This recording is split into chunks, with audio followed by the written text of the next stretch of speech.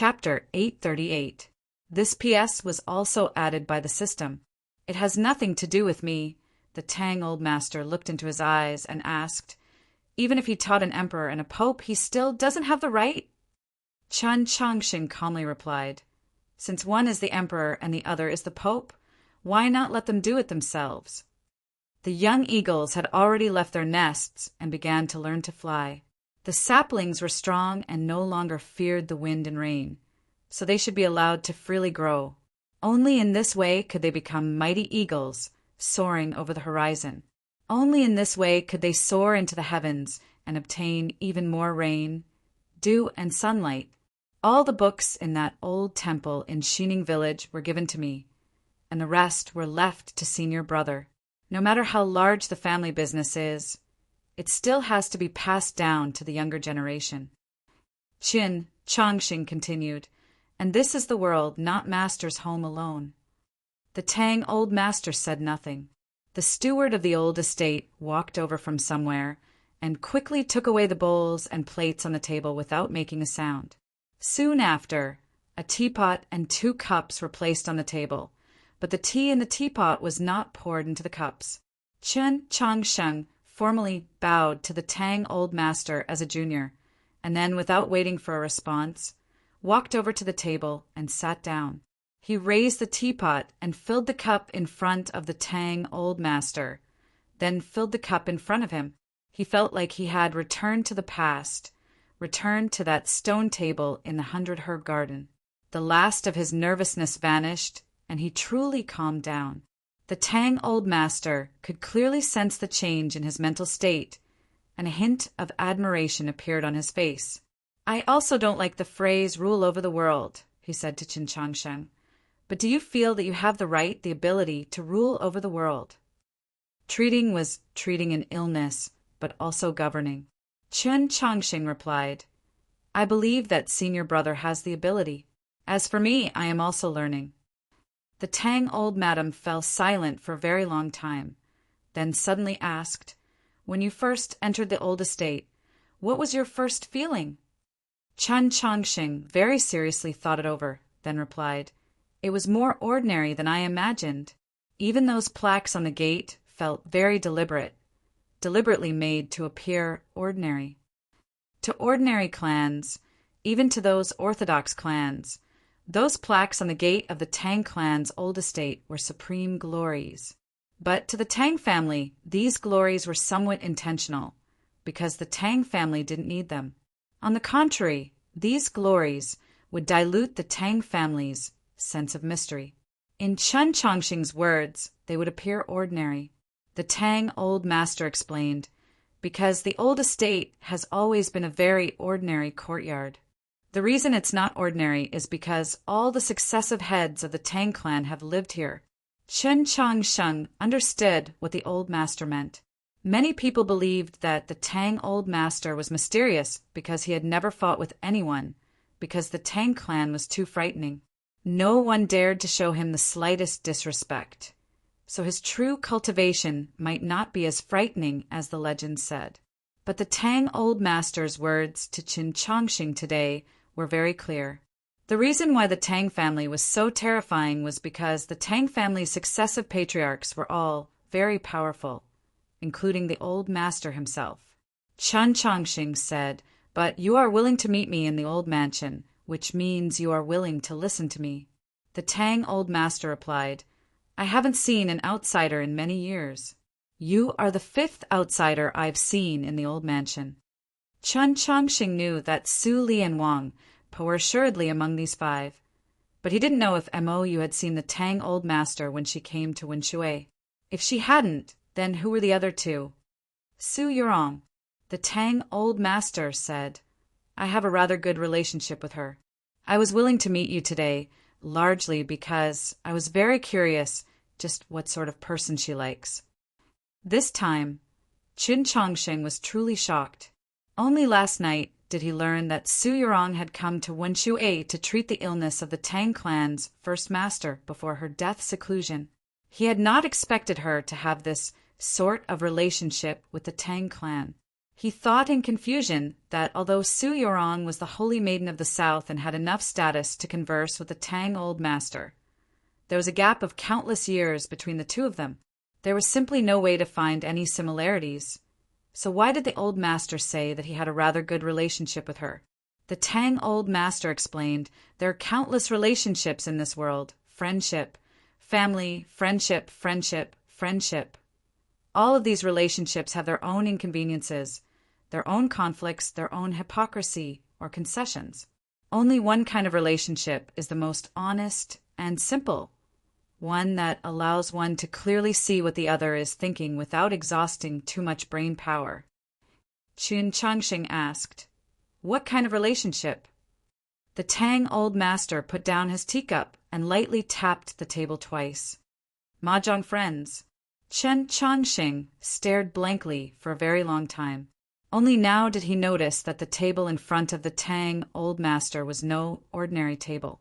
The table was square and made from the most precious and tough ironwood.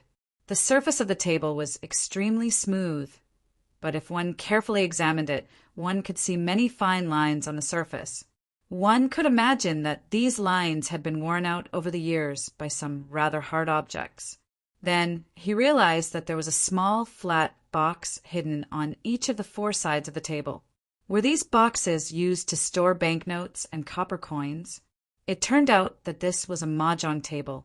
The Tang old master had played mahjong at this table for several hundred years and had changed his mahjong friends countless times. He also didn't know when it started, but he had a new mahjong friend. It was a little girl from South Stream Temple. "Yurong likes to play mahjong."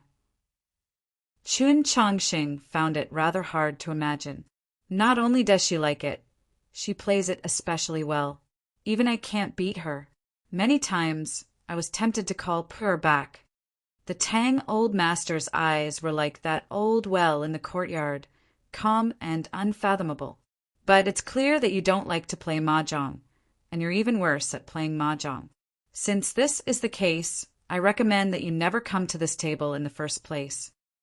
After saying this, he raised the teacup and slowly drank, not caring whether the tea was hot or cold. To serve tea was to send off a guest. After drinking half the tea, the guest should know the difficulty and retreat. Chen Changxing did not think this way. He was well versed in the Taoist canon, knew astronomy, geography, and countless sword styles, but he did not know how to write the word difficult. He looked at the Tang old master and said, "Sir might really not know what I want to say." The Tang old master said no more. No matter how the wind howled, how could the bottom of the old well ripple? If the Tang old master did not want to hear, who could force him to? "Sir drank my tea," Chin Changxing said. The Tang old master replied, "So what?" "And this is my tea." Chen Changxing replied, "In the old temple of Xining, senior brother was the one who boiled and distributed the tea. In these last few years, I've only poured tea for one person." The Tang old master was rather interested and asked, "Who?" Chen Changxing recalled those nights in the 100 Herb Garden, his mood somewhat complicated. He said, "The Divine Empress." Chapter 839. P.S. Here's today's update, and at the same time, I'd like to pull in votes for the Qijian 515 Fan Festival.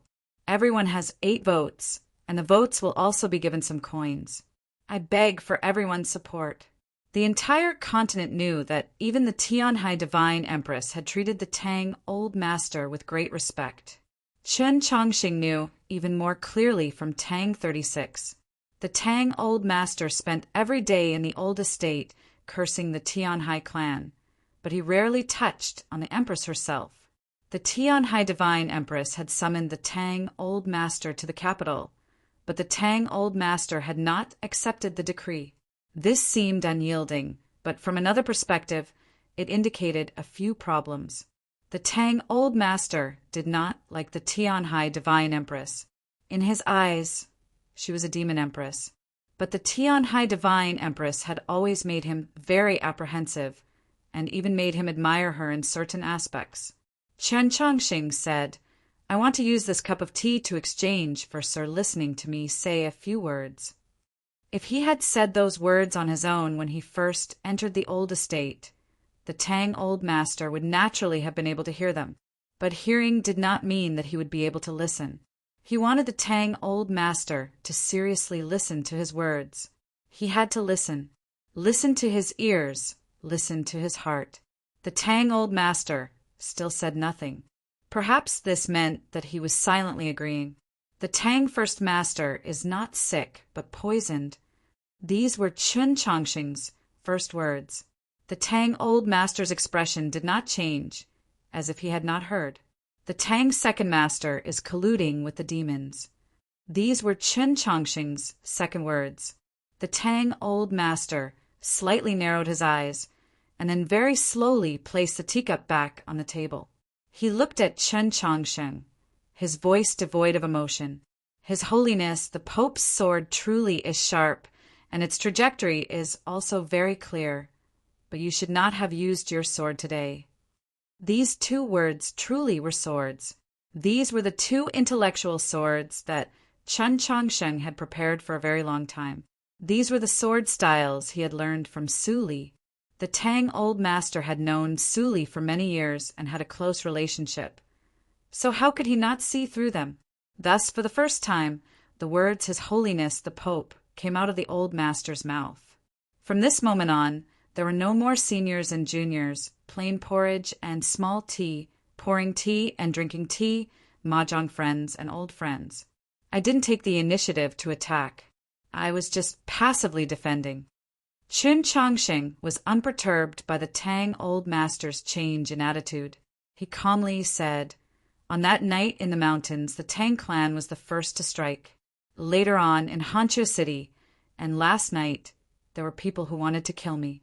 Since this is the case, I have no reason not to respond." The Tang old master very succinctly said, "Evidence." Even if Chun Chongqing was the Pope, he could not casually accuse the Tang clan of anything without evidence. This was the Tang clan's old estate, not the Mount Song army headquarters. His opponents were not the princes and divine generals of the imperial court, but the Tang old master. I have no proof. Chun Chongqing did not wait for the Tang old master to express his opinion.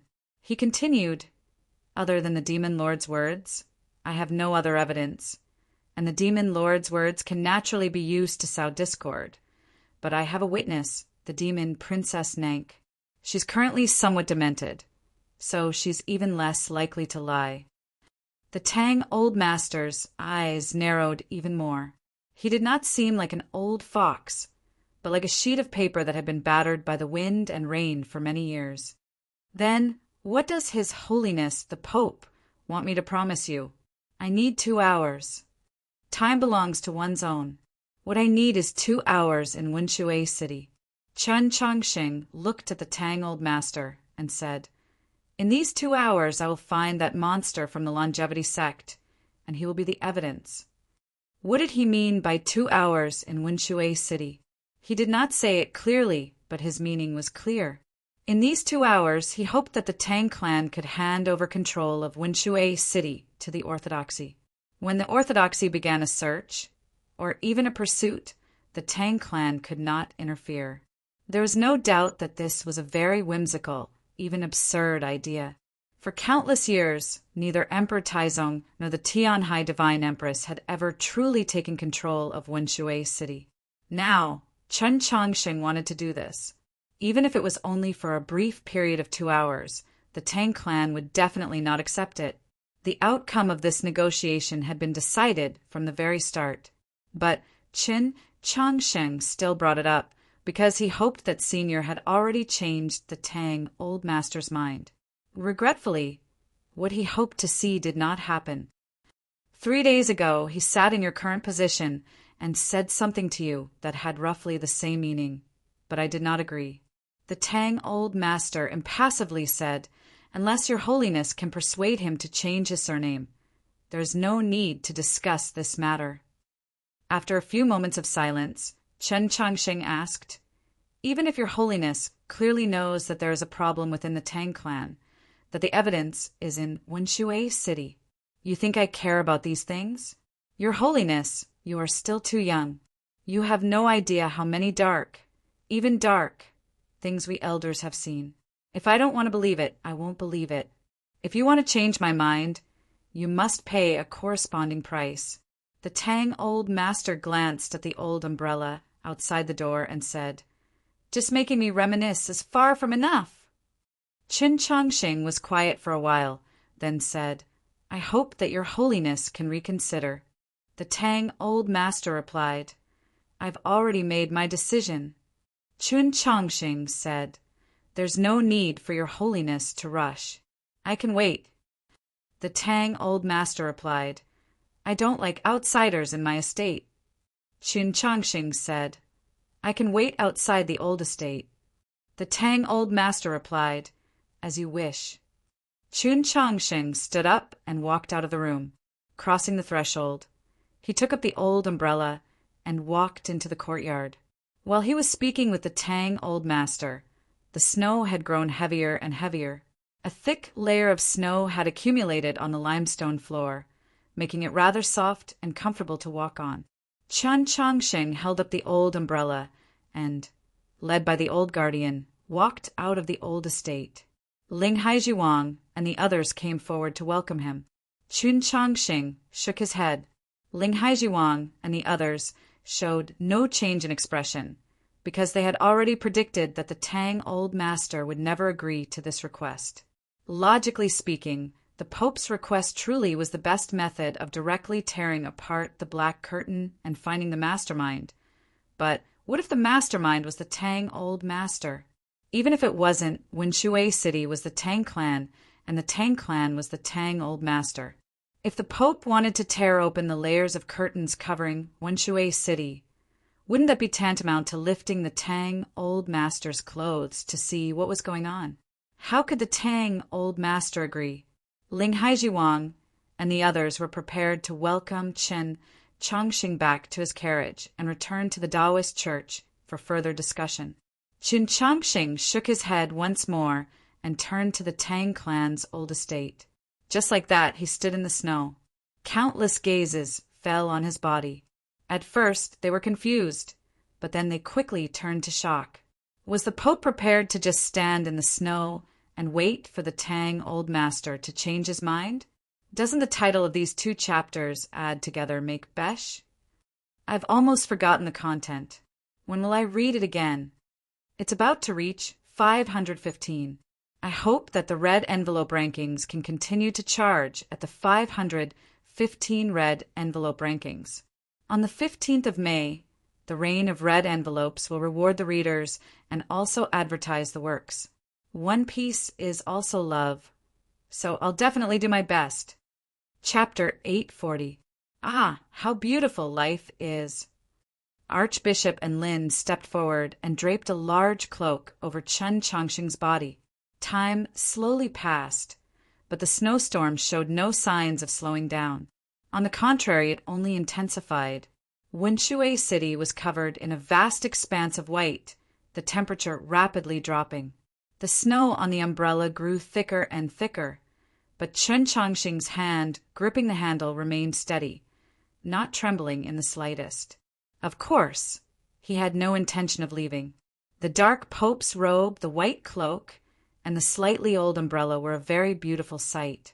But this sight made both the orthodoxy and the Tang clan grow more and more anxious. A tense atmosphere gradually enveloped the old estate, and even the mountain behind it became rather cold and threatening. Even now, no one could confirm Qin Chongqing's true intentions. Did he want to use his sincerity to move the Tang old master? Or was he using his status as the Pope to intimidate the entire Tang clan? Regardless of which, if he continued to stand in the snowstorm, something would eventually happen. Just as the atmosphere outside the old estate was growing tenser and tenser, just as Ling Haijiwang's complexion was growing gloomier and gloomier, just as the steward of the Tang clan's old estate was growing paler and paler, a voice suddenly rang out in everyone's ears. It was the sound of military boots stepping on the soft snow. It was very pleasant to the ear. An officer walked over from the snowy street. This officer had a face covered in snow, making it impossible to tell his true age. Under the gazes of countless experts in the snowstorm, he casually walked over, all the way to Chen Chongqing's side. Then he extended his hand and took Chen Chongqing's umbrella.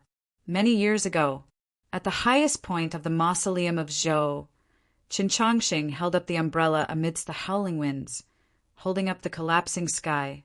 In the next moment, he appeared tens of thousands of li away on the snowy plains of the land of demons. Even in the distance, he could see the silhouette of Shualao City. At the time, he was still in a half-kneeling position, holding up the umbrella. Footsteps could be heard, followed by a soft gasp. There's a sword.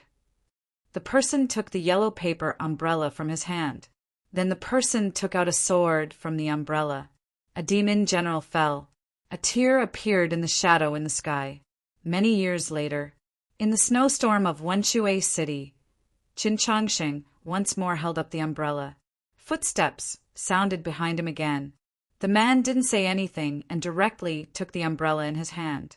At this moment, Chen Chongqing had a misconception that that person had returned. But that was not the case.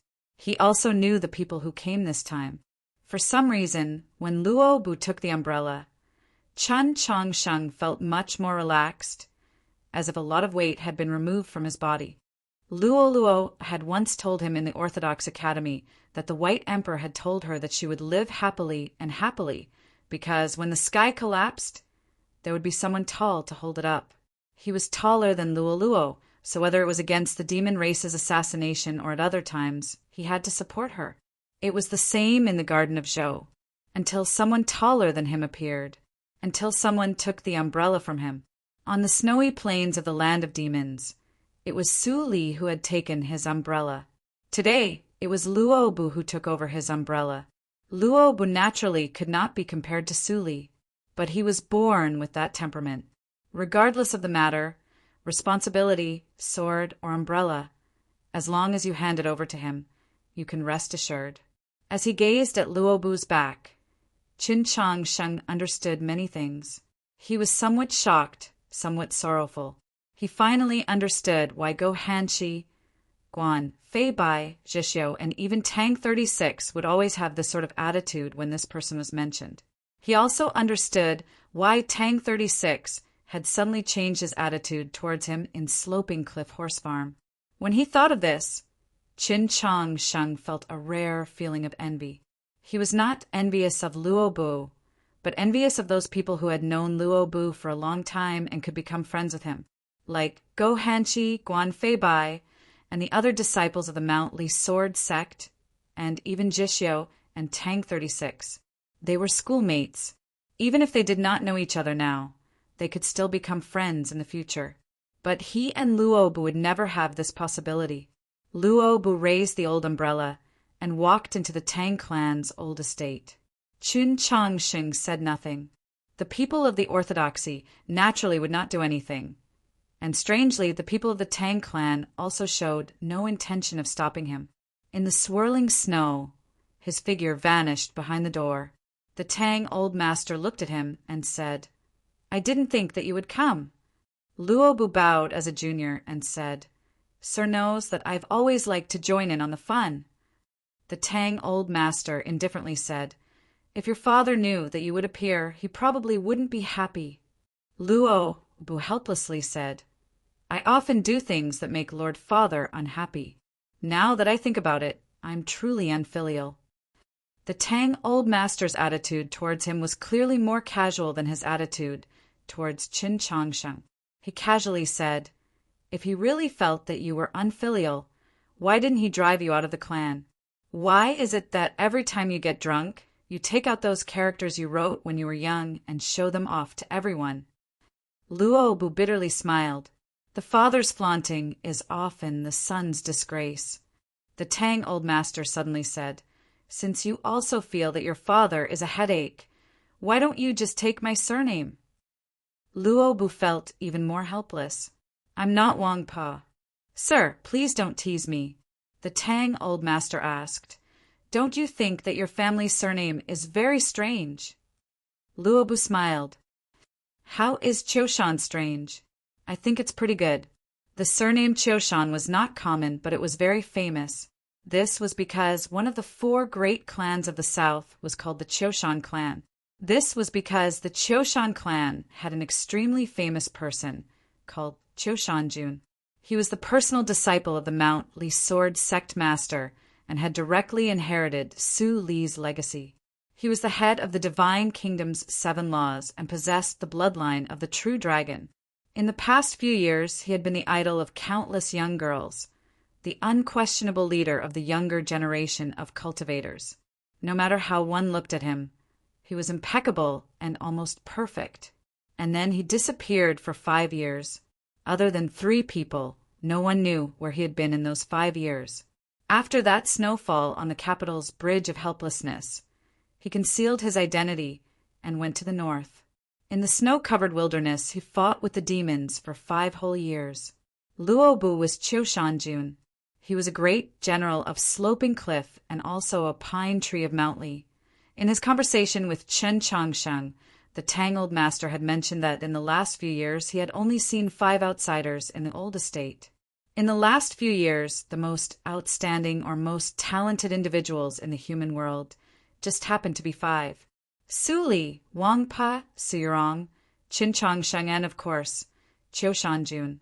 And because of his relationship with his clan, he was the person other than Wang Pa who had entered the old estate the most. "Why have you come?" the Tang Old Master asked. Qiushanjun replied, "Today I want to take away the agreement Marshal, granduncle, made with Sir." Chapter 841. The Tang Old Master calmly gazed at him for a very long time, like he was looking at a strange stone that could not be seen at all. Qiushanjun faintly smiled. "Is this request very strange?" The Tang Old Master replied, "It truly is very strange because the one standing outside the door is Qin Changsheng, not Su Yurong." Qiushanjun said, "I feel that Qin Changsheng's request is very reasonable." The Tang Old Master asked, "Why?" Qiushanjun smiled. "Your second son poisoned his first son." The Tang Old Master jeered, "And you know?" Qiushanjun replied, "I didn't see it, and neither did junior sister. But he's Qin Changsheng, Shang Xingzhou's student. If I don't believe him, who do I believe?" The Tang Old Master's eyes were still slightly narrowed, his eyes extremely like the ancient well in the courtyard, serene and deep, and also increasingly cold from the falling snow. The voice that came from his lips was also so cold that it made one's hair stand on end. "Even if it's true, so what? Emperor Taizong killed all his brothers, but he still created a peaceful and prosperous era, becoming a wise sovereign through the ages." The Tang Old Master expressionlessly said, "Even if my second son poisoned me to death, as long as the family business was not ruined, it would be a good thing." Qiushanjun's smile gradually faded as he calmly looked into the Old Master's eyes. "But your second son colluded with the demons." From the moment he entered the old estate and began speaking with the Old Master, Qiushanjun's tone had always been very casual and natural, extremely like that of a cute and obedient junior. Many of his words ended with the word "ah." "Ah, unfilial." "Ah, embarrassing." "Ah, pretty good." "Ah, reasonable." The young men and women of Jiangnan spoke with very pleasant accents, babbling and babbling. When he spoke, he still ended his words with the word "ah," but this time the feeling was completely different. The snowstorm in the north was too great. In order to send a military order further, one had to shout so that his comrades could hear. "Run! Charge! Kill! Quickly come and save them!" Qiushanjun did not say these words, but shouted them. "Your second son colluded with the demons." His expression was solemn and his will was firm. His voice was like steel and iron, extremely bright and clear. It could pierce through the wind and snow and be heard by both his living and dead companions. No matter how heavy the snowstorm was, it could not drown out his voice. Everyone around the old house heard it. Presumably, it wouldn't be long before all of Wenshui City would hear it, and then the entire continent would hear it. The old house was abnormally quiet. It was deathly still, and the snowfall was also silent. The Tang old master narrowed his eyes and looked at Qiu-shan-jun in silence for a very long time. Suddenly he asked, "Was it very enjoyable?" Qiu-shan-jun had already regained his composure and said, "It feels pretty good." The Tang old master asked, "Is there a need to go this far?" Qiu-shan-jun said, "Some things, if you don't find a way to shout it out, then it may never be heard by others." The Tang old master asked, "You think that the entire world must believe your words?" Qiu-shan-jun said, "I used 20 years to protect my reputation.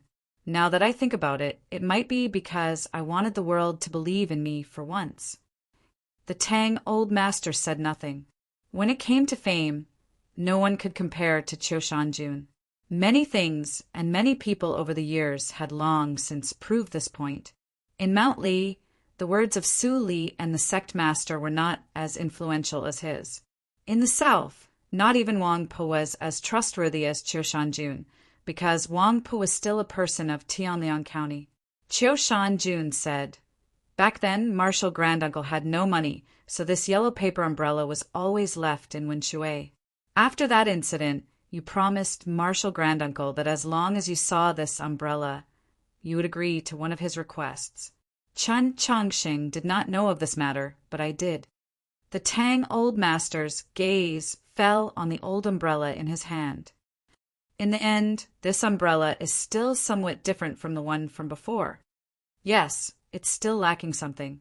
Qiu-shan-jun extended his hand and pulled out a sword from the sheath at his waist. This sword was as clear as the autumn waters, clearly not ordinary. The Tang old master's pupils constricted at the sight of this sword. Even a powerful figure like him was somewhat astonished. "He actually didn't take this sword with him? Marshal Granduncle left the sword with me and left the umbrella with Chen Changxing. Now that the two of us have come, it's equivalent to him coming." Qiu-shan-jun thrust the sword into the handle of the old umbrella. There was no sound. It was like the sword had always been a part of the umbrella. Seeing the umbrella was like seeing the person. When Chen Changxing once more entered the old estate, he realized that Luo Bu had already left, but the umbrella was still there. He silently gazed at the old umbrella, thinking to himself, "I truly am stronger than Senior Su Li, so I did not take the umbrella.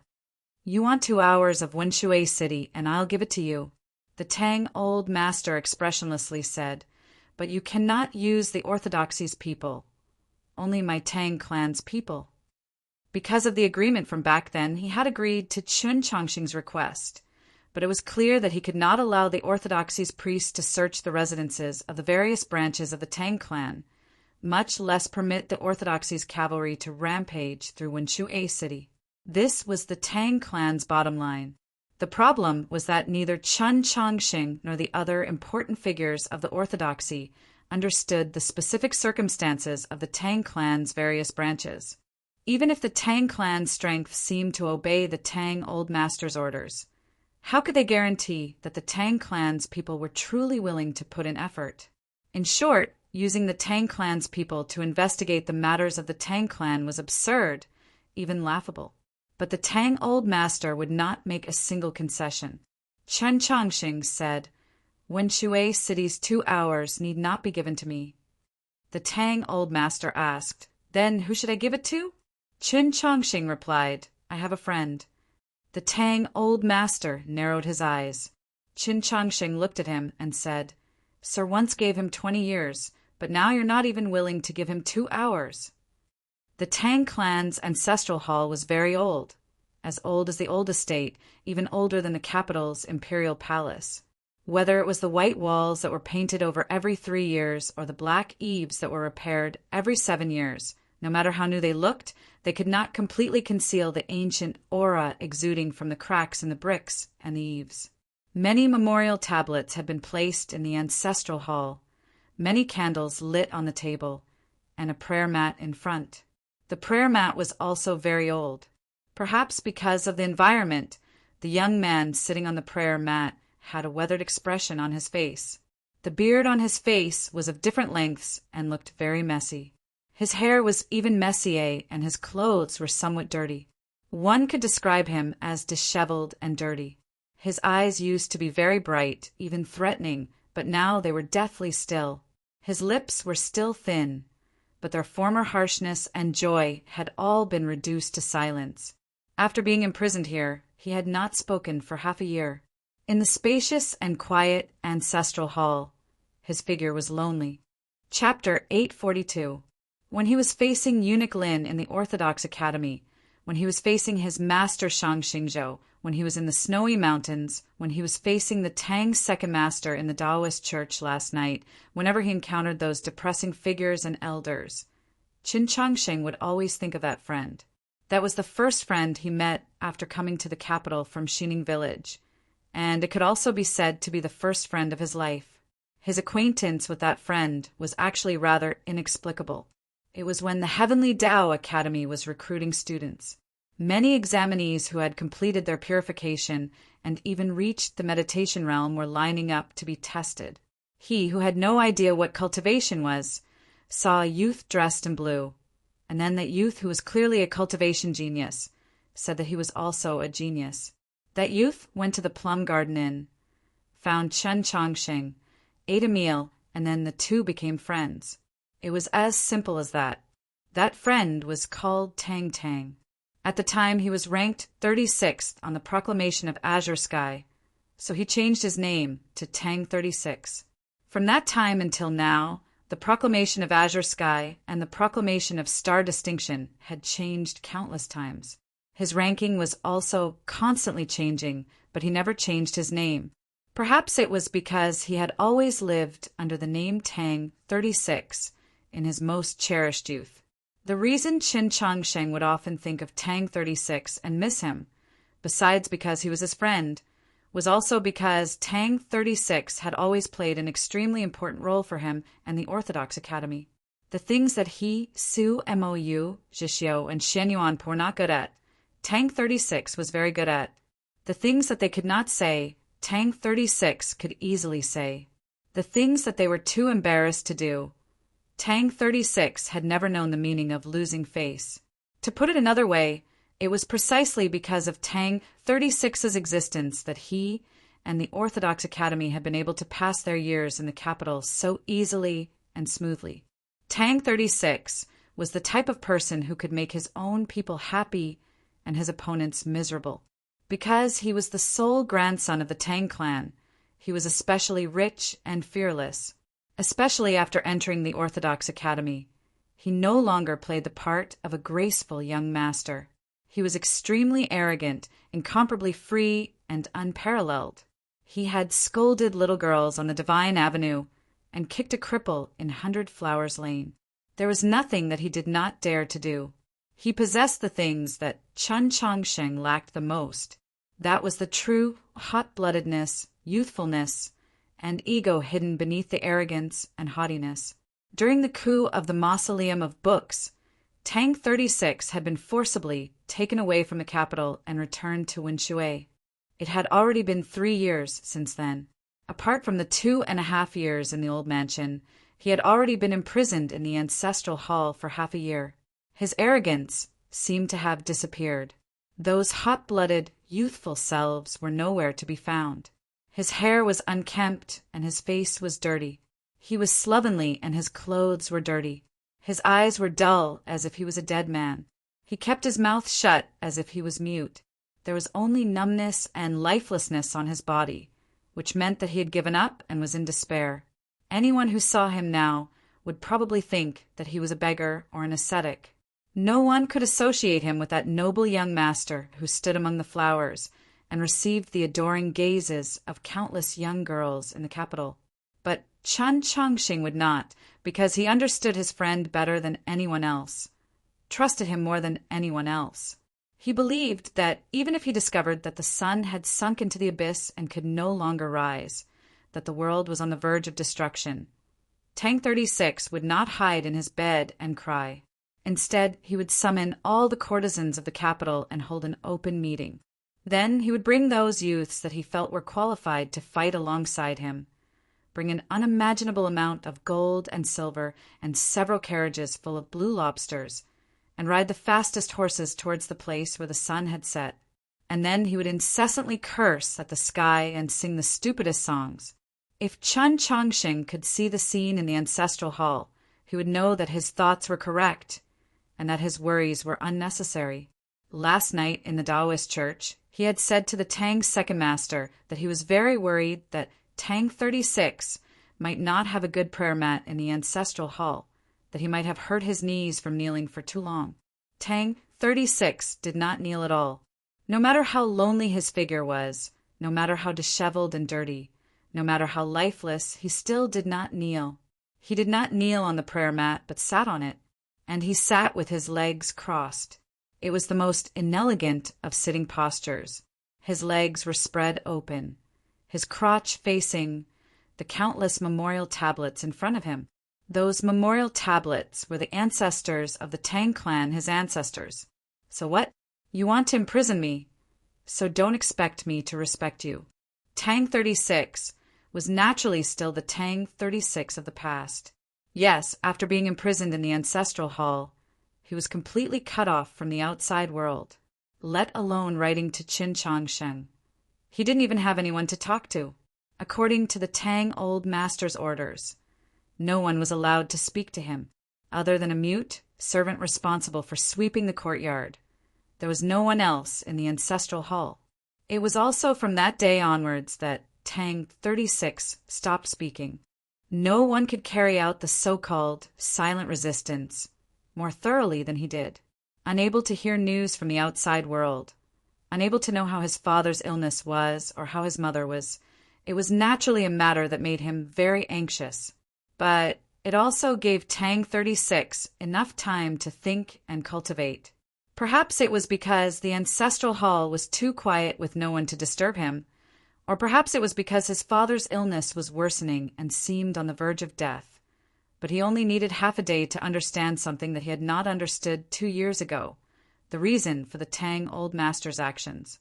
In the several hundred years that the Tang Old Master had been in charge of the clan, what was the most famous thing about him? It was his insight.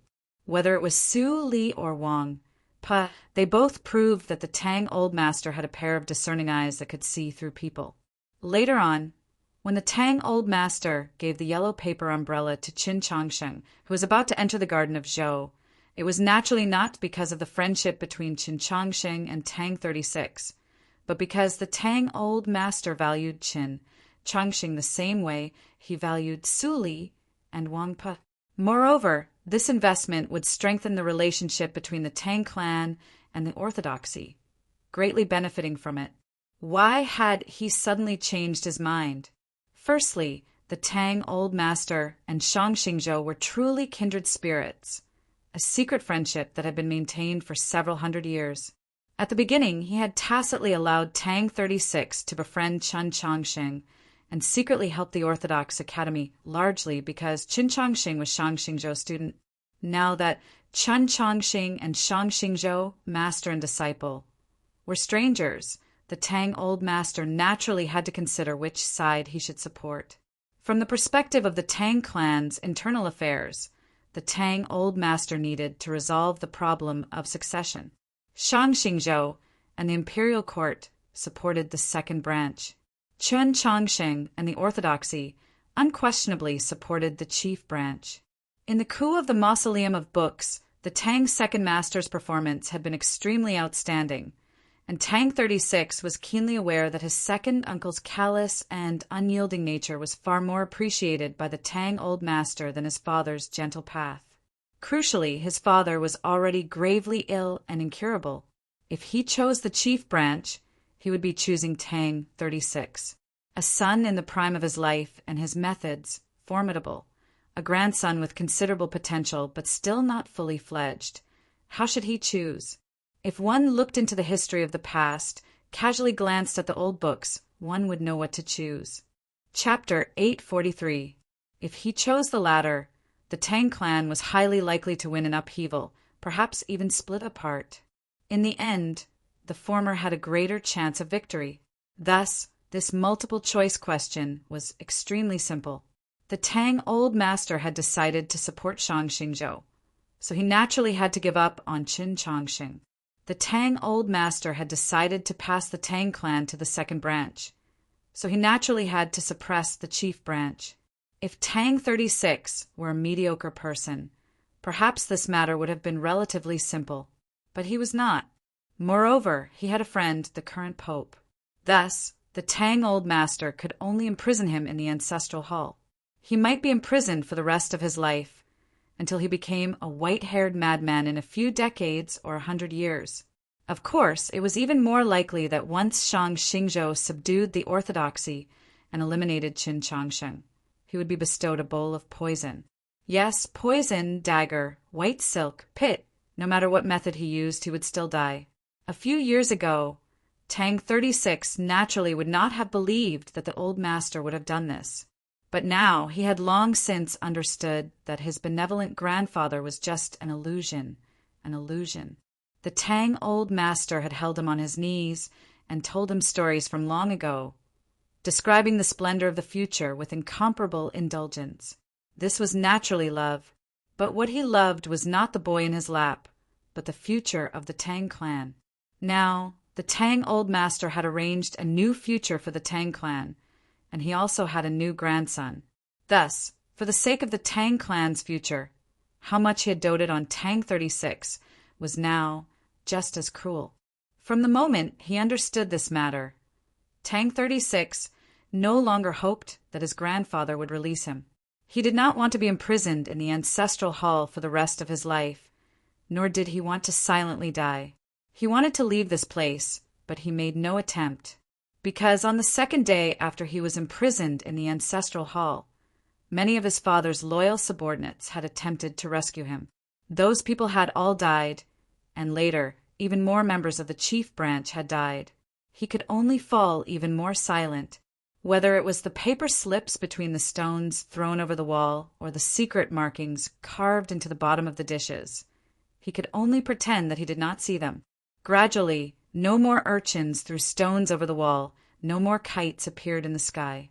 It had been a very long time since the main gate of the ancestral hall had opened. No matter how well it was maintained, a door that had not been opened for a long time would always make some unpleasant squeaking sounds when it was opened again. The front door of the ancestral hall opened, and a gust of cold winter wind mixed with snow drifted in. Tang 36 sat on the cattail hassock and stared at the memorial tablet at the top without turning his head. The old guardian of the Tang clan walked up behind him and said, "The old master has something to say to you." There was no chat after a long separation, no greetings, not even a summary of the past. The old consecrator looked at his back without any expression on his face. "You need to investigate whether or not Second Master Chu poisoned you, and whether or not he colluded with the demons. You have 2 hours. During this time, the entire Tang clan is yours." Tang 36 didn't turn around. He was still quietly looking at the memorial tablets in the dark ancestral hall. After a long time, he finally spoke. This was the first time he had spoken in half a year. His voice was a little hoarse, and his pronunciation was a little stiff. "That guy is here?" The old consecrator replied, "Yes." Tang 36 still didn't turn around. What did he say to the old master? The old consecrator was quiet for a while. Then he repeated the conversation between Qin Chongqing and the Tang Old Master in the old estate, not making a single mistake.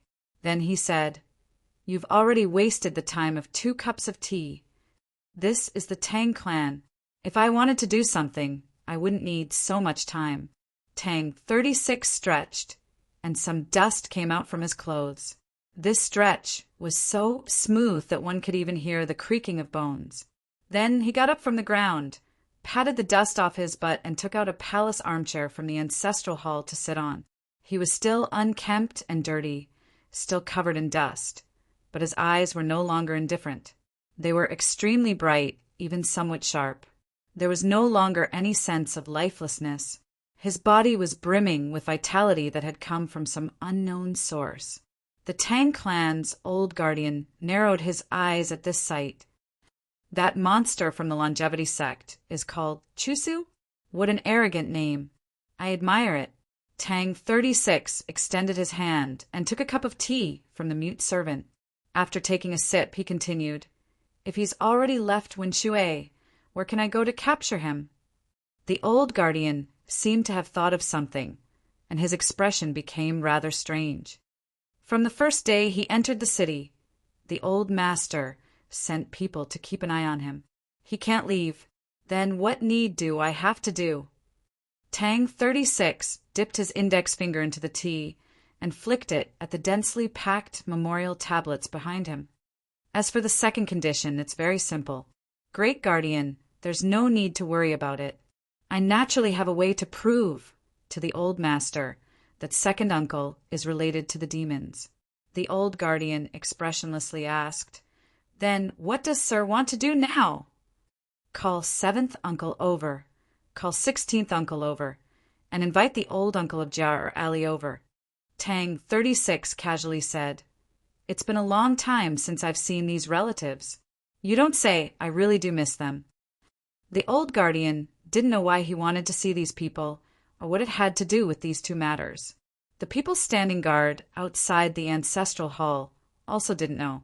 But the Tang old master had made it very clear that Tang 36 would be responsible for handling these 2 hours in Winshui City. Let alone these people. Even if he wanted to call the entire clan to the ancestral hall, he would still have to do so. Even though today's snow was rather heavy, no one dared to defy the Tang old master's will. It didn't take long for the three to arrive at the ancestral hall.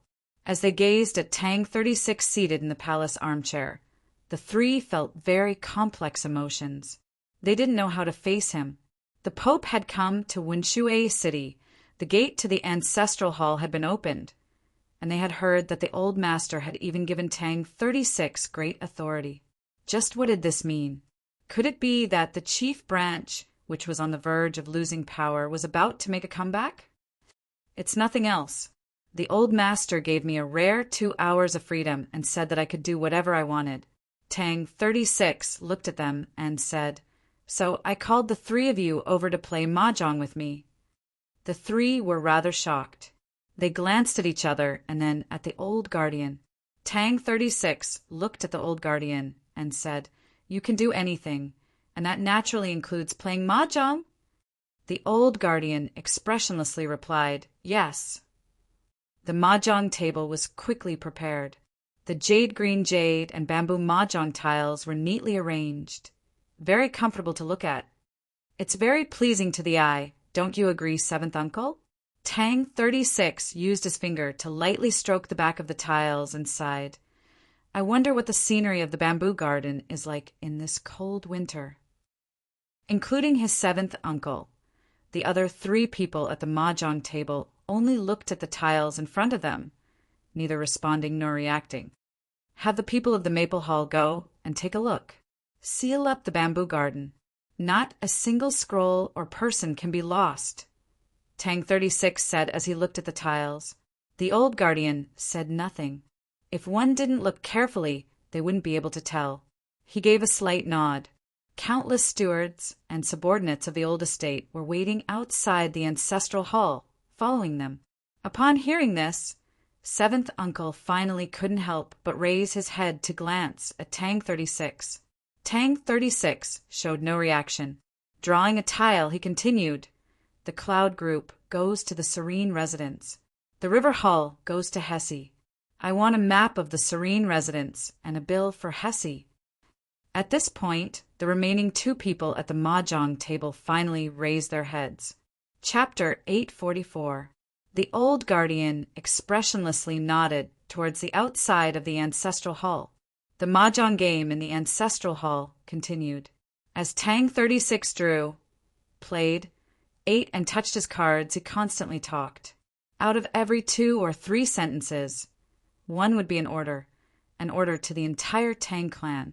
His orders were extremely clear and precise, so clear that even the stupidest of subordinates knew what their mission was, down to which table and which drawer in which room. As his voice echoed through the ancestral hall, The other 3 people at the table grew more and more solemn, the old guardian narrowing his eyes. Whether it was the old guardian, the other 3 people at the mahjong table, or the steward waiting outside the ancestral hall, none of them had expected that Tang 36, who had been imprisoned in the ancestral hall for half a year and cut off from the clan's business by the old master for 3 years, would still have such a clear understanding of the Tang clan's internal affairs. What surprised the old guardian the most was that Tang 36 had a deep understanding of the Tang old master's methods of managing the Tang clan, even the most secretive ones. The Cloud Group, River Hall, and Maple Hall, these administrative divisions of the Tang clan, were one thing. But how did he know that the Pine 13 Medicine Hall was one of the old estate's law halls? The old guardian glanced at the 3 people at the table and suddenly felt that today's matter was rather troublesome. It seemed like Tang 36 had randomly chosen 3 elders from each branch, but the old guardian naturally understood the deeper meaning. These 3 people were not the Tang second master's subordinates to manage the Tang clan's affairs, but they privately played an even more important role, as they were the methods used to restrain those managers.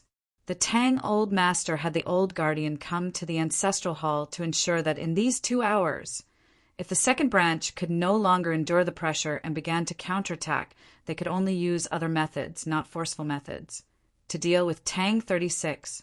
Only this way could Tang 36 act freely. The old guardian suddenly realized that both he and the Tang old master had somewhat underestimated Tang 36. If Tang 36 was truly allowed to act without restraint, given his current understanding of the Tang clan, he might not even need 2 hours to sweep clean the second branch's strength. When the time came, even if they couldn't find evidence that the Tang second master had poisoned Tang 36 or colluded with the demons, so what? You can't kill, the old guardian warned Tang 36. This is the old master's order. Tang 36 held a card in his hand and was about to throw it out. He couldn't help but shake his head and say, how unlucky. Coffin. With a clatter, the mahjong tile fell onto the shiny black table. It turned out to be an octagonal tile. 7th Uncle squeezed out a smile on his face and said, I won. Tang 36 was not dejected at all. He looked at the old consecrator and said, if we can't kill them, we can torture them, right? Hearing the word punishment, the faces of the people around the table turned pale. 7th Uncle stretched out his hand to pick up the octahedron, but upon hearing this, he froze in midair, looking very awkward. In the snowstorm, Winshui City was still very quiet. All the merchants and ordinary people followed the orders of their clans and hid in their homes. At some point, many men in the Tang clan's steward robes began to leave the old mansion, the medicine shop, and many other places. Braving the wind and snow, they headed in a certain direction. The bamboo garden, the quiet residence, Hesse, and even the estate of the second branch by the Winshui River were all surrounded. Countless account books were dug out of chests and cabinets, while several dozen stewards and shopkeepers were driven out into the snow.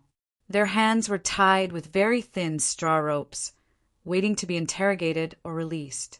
The places being raided were all core businesses of the Tang clan. In the last few years, the Tang second master had basically personally managed them, and they had long since been replaced by stewards and shopkeepers who were loyal and devoted to him. These people had very high statuses in Winshui City, so when had they ever received such treatment, they very naturally began to make a ruckus. The most intense conflict took place in the estate of the second branch by the Winshui River. Even through the fierce snowstorm, stewards and shopkeepers could see the heads of those people sticking out from the other side of the river. They were probably people from the chief branch. When they thought about how they had been seen today, the stewards and shopkeepers felt even more humiliated and angry. They began to curse and curse the people who had come to raid their properties. Under normal circumstances, whether it was the people of the phone group or those stewards from the 13 Pine Drug Company, which they had only just learned was owned by the old estate, they would never dare to treat them so rudely. At the very least, they would give an explanation. But today, these people seemed to have completely changed their faces. as if they didn't recognize them. In a certain part of the estate, less than 2 li from the raided study, there was an even more secluded study. The windows of the study were made of the most transparent glass. Even though the winter sun was hidden behind the clouds of snow, the room was still filled with light and did not feel gloomy at all. The Tang's second master stood in front of the window, gazing at the dancing snowflakes. He slowly opened his mouth and silently laughed. The recent chaos had caused all of Wenshui City to feel nervous and uneasy, much less the people of the second branch. But he was very calm. Because he had managed the Tang clan for 3 years, he knew many things, including the 2 conversations in the old estate and the specific contents of the agreement between his father and Qin Changsheng. Poison? As long as Chusu could not be caught, there was no evidence, and the longevity sect's 10,000 years of resources was only left with this monster of the Yellow Springs. So how could it be so easy to catch? He knew that his father had only been forced by Qin Changsheng and the orthodoxy to put on a show. The truly troublesome thing was that shout piercing through the wind and snow. I'm colluding with the demons? The Tang's second master's soundless smile gradually turned cold as he thought to himself, this is truly the greatest humiliation, but also the dirty water that is difficult to wash clean. The Mount Li Sword sect has actually gotten involved in this matter. Qiu Shanjun's shout is truly vicious to the extreme. You truly raised a good son, he said to the wind and snow outside the window. As it turned out, there had always been someone in the study. The Qiushan clan head had secretly come to Wenshui City a few days ago and had been living in the estate of the Tang clan's second branch. To be able to force second master to this extent, that son of mine is naturally not bad. He looked at the Tang's second master's back, an undisguised gratified smile on his face, utterly devoid of shame or apology. The Tang's second master did not turn around, but his voice grew cold. The matters of your own clan, take care of them yourself. The Qiushan clan head stood up and smiled. My Qiushan clan is different from your Tang clan. Although I'm the clan head, my son's words carry more weight than mine. Alas, I originally wanted to help him, but it seems like I've caused him more trouble. It's best if I leave quickly. After saying this, he really did leave. As he gazed at the clear footprints in the snow outside the window, the Tang's second master gradually narrowed his eyes. He was keenly aware that with the departure of the Qiushan clan head, the so-called alliance of the 4 great clans had also come to an end. Truly an old fox. He was not afraid of old foxes. As a child, he had interacted with all sorts of old foxes. The problem was that this was the first time he had encountered an old fox as shameless as the Qiushan clan head. The steward hurriedly entered the study and reported the situation in front of the estate. Then he hesitantly asked, "Should we hide the important things?"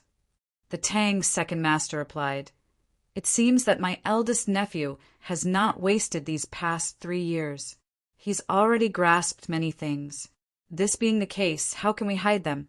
Let them make a ruckus. In the end, it'll just be a farce." The steward was startled by these words, and then he became extremely confused. In the view of him and many other members of the Tang clan, even if Tang 36 was in charge of this search, it would ultimately fail to obtain any evidence. However, this search itself had already illustrated a few very important problems. The Tang old master's trust in the second master had already been shaken. And it was very obvious that even though the second master had managed the affairs of the Tang clan for 3 years and appeared to be the master of the Tang clan on the surface, in reality, the old master only needed to say the word and some people from the old estate to leave. Wenshui City and the entire Tang clan would still belong to the old master. The Tang's second master knew what the steward was thinking, knew what everyone else was thinking, but he did not explain, nor did he feel like explaining. He only calmly gazed out the window at the snowstorm, silently smiling. This smile contained indescribable mockery. Chapter 845. The activity in the ancestral hall and the happenings in the shops and courtyards of Wenshui City were all reported to the old estate. The person in charge of reporting the situation was the steward of the old house. He spoke very quickly, but his pronunciation was very clear, ensuring that everyone in the house could understand him. In this room, besides the Tang old master and Qin Changsheng, there was also Zhixio and Nank. They had also come to tell stories, and they had just finished telling the story of the snowy ridge and the stone mountain. The first 3 people he called into the ancestral hall didn't look like much on the surface, but they were actually the second brother's trusted arms. The Tang old master spoke to Qin Changsheng like a storyteller. I didn't think that after my grandson was imprisoned for 3 years, there would still be people sending him information, and their eyes are very sharp. His methods can be considered neat. First, he covered second brother's eyes, mouth, and nose. Then he covered them with lightning speed. But in the end, it was still too conventional. Qin Changsheng didn't know what to say. He didn't know much about these things and wasn't good at it. It didn't take long before the steward of the old mansion returned to the house and recounted what had happened in the ancestral hall. What do you think he's doing? Playing cards in the ancestral hall? The Tang old master's eyes slightly narrowed, but it was impossible to tell whether he was happy or angry. After a moment of silence, he suddenly smiled at Qin Changsheng. Is Your Holiness the Pope interested in playing a few rounds with me? Qin Changsheng had no interest in playing cards. He didn't even know how to play. Fortunately for him, who had read the Taoist scriptures since he was a child, he only needed a very short amount of time to learn. At the very least, he didn't need 2 hours. For people were needed to play cards, so Nank and Zhixio also sat down. Zhixio also needed to learn on the spot. Although Nank had played with her sisters in Shuilao City, she was not an expert. As a result, the game progressed very slowly. While they were shuffling the tiles, news from the ancestral hall and Winshui City was constantly being transmitted to the old estate, to the mahjong table. Young Master sent the Feng group to the bamboo garden. The Yin group went to the quiet residence. It is said that they found a few maps. Chuan Tang went to Hesse, but the accounts that eldest young master wanted were never found. There were scorch marks in the snow behind the house. In Winshui City, amidst the snowstorm, there were 2 mahjong tables. One was in the ancestral hall, and the other was in the old mansion. In fact, today's game was played by 2 people, Tang 36 and the Tang second master, who had not appeared at the mahjong table. As more and more information came in, the speed at which the Tang old master played his mahjong grew slower and slower, the expression on his face more and more complex. There was gratification, regret, vigilance, uneasiness, and a hint of resolution that was hard to see. At some point, a skinny old man in a gray robe had arrived outside the door without making a sound. The skinny old man's expression was calm, and he looked like a retired official who had nothing to do with the world. But Zhixio and Nank both sensed an intense danger. Even though the Tang old master was sitting at the head of the mahjong table, they still prepared to transform. Ling Haijiwang and Enlin ignored the obstruction of the people of the Tang clan's old estate and forced their way to the small courtyard outside, because they also felt extreme danger. There were so many experts, but not a single one of them had noticed when the skinny old man had appeared and how he had silently entered the old house. Ling Haijiwang gazed at the thin elder's profile and found it rather familiar, as if he had seen it somewhere before, but he could not remember. Even the Tang old master was flabbergasted by the appearance of this skinny old man. The snow is so heavy, so why have you come? Is your rheumatism all right? The skinny old man shook his head to indicate that he was fine, but he said nothing. If it wasn't that he couldn't speak, then he was a man of few words. The steward of the old estate uneasily glanced at the skinny old man. As he wiped the cold sweat from his forehead, he said in a trembling voice, "Eldest young master wants to use the torture hall." The Tang old master fell quiet for a while, then took back the tile he had prepared to play. Let him use it. It's just 2 hours. As long as he doesn't burn down the ancestral hall, he can do as he pleases. The steward's body trembled. It was clear that he had not expected the Tang Old Master to actually agree to Tang 36's request. Qin Chongqing glanced at Ling Haizhuang, wanting to know what the torture hall was. Ling Haizhuang imperceptibly shook his head, indicating that the Li Palace had no information on it. The skinny old man bowed to the Tang Old Master, nodded to Qin Chongqing, and then left the old estate. From start to finish, he had not said a single word. The mahjong game in the ancestral hall was probably continuing, and the mahjong game in the old estate was starting again. Just as the Tang Old Master won the first game, the steward came again. This time, even more sweat flowed from his forehead, his voice even more shaky. Eldest young master wants to use 5 kind men. The old estate suddenly became abnormally quiet. The Tang Old Master's complexion flickered as he slammed a tile onto the table and angrily said, "Is he really planning to tear down the ancestral hall?" It had been many years since the steward had seen the old master so angry. As for Qin Chongqing and the others, they had never seen it before. Besides shock, they were also curious. 5 Kind Man was a very strange name. Just what was it? The Tang Old Master's anger gradually subsided. With a deep and serene gaze, he said, "Let him use it." It didn't take long before the steward returned to the room. This time, his clothes were completely drenched in sweat. The Tong Cottage has been burned clean.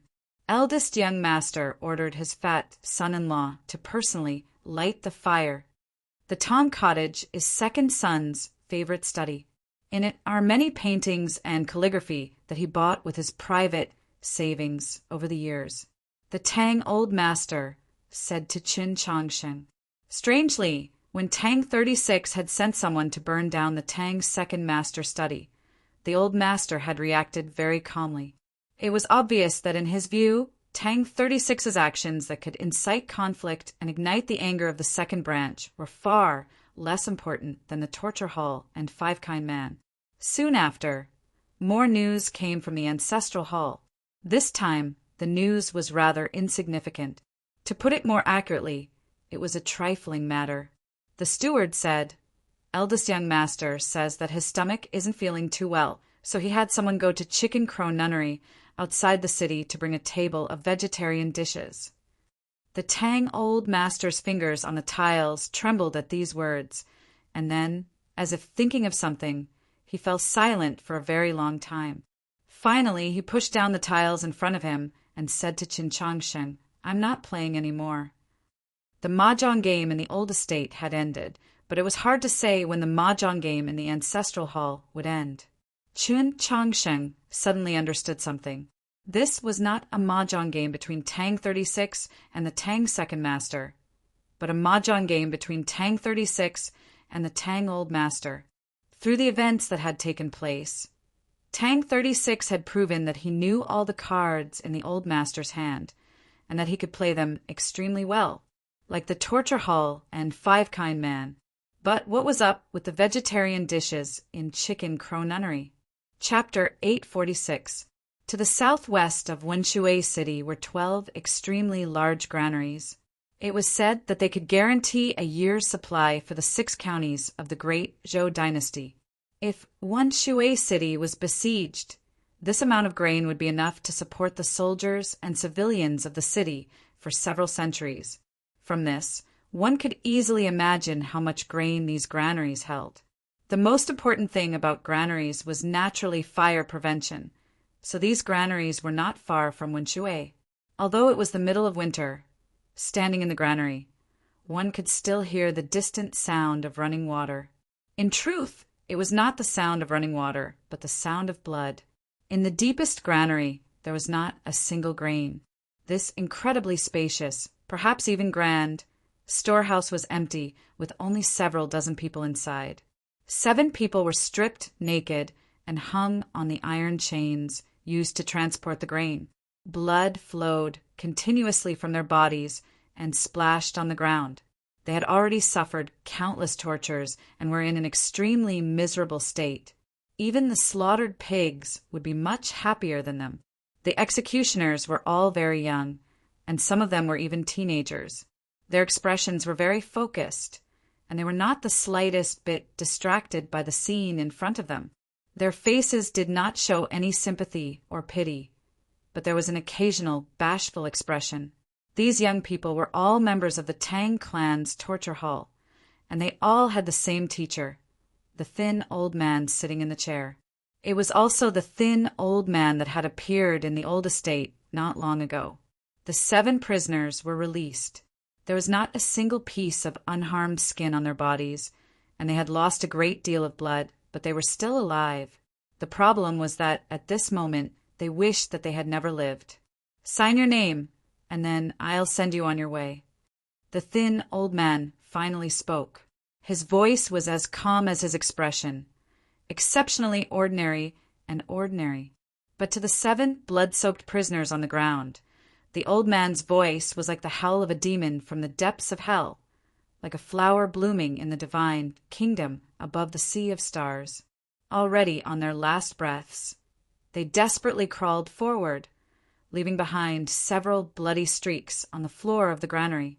They crawled to the old man, used their already blurry eyes to find a brush and paper, and then used their fastest speed to sign their names.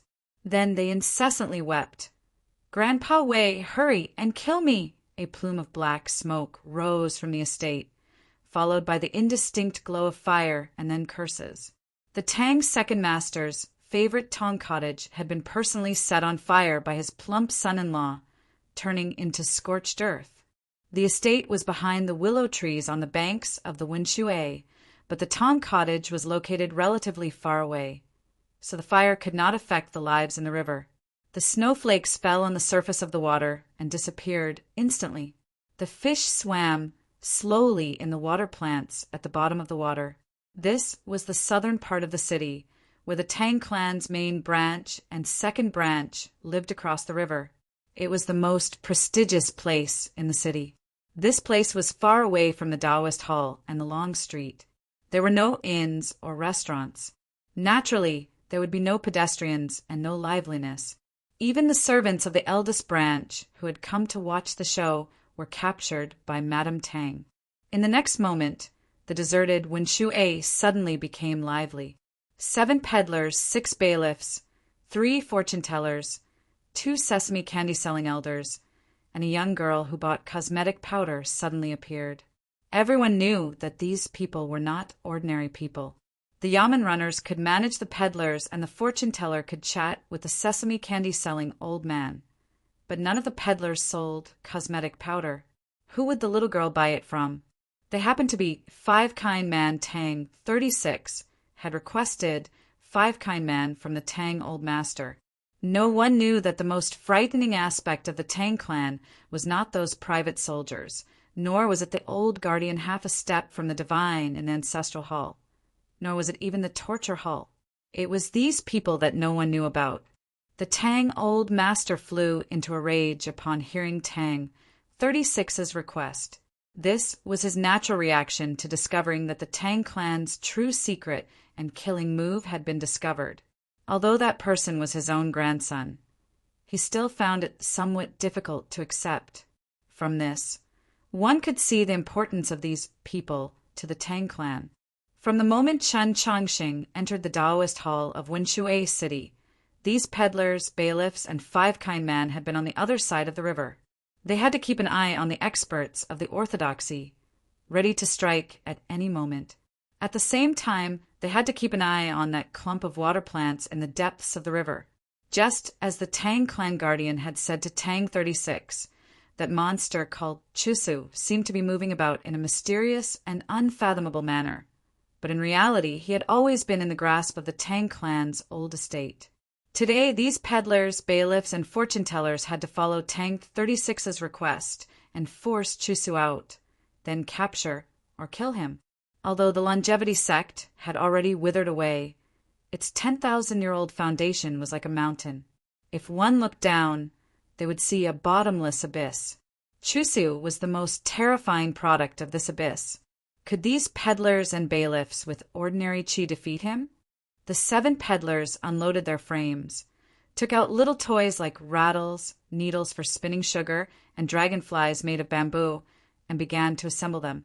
Their expressions were very calm, even somewhat wooden, but their movements were practiced, concise, and swift. In a very short time, those needles, rattles, and bamboo dragonflies had been assembled. This was a sand table that had been shrunk down several hundred times. The buildings and corridors on it were extremely realistic, like they had been carved out of a walnut by the most brilliant craftsmen. The peddlers placed their hands on the edge of the sand table. 7 different but naturally compatible cheese poured into it.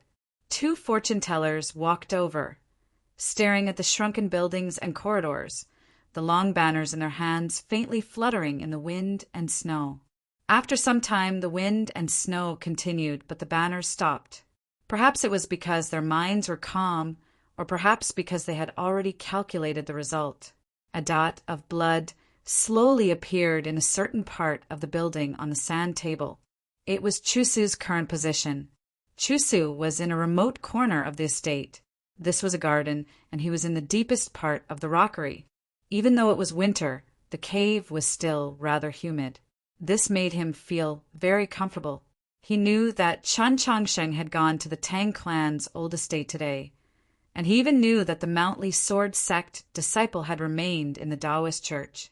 In the past, he would have definitely sneaked into the Taoist church and killed that Mountly Sword sect disciple, but he had not done this because he had always felt that this was a trap laid down by the orthodoxy. He squatted at the entrance to the cave deep within the rockery, the moss-covered stones around him seeming to become one with him. As he gazed at the nearby black smoke and heat, his eyes revealed an irritated and callous expression. Chusu did not know what had happened in the Tang clan's old estate, but he knew that there was a problem with the second branch of the Tang clan. However, he was not worried. Even if Chun Changsheng had managed to convince the Tang old master, he did not believe that anyone could capture him. Whether it was his speed or his ability to escape through the earth, he was extremely confident. If an expert really did find him, he could just escape. At this moment, he suddenly sensed that the snowstorm in the sky had changed. It was not because of the speed or shape of the snowstorm, but because the chi of the world concealed within had changed, revealing a murderous intent. Chapter 847. His pupils rapidly constricted to the size of mung beans, surging with boundless wariness and rage. Someone had discovered him. He did not know who this person was or what method they had used to determine his position in such a large estate. But as the successor of the Yellow Springs flow, he was extremely sensitive to danger. Even Jishio and Nank were somewhat inferior to him in this aspect. He could clearly sense an ill omen. Without any need to think, he acted on instinct like a wild beast, about to use the earth escape technique to leave. A thud came from the depths of the fake mountain as the moss-covered stone cracked and rolled away. Chusu had not been able to leave. He still stood at his original spot, his head and body covered in stone and mud, his expression somewhat perplexed. What was going on here? The moment those 2 fortune-tellers confirmed Chusu's identity, the attack began. Each of the 7 peddlers had a string of copper coins on their wrists. The string snapped, carrying bits of snow with it as it fell on the sand table, smashing against those seemingly real pavilions and terraces that had been shrunk countless times. At the same time, the banner in the other fortune-teller's hand suddenly straightened. The wind and snow howled, and the banner fluttered in the wind. It was like a banner. The Wenshui suddenly surged with countless waves. Even the watergrass in the deepest depths began to madly dance, and countless fish fled in fright. A tremor came from the ground and quickly spread to the surface. The 2 shores of the Wenshui began to fiercely quake. Miraculously, the buildings of the estate on the surface were unharmed. Countless cries of alarm rose from the estate. The people who had been cursing and swearing a moment ago now held their heads and ran around. The Tang's second master stood in front of the scorched ruins, still motionless as he imagined the beautiful and secluded Tong cottage a moment ago. He knew that this tremor meant that the array had been activated. Then he turned his head and muttered to himself, even 5 kind man has come. Father, just were you thinking? It seemed like he did not care about Chusu's life or death, or even whether Chusu would be captured. Why was this? The complicated array that the Tang clan had left on the 2 shores of the Winshui and had lain dormant for many years was activated. Ancient qi emerged from the ground, shrouding the estate in layer after layer. Upon realizing that he could not escape through the ground, Chusu reacted with incredible speed. Transforming into a gray blur, he shot off into the distance. He had already pushed his speed to the limit. Even if Nank came, she would only be able to follow him at most, and would not be able to outrun him. However, he was still unable to outrun the expanding speed of the great formation. When he arrived at the periphery of the manor several miles away, the surface of light had already risen from the ground to the sky, forming a complete semicircle without any gaps. Without even thinking, Chusu charged at the surface of light, wanting to rely on his incomparably tough body and lightning-fast speed to crash through. With a soft sizzling sound, a greenish-yellow smoke burst out from the surface of his body. Chusu grunted in pain and retreated. Lowering his head to glance at his body, he saw that a deep wound had appeared where the light of the array had touched. A thick liquid was gushing out, dripping onto the stone slabs with a hissing sound and quickly corroding a small hole. He raised his head and looked at the surface of light in front of him. He knew that it would be very difficult to break through it head-on, so he couldn't help but let out an angry howl. Since it was difficult to break through this formation, how could they break it? Naturally, it was to kill the people controlling the array. The howling winds scattered the greenish-yellow smoke into the surroundings, now many times thinner than before. But those flowers that were still blooming in the depths of winter withered upon encountering the smoke, instantly poisoned to death. Chusu vanished. A few moments later, he was on the other side of the manor, by the Winshui. He gazed at the peddlers and fortune-tellers on the other side of the river, a hint of astonishment flashing through his cold and sinister eyes. Those people clearly had very ordinary cheese, so how could they control such a terrifying array? Break his concealment technique and trap him here?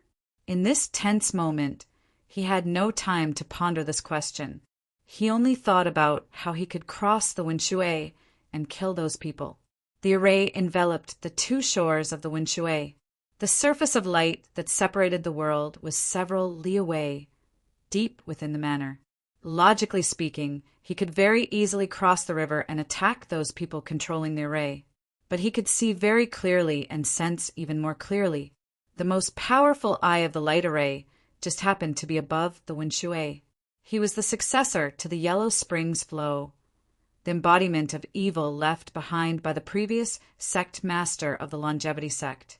His entire body was sinister and his soul tainted. Crossing the river would assuredly trigger the eye of the light array. When that happened, he would have to face the full power of the array. No matter how arrogant and cold-blooded he was, he did not dare to use his body to resist the Tang clan's great array. He had to think of another method. If it were any other school, a naturally sinister and filthy person like him would have absolutely no way of evading the eye of the light array. But after he was born, he cultivated the most orthodox and most ancient divine arts of the orthodox Taoist faith. So he just happened to possess this ability. A phrase with an incomprehensible meaning that vaguely resembled a Taoist hymn slowly emerged from his lips and teeth. He sat cross-legged on the ground and formed a lotus seal, his expression solemn. His hands, covered in black fur and scales, welcomed the dancing snow in the sky. An indescribable divine qi gradually seeped out of his deformed and small body, completely enveloping him. It was like blazing lava wrapping around a black and cold stone. Anyone would only be able to see the bright, red, and incomparably bright surface. They would never be able to see the true scene within. Chusu vanished into the boundless light over the Winshui. It was like a snowflake falling on a snowy plain, a drop of water falling into the ocean. 10,000 rays of light shone on the river. Even though the wind and snow outside were weeping and complaining, The Winshui seemed to be at dusk extremely warm, but Chusu's disappearance added an indescribable change to the scene. It was a very strange feeling, like a ghost had entered the depths of the abyss and could no longer be found. Even more frightening was that if Chusu used the 10,000 rays of light to conceal himself and silently approach the opposite shore, how could those peddlers and fortune-tellers possibly escape his sneak attack? For some reason, even though those peddlers and fortune-tellers had clearly seen the bloody dead on the model vanish, and at the same time Chusu vanish into the light, possibly heading toward them, their expressions remained indifferent, wooden, and without the slightest hint of worry. Perhaps it was because there was one type of person among them that was also a ghost. Ghosts entered the depths of the abyss and were extremely difficult to find. What if they were also looking for a ghost? There were no true ghosts in the world, but to many people the government office was hell and the government laborers were ghosts that demanded their lives. 6 government laborers appeared on the shore, standing 10 samjang apart. Their bodies were wrapped in metal chains, and their left hands gripped cudgels of water and fire. Both the chains and the cudgels were very old, having been used for many years. They were covered in rust and the stench of blood, exuding a murderous aura and also a sinister aura. The 10,000 rays of light from the river fell on their bodies, but they were still incapable of dispersing the sinister, murderous aura of the government laborers. Chapter 848. Suddenly, the 6 government laborers untied the chains on their bodies and threw them into the light above the river. The seemingly empty light suddenly resounded with the clattering of metal, followed by a furious howl. It was obvious that this furious howl was filled with surprise and shock. The 6 chains in the air became perfectly straight and began to fiercely tremble. One end of the chains was in the light, while the other end was held in the hands of the government laborers. The government laborers silently began to retreat, at the same time pulling back the chains. The stone slabs on the shore began to crumble under their boots. It was like the ends of the chains were tied to something extremely heavy. The rays of light above the river dimmed for a few moments. A thin and small black figure gradually appeared in the air above the river. The 6 chains were tied to his 4 legs, neck, and a tail that had at some point burst out of his pants. Chusu had actually been dragged back from the light by these government laborers. An incomparably cold chi traveled along the chains and invaded Chusu's body. He could clearly sense that, although it was similarly cold, the chi coming from the chains was not the same as his innate yin poison. The chi coming from the chains was even more solemn, imbued with the aura of an official. The sinister appearance was brimming with an undisguised killing intent. The sinister killing intent of these government laborers was not as powerful as Chusu's sinister and filthy chill, but it was more tenacious. For a moment, Chusu was unable to escape the chains. He knew that he was in an extremely dangerous situation. If he could not break these chains in the shortest time possible, the sinister killing intent coming from the chains would lock onto his soul, and the array on the 2 shores of the Winshui would soon send down a bolt of lightning to annihilate him. An extremely sinister and ruthless howl rose from the water. The 6 chains fiercely trembled as if on the verge of snapping. With a rip, Chusu's black clothes were torn to shreds. 2 extremely ugly gray wings of flesh flew through the air, rapidly flapping in the wind and snow. Countless wisps of black smoke imbued with a sinister and filthy chi emerged from his 2 wings. With unimaginable speed, he lunged at the 6 government laborers on the shore. The black smoke shrouded his body, obscuring his face. Everyone knew that this black smoke was the most sinister and filthy poison in the world. Just touching a little of it was enough to kill. The expressions of the 6 bailiffs did not change at all. Their left hands tightly gripped the iron chains, their right hands wielding the water and fire cudgels as they struck into the air. The staff techniques of the government laborers didn't seem to be very exquisite, but there was a mysterious feeling hidden within the staff. It was actually somewhat similar to the orthodox academy's toppling mountain staff. The toppling mountain staff of the Orthodox Academy spoke of commandments, rules, and rules of the Academy. Since the staff techniques of these bailiffs were related to the mountain toppling staff, they were naturally of the same origin. They were still talking about commandments and rules. It was just that their cudgels of water and fire didn't follow the rules of the Academy, but rather the family rules. This was the Tang family's discipline. The rules of the Academy were like a mountain, and so were the family rules. If I say I'm going to hit you, I'm definitely going to hit you. The staff was like a falling mountain. Even if you were as fast as lightning and as enchanting as smoke, how could you dodge it? Boom, boom, boom, boom. A series of explosions rang out, and the snow and wind in front of the shore suddenly dispersed, revealing a dozen or so white vortexes. Several white vortexes exploded around Chusu's body. The water and fire cudgel, which seemed to have grown many times longer, fell on his body with incomparable accuracy, producing an extremely dull sound of impact. A mouthful of black blood spurted from his mouth, his warped face brimming with pain and rage. He could not dodge these descending cudgels, or else he would never find another chance to win. The muffled thuds of the water and fire cudgels striking his tough body resounded over the Winshui. An incomparably bright eye of the array sprayed with black blood.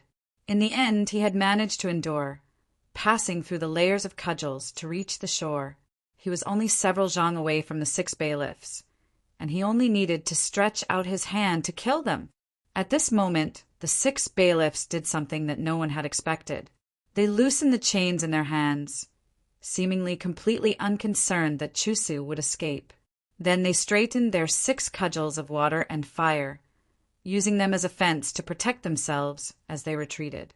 These bailiffs had retreated?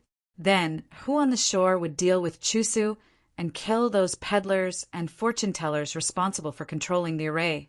With Chusu's arrival, countless wisps of extremely foul black fog swiftly pervaded the shore. The grass and fish in the water instantly died upon contact. Just when the black fog was about to reach the peddlers and fortune-tellers, it was suddenly torn apart. It was like the deepest darkness had been torn in two by someone high up in the sky. What had torn apart the black fog were 2 extremely ordinary fists. On the shore were 2 elders selling sesame candy. The moment Chusu arrived, they had put away the green cloth on the stall in front of them, preventing the sesame candy from getting even a speck of dust, and then walked out. They bent their knees, lowered their waists, calmed their minds, clenched their fists, and punched. Their actions were plain and ordinary, devoid of the demeanor of a cultivating expert. They were more like a boxing master performing in the countryside. Only true cultivators would be able to understand the beauty of these 2 fists. Plain and ordinary meant that they treated this matter as a simple meal. Ordinary meant that they treated this matter as something ordinary. This was true neutrality and peace, and they were using the most orthodox techniques of the imperial clan. Boundless light exuded from their fists.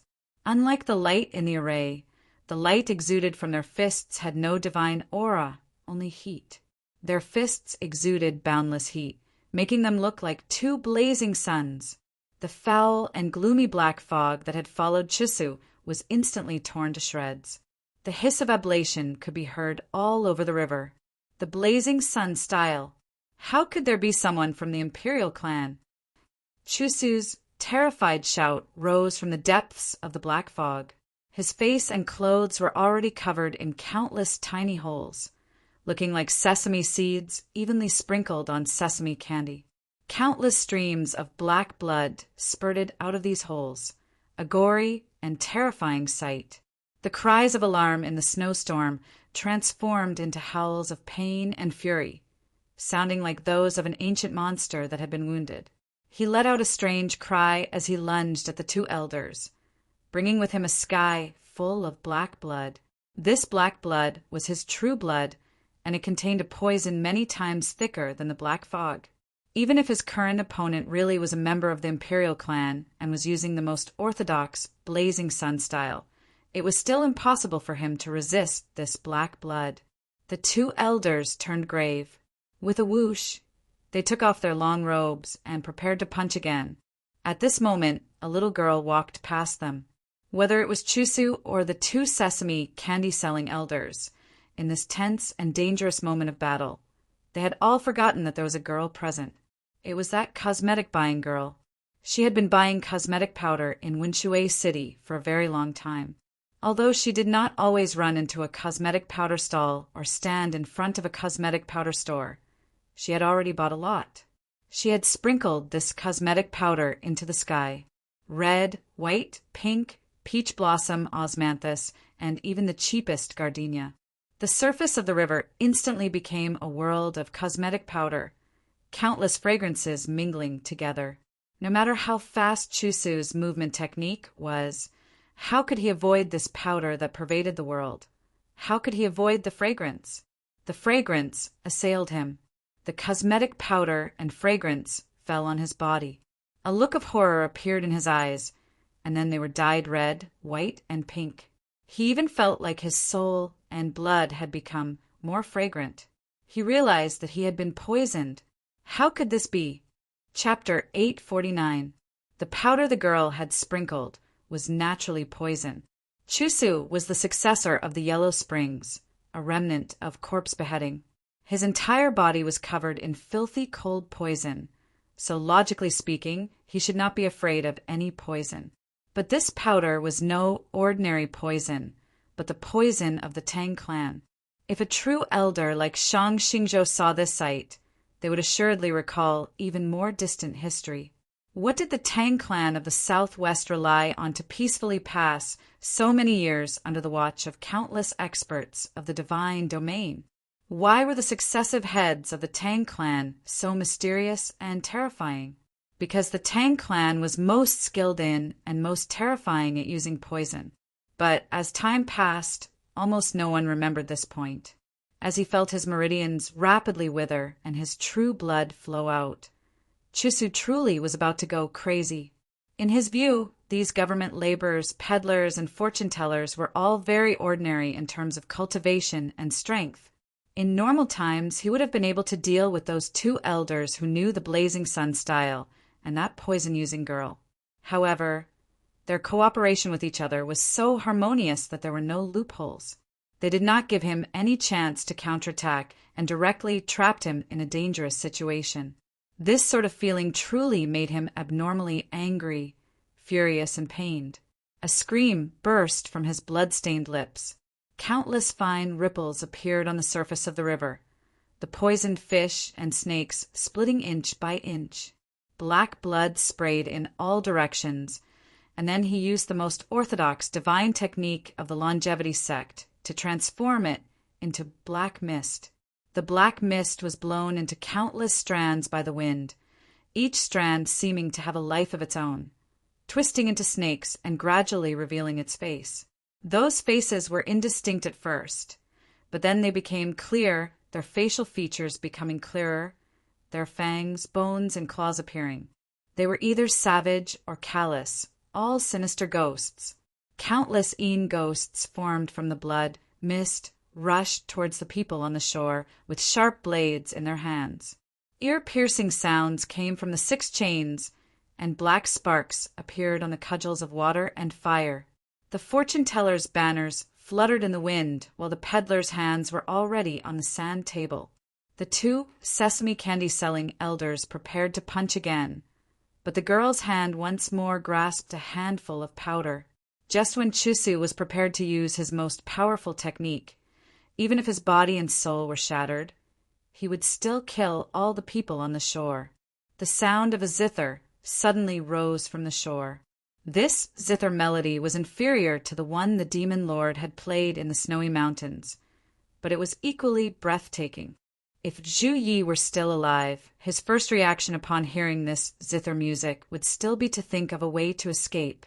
The sound of the zither had once sounded on the shore opposite the Taoist hall. The zither player was a blind zither player. At some point, the blind zither player had arrived on the shore. The blind zither player raised his head and glanced at Chusu. There were no black pupils in his eyes, only the whites of his eyes. They reflected the black blood and evil ghosts that filled the sky, making them look slightly gloomy. He clearly knew that his opponent could not see him, but Chusu felt like his body and mental world had been seen through. Fear surged into his heart, almost causing it to stop beating. He no longer dared to counterattack. Using his fastest speed, he broke free of the 5 chains and jumped into the Winshui. The sound of the zither rang out continuously, traveling into the distance in the wind and snow. When the strings of the zither moved, heaven and earth responded. The soft snowflakes turned into the sharpest flying daggers. Above the river, the sky resounded with countless mournful and unpleasant wails. Countless evil ghosts screamed as they were cut into the finest pieces. The snowflakes were dyed gray and black. They fell into the river and could no longer be seen, just like Chusu falling into the river. Light shone over the Winshui, but Chusu's figure could no longer be seen, only an afterimage on the water. His speed was too fast, even faster than the speed at which his shadow could vanish. The blind zither player looked into the distance, ignoring him. His withered fingers continued to pluck at the zither, but the tune had changed. The song he was playing now was called Yellow River, which Chiu Shanjun had sung that evening.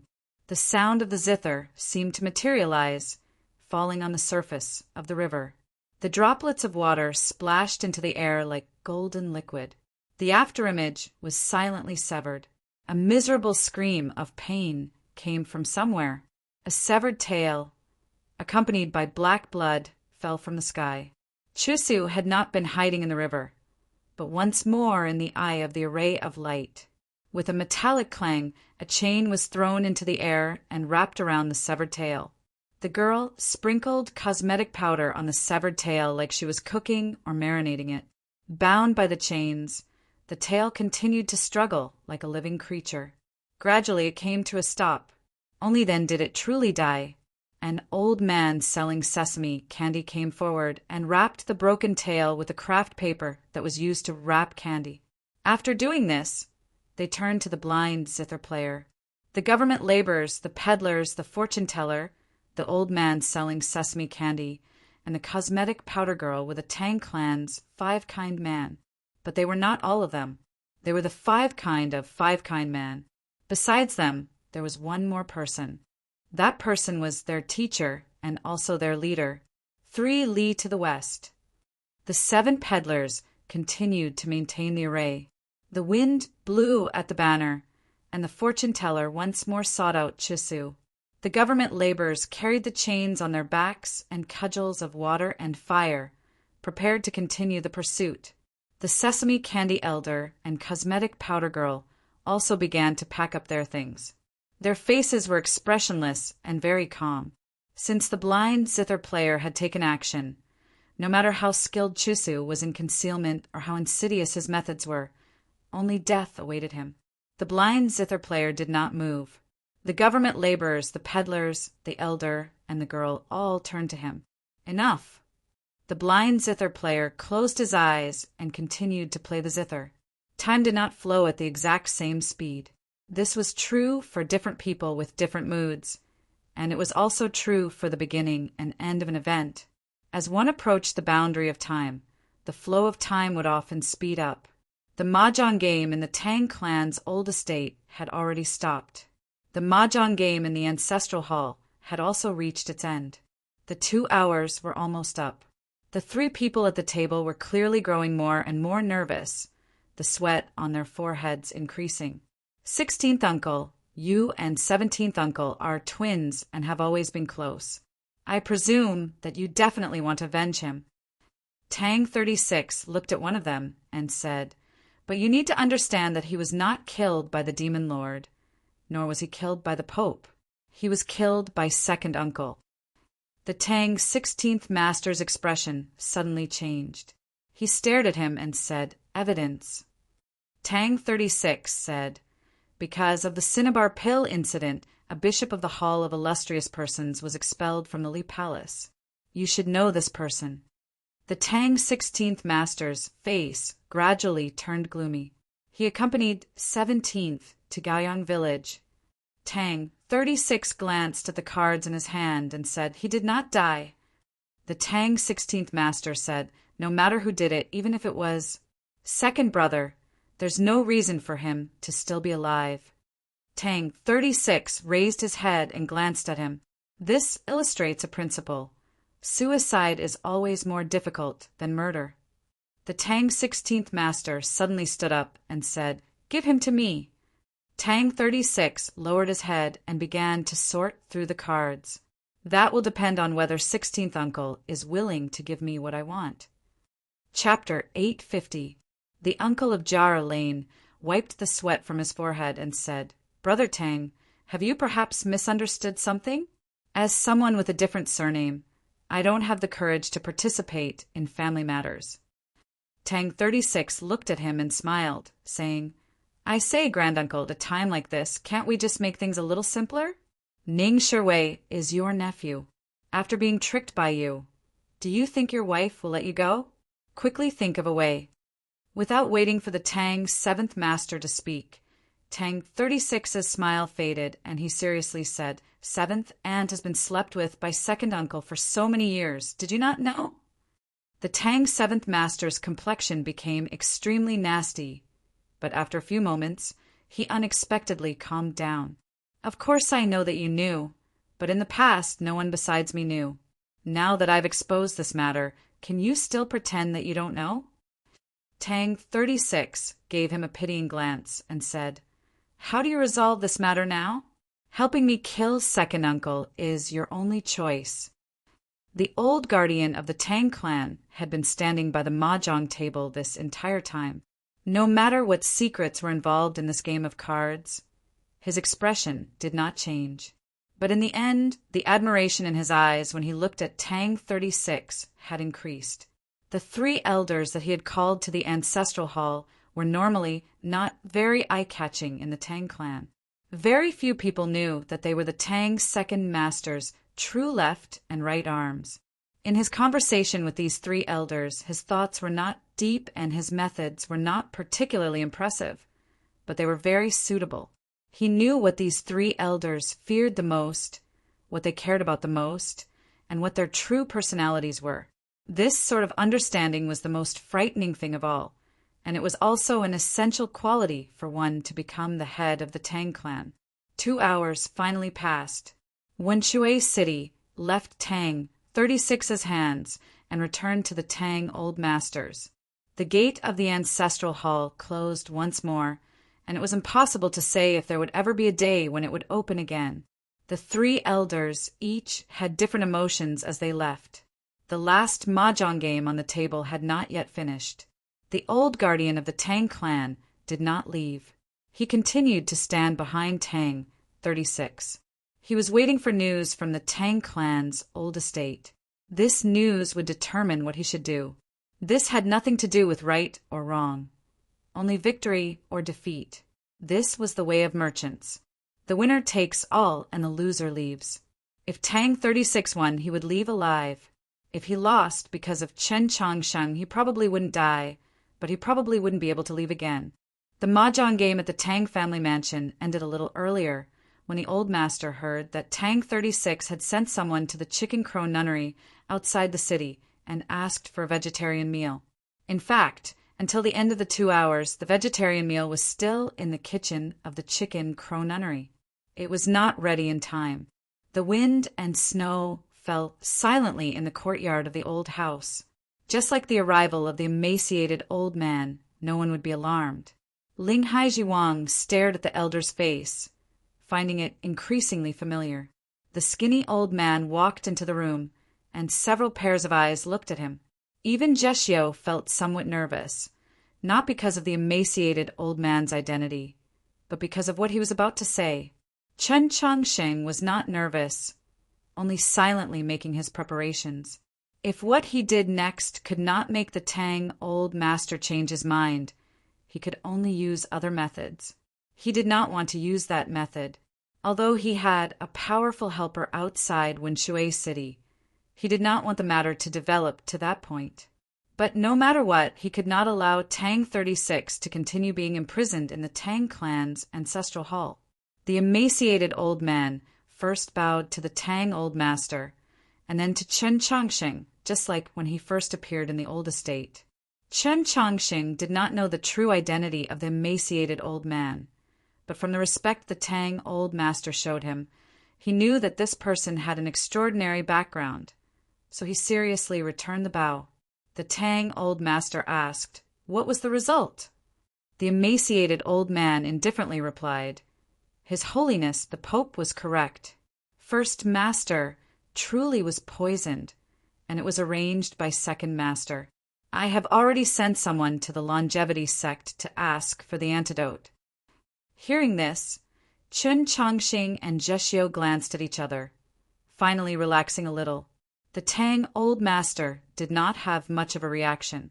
After a moment of silence, he said, "You've worked hard." He did not ask the emaciated old man for any specifics, like evidence or motive. It was like no matter what the emaciated old man said, he would believe it. Outside the room, Ling Haijiwang felt increasingly curious. Just who was this emaciated old man, and just what was the Tang clan's torture hall? And why did the Tang old master trust him so much? The emaciated old man walked out of the old estate. As he watched him leave, Ling Haijiwang finally remembered who he was. His expression flickered as he asked, "You are Minister Wei?" And Lin's expression also instantly changed as she turned to look at the emaciated old man. The emaciated old man acted like he had not heard. His steps did not pause, and he quickly vanished into the snowstorm outside the old estate. Chen Chongqing did not know who Minister Wei was, but seeing Ling Haijiwang and Lin react so strongly, he thought to himself that he was probably an extraordinary person. But he had no chance to ask, because right after the emaciated old man left, another person came to the old estate. Just like the emaciated old man's arrival, it was also silent. Neither the two prefects of the orthodoxy nor Chen Chongqing's group of 3 noticed. The person who had come was a blind zither player. The blind zither player paid no attention to the other people in the room, nor did he bow to Chen Chongqing. He directly said to the Tang old master, "That monster is hiding in Second Master's estate. It truly is of the Yellow Springs lineage and cultivates the techniques of the longevity sect. It's not a good thing." After a few moments of silence, the Tang old master said, "There's no reason why it can't stay." The meaning of these words was very clear. In the old master's view, since the blind zither player had taken action, no matter how troublesome that monster was, it could not escape. The blind zither player was quiet for a very long time, then said, "I found it somewhat unbearable." The Tang old master also felt somewhat sorrowful at these words. The matters of the past no longer exist. There's no need to remember them. The blind zither player replied, "That was the last strand of junior brother's soul. I always wanted it to last a little longer in this world." It took Chen Chongqing a few moments to understand the meaning of this conversation, and he was very shocked. Based on his judgment and analysis, Chusu was a descendant of the Yellow Springs, most likely the result of the corpse execution of the previous sect master of the longevity sect. This blind zither player said that it was the last strand of junior brother's soul. Did this mean that his junior brother was the previous sect master of the longevity sect? Didn't this mean that this blind zither player was that sect master's senior brother? Then he had an extremely high status in the longevity sect, perhaps even the only elder of the previous generation. Such a person was actually hiding in the Tang clan as a guardian. Chapter 851. The blind zither player left the room, carrying the zither on his back, and Lin had also recognized his identity.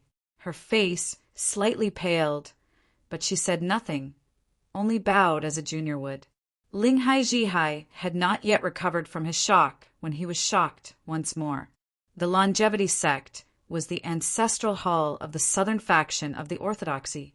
As archbishops of the orthodoxy, he and Lin naturally understood the longevity sect more than Chen Chongqing.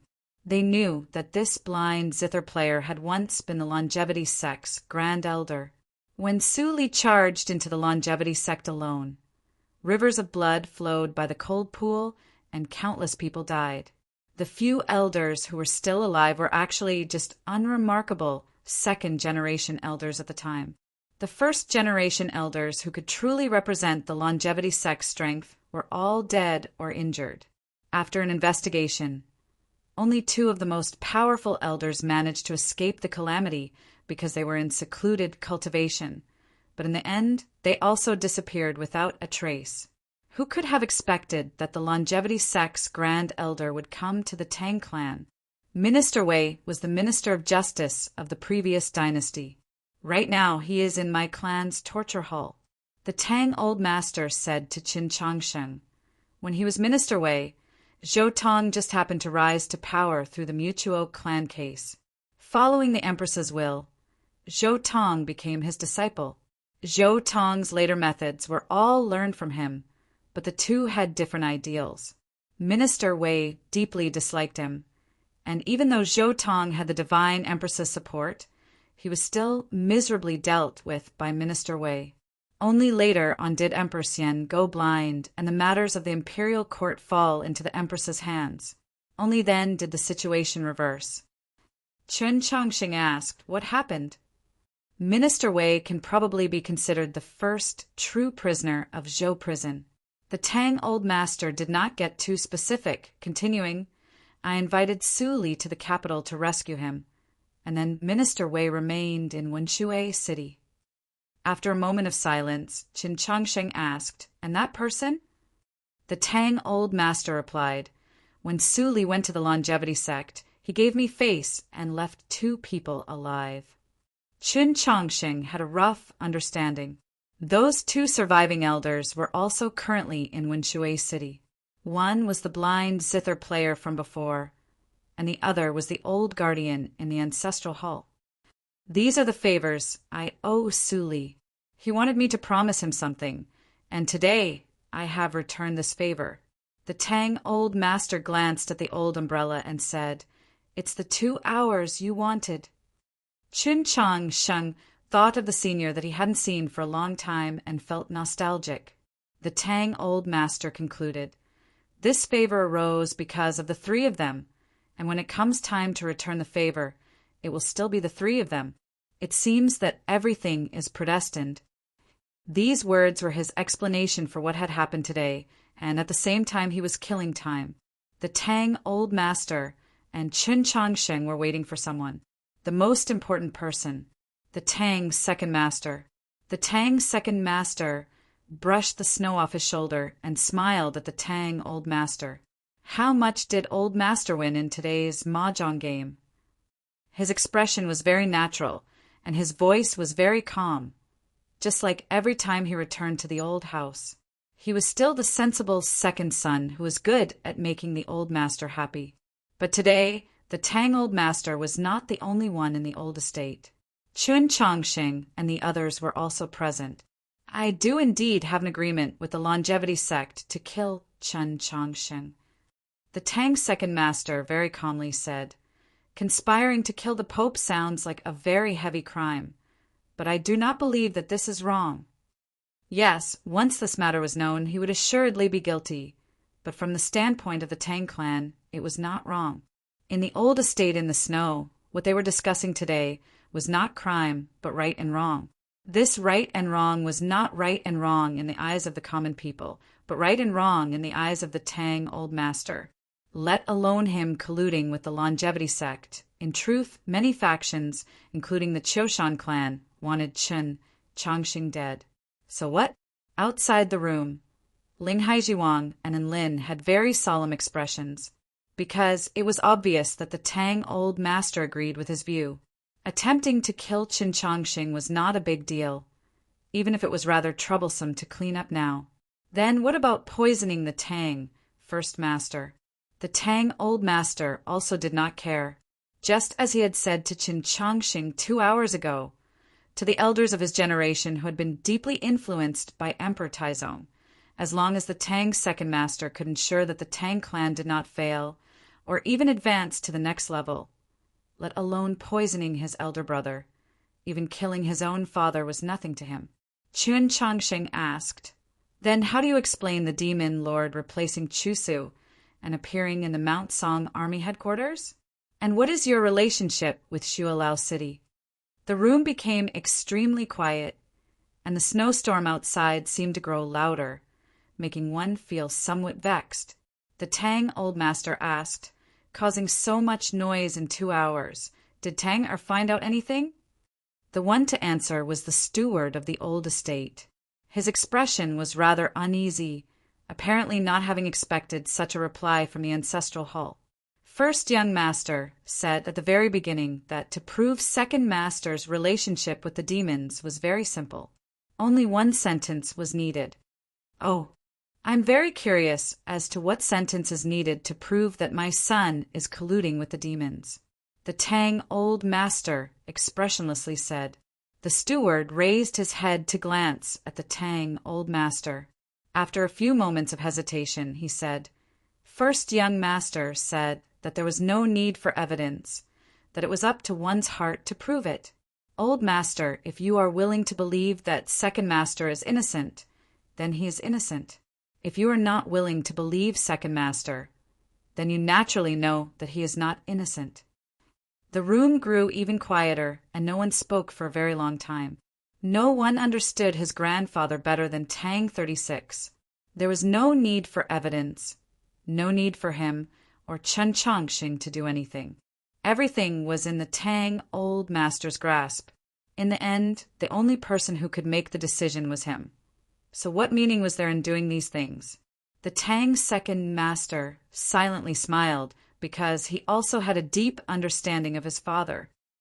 Then why did he cause so much trouble? The Tang old master asked. The steward's voice trembled as he replied. First young master said that he just found those elders to be an eyesore. In addition, if there's any filth in the residence that needs to be cleaned up, he would also clean it up. In addition, he wanted to burn down second master's favorite Tong cottage to make his heart ache.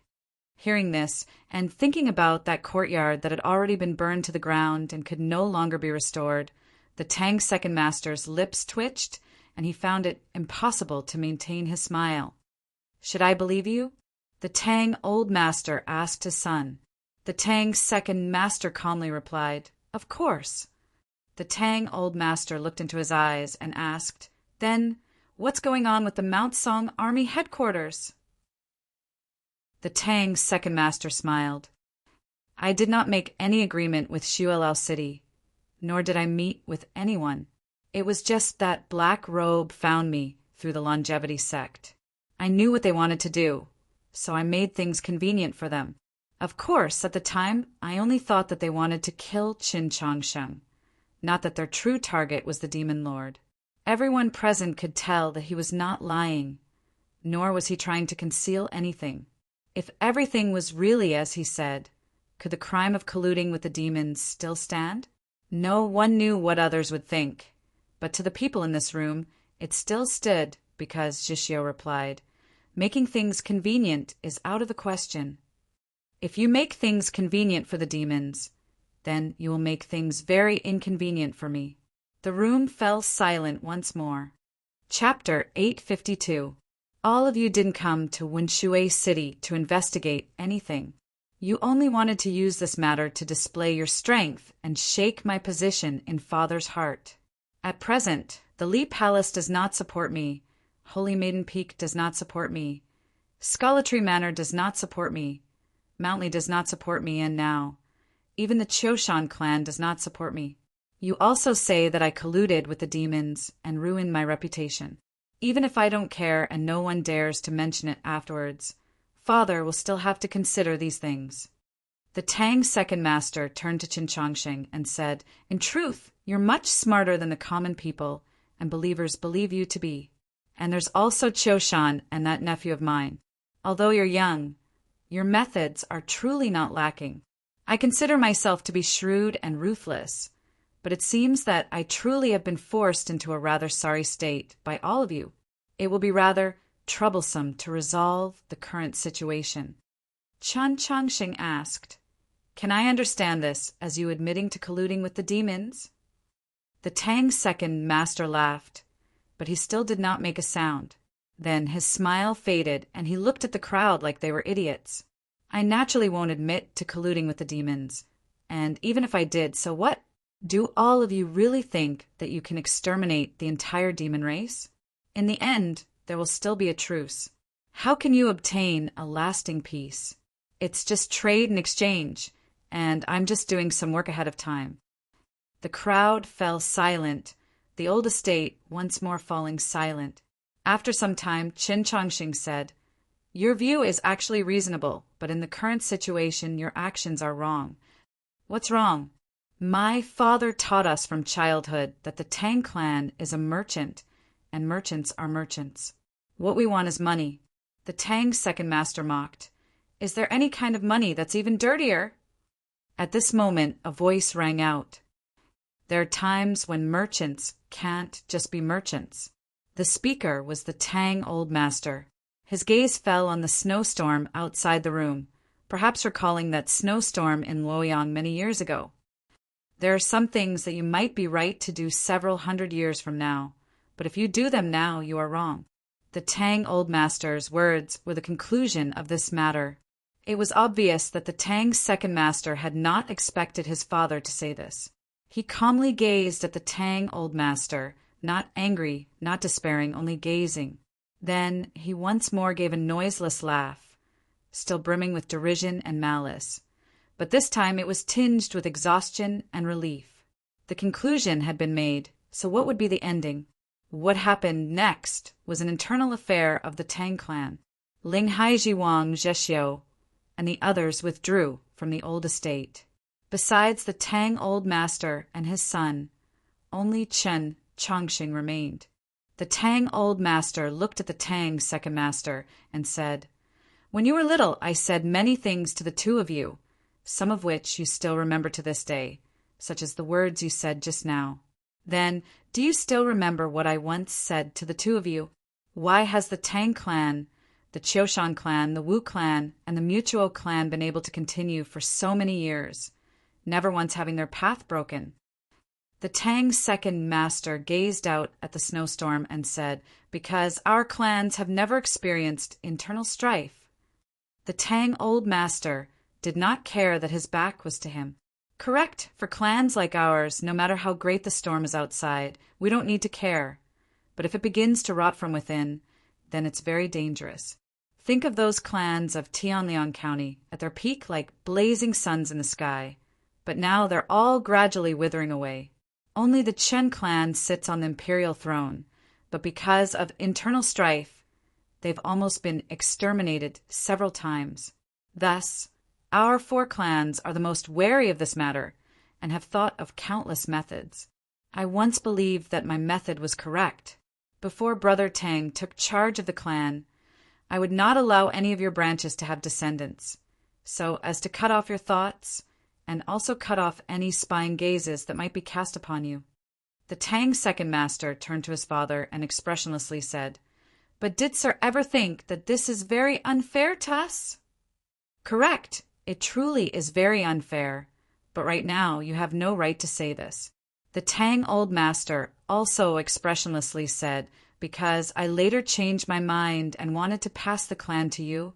You now have descendants, so I don't understand why you still poisoned your elder brother." The Tang's second master remained silent, saying nothing. The Tang old master continued, "Of course, it doesn't matter even if I poisoned him. Just as you said, our Tang clan is a merchant. For the sake of money, what can't we do?" The Tang's second master knew that his father had not finished speaking, so he still maintained his silence. "But you were in too much of a hurry." The Tang old master looked at him and sincerely said, "Before doing these things, did you ever ask me a single question? Did you even try to test my feelings?" The Tang's second master could no longer maintain his silence, because he truly wanted to laugh. Thus he laughed and asked, "Was there a need?" Perhaps it was his attitude or his words that infuriated him, but the Tang old master's face instantly chilled as he harshly rebuked, "What do you think? Is this your Tang clan or my Tang clan? In the future, it will assuredly be your Tang clan, but right now it is still mine. Since it is my Tang clan, what right do you have to hide it from me and do so many things? The Tang's second master calmly gazed at him. After a very long time, he finally mocked, as expected. It was hard to tell if he was mocking himself or mocking the world. The Tang old master asked, "What did you say?" "It's useless to say anything because it's all fake. Father, what you need is not reason, only reverence. You only want to maintain your mysteriousness, hiding in the old estate every day and playing mahjong. Naturally, these sons and stewards will help you manage the family business. If they do well, they'll be praised, but if they do badly, they'll be thrown away like a rag." The Tang's second master looked at his father and sorrowfully said, "Yes, besides caring about whether the Tang clan is your Tang clan or not, what else do you need to care about?" The Tang old master slightly narrowed his eyes. "That's because you've done things that I cannot tolerate." "Cannot tolerate?" The Tang's second master suddenly raised his voice. "Didn't you just say that as long as the family business did not fail, it didn't matter if you were poisoned to death?" The Tang old master expressionlessly replied, "I can say this, but you can't do this. Don't you understand this?" The Tang's second master coldly replied, "Because I'm too ruthless? Principal Shang thinks highly of me and is willing to use the power of the imperial court to support me. Isn't it precisely because I'm very similar to you, both so ruthless?" The Tang old master narrowed his eyes even more. After a moment of silence, he said, "Today, you have disappointed me the most with these words." The Tang's second master's face was brimming with derision, but he did not reply. The Tang old master continued, "I have known Shang for several centuries, and we are truly kindred spirits. I know of his strength, his mental strength, and when you said these words, it meant that you had already mentally submitted to him. The Tang clan can only cooperate with him. If this continues, you will bring the Tang clan to its grave." The Tang's second master's eyes also narrowed at these words. "Then what about you? Did you really think about handing the Tang clan to me?" His voice also sank, but it was not calm, as if it contained many years of hatred. "Yes, in these 3 years you thought about it, but in the end you made up your mind because I used poison to cripple Big Brother, because that grandson you placed such high hopes on was stupid enough to insist on standing on Qin Changxing's side. You were forced to choose me." The Tang old master asked, "If I don't give this clan to you, who can I give it to?" "Who can I give it to?" The Tang's second master crazily laughed, a rare sound escaping his lips. "Ha ha ha ha, who can I give it to?" he angrily yelled. "Did you really think that I didn't know that that fellow came to the old estate 3 days ago? Did you tell me about this? No, because you were afraid that I and the imperial court would move against him, because this is Wunshui City. You still hold out hope for him, right? After all these years, you still think that I'm inferior to him, right? But don't forget that his surname is Wang, not Tang. Just who is your son?" Chapter 853. Qin Changxing had said nothing this entire time, only quietly listened. The conversation between the Tang old master and his son had not been concealed from him. Thus he had heard many secrets, not the actual secrets of the Tang clan, but the secrets in the depths of the hearts of this father and son. He was particularly shocked at the last few words, but this did not mean that he was completely ignorant of this matter. In truth, the person that the Tang's second master hated and envied had appeared at the old estate 3 days ago at his request. "Since you know that he has also come, what chance do you have?" the Tang old master asked. The Tang's second master regained his composure and indifferently said, "He is not willing to change his surname, so he has no right to manage the matters of my Tang clan." The Tang old master expressionlessly asked, "And if I had him manage it?" After a few moments of silence, the Tang's second master replied, "I asked someone to delay him outside. He can't come." The Tang old master asked, "Even so, what else can you do?" The Tang's second master calmly replied, "I can't do much, but I can at least kill that good nephew of mine." He was too calm when he said this, as if he was speaking of a very ordinary matter. Thus, neither Chun Chongqing nor the Tang old master immediately reacted. "If Brother Tang dies, father, besides me, you have no other choice." This time the Tang old master and Chun Chongqing clearly heard his words, and then simultaneously thought of a story in the Taoist canon. This story was too old and had no evidence. It was more like a legend, a myth. It was said that in ancient times there was once an abnormally powerful empire. One day, while the emperor was inspecting the front lines, he suddenly died of illness.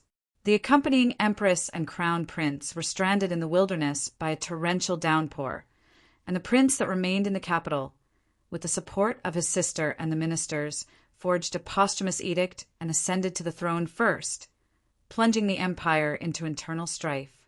At that moment, all the countries of the world began to wage war against that empire, and the situation became extremely dangerous.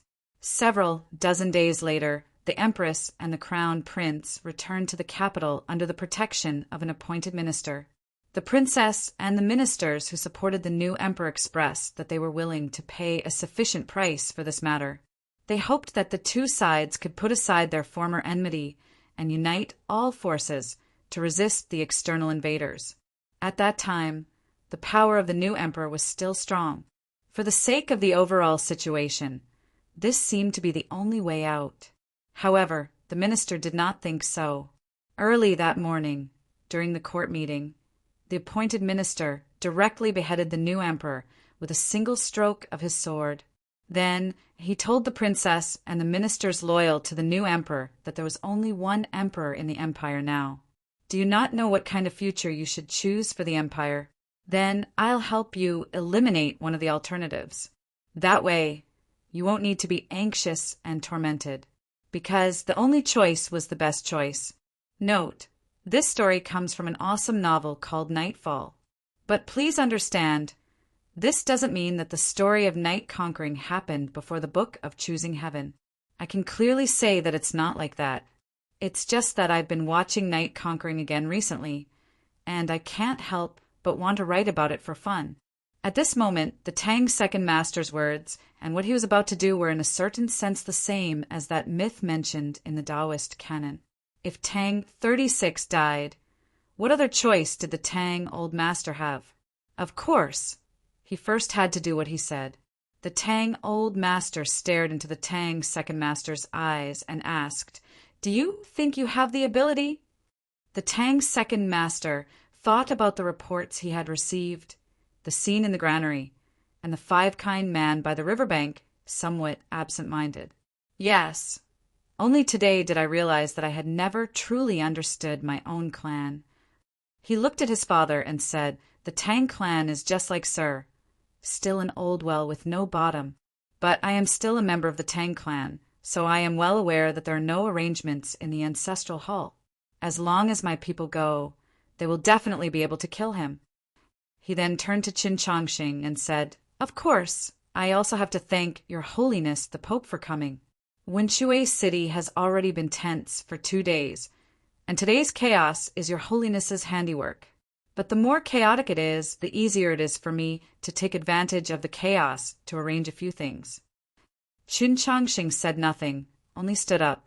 The Tang old master looked at the Tang second master and asked, "Do you think that you can still move people?" Today's events had already proved that the Tang clan was still the Tang old master's Tang clan. No matter how many years the Tang second master had operated in secret, as long as the Tang old master gave the word, those subordinates who were normally loyal and devoted to the Tang second master would still not dare to take a single step, not even dare to breathe loudly. If it were a person of the Tang clan, I naturally wouldn't be able to move them. The Tang second master calmly said, "Fortunately, Principal Shang gave me a group of excellent assassins." Which faction did the best assassins of the continent belong to? The former Pavilion of Heavenly Secrets. The majority of the Pavilion of Heavenly Secrets was now in the possession of the Tang clan, but the powers of the dark were in the hands of the imperial court. To put it more accurately, the terrifying powers of the dark were currently being handled by the Monastery of Eternal Spring in Luoyang. These were naturally secrets, but they could not be concealed from the Tang Old Master and Qin Changsheng. Thus, they knew that the Tang Second Master was not lying, nor was he bluffing. If the assassins of the Pavilion of Heavenly Secrets had taken advantage of the chaos to infiltrate Wenshui City and were already in the ancestral hall, Qin Changsheng walked out of the room. The Tang Second Master looked at him and said, "It's too late." Qin Changsheng stopped his steps. The old estate was quiet, almost deathly still. No one had expected the Tang Second Master to use such a thunderous move. Now that he thought about it, his silence, his lack of ability, had naturally been a feint to make the Tang clan's old estate and the orthodoxy lower their guard. The Tang Old Master's eyes were abnormally deep and serene. Perhaps it was because he knew that his grandson really would die this time. The Tang clan's guardian was still in the ancestral hall, but the Tang Second Master had not even mentioned it. The Tang Old Master was well aware of what this meant. The Tang Second Master gazed at Qin Changsheng's back and said, "Your Holiness the Pope, you might also die today. Have you mentally prepared yourself?" If Tang 36 died, Qin Changsheng would assuredly think of a way to kill the Tang Second Master. The Tang Old Master, who had no other choice, could only stand on his son's side. A war was certain to break out between the orthodoxy and the Tang clan. So what would the Tang Old Master do? The answer was obvious without even asking. Wang Pa stood on Chicken Crowing Mountain outside Wenshui City for 3 days. The wind and snow had arrived, and he was an old friend. It was not that he was afraid to enter because he was too close. 3 days ago he had entered the city, gone to the old estate, and had a long conversation with the Tang Old Master, but he had failed to convince him. If he had failed to convince him, what else could he do?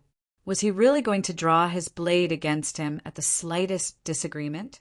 The Tang Old Master had coldly watched the world for several centuries.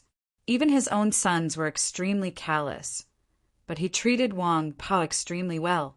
No matter what, he could not attack the Tang Old Master. Of course, even if he did attack, he might not be a match for the Tang Old Master. Even he didn't know how deep the well in the old house was. But by standing outside the city, he was showing his support for Qin Changsheng like a guard.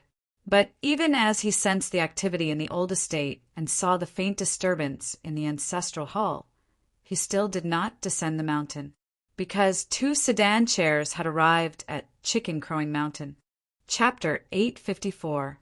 A Taoist nun sat in one of the palanquins, a horsetail whisk resting on the crook of her left arm.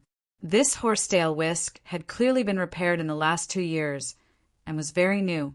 The Taoist nun's brows were not like old He's, but they always gave off an aged and heavy feeling. Moreover, they had a strange and loathsome temperament. Wang Pa loathed her.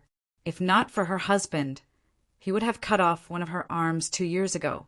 Of course, other than a person like Wang Pa, no one dared to show any loathing towards this Taoist nun.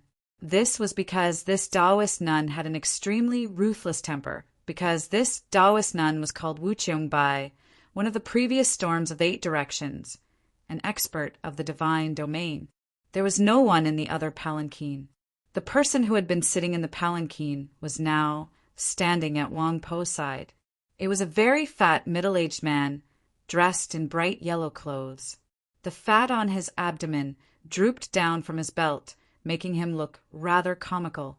But no one dared to make fun of him, because he was the Prince of Xiang, the most powerful prince of the great Zhou imperial court, supported by countless soldiers and ministers.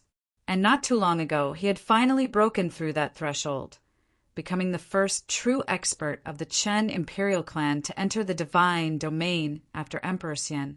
As for the latter matter, not many people knew about it until today.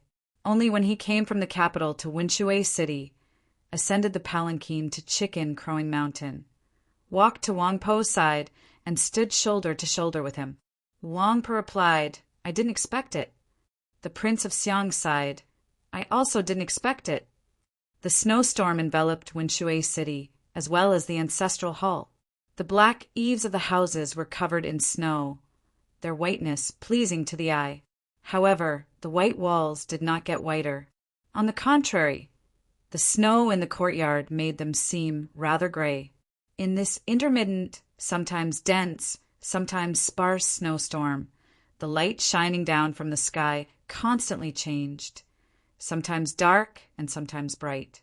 In this gap between light and darkness, many figures appeared in the snowstorm. These assassins wore white clothes and had their faces covered.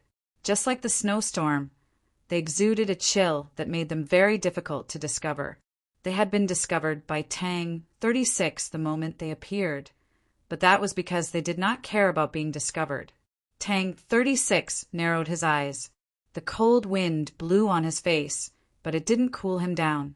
His greasy hair floated up because he hadn't washed it for a long time. He didn't feel good because the scene wasn't beautiful enough and because the smell was bad. He looked at the white-clothed assassins in the courtyard of the ancestral hall and scratched his head. So many of you are ganging up on me? It's so unfair. The white-clothed assassins naturally wouldn't answer him. They just looked at him expressionlessly. Tang 36 raised his head to look at the old guardian. He was now sitting on the futon, and the patron was standing beside him. If he wished to see the patron's face more clearly, he had to raise his head high. You could say that he was like a duck waiting to be slaughtered, or he could say that he was a proud goose. Yes, no matter how cold and terrifying the auras of these assassins who had infiltrated the ancestral hall were, they were no match for the old guardian. However, these assassins obviously didn't care, and their gazes only fell on him, so there was only one explanation. Where did the Tang second master's confidence in killing Tang 36 come from? Because this old consecrator in the ancestral hall was one of his people. The old guardian said, "My apologies, young master." Tang 36 smiled. "Hug your mother's apologies."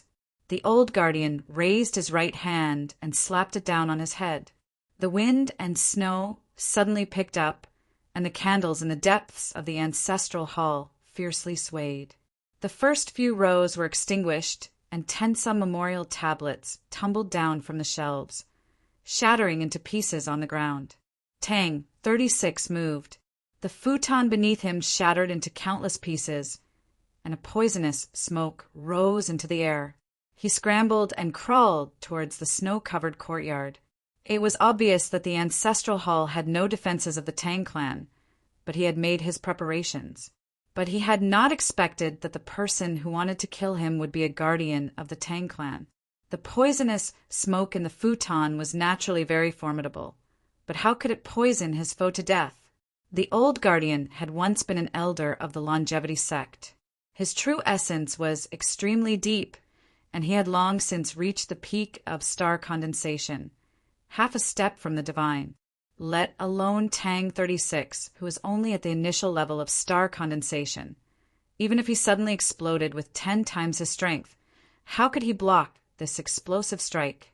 He frantically crawled into the courtyard, but how could he escape the range of the palm wind?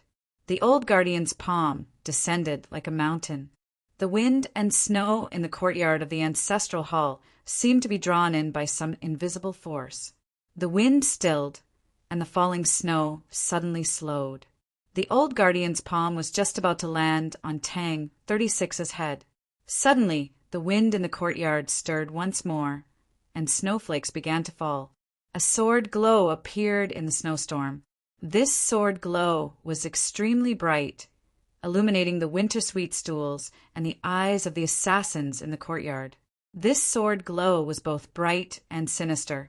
It had restrained all its chi, as if it had been stained by 100-some days of fallen leaves and dust, becoming one with the ancestral hall. The snowflakes falling from the sky suddenly turned red. They had been dyed red by blood. An expression of disbelief appeared on the old guardian's face. The wind from the palm howled. The sword glow silently advanced. All the candles in the ancestral hall were instantly extinguished. The numerous memorial tablets toppled to the ground. Countless palm prints and sword slashes appeared on the pillars and walls. With a light swish, the ancestral hall returned to silence. The old guardian stood on the stone steps in front of the ancestral hall. His left palm had been run through by a sword, blood flowing from it.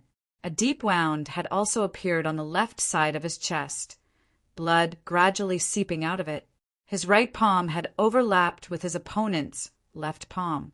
His opponent was a man dressed in the clothes of a servant. This man was very ordinary, with nothing special about him.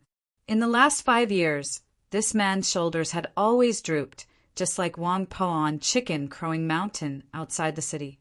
But today it was different, because his left wrist all the way to his shoulder had been shattered by the old guardian's palm. Who was this person that had managed to fight the Tang clan's old guardian to the point where both sides were heavily injured? Even if it was a sneak attack, it was still hard to believe. The old guardian faintly remembered this person. He was probably the mute servant in the ancestral hall. He naturally knew now that this person was no ordinary mute servant.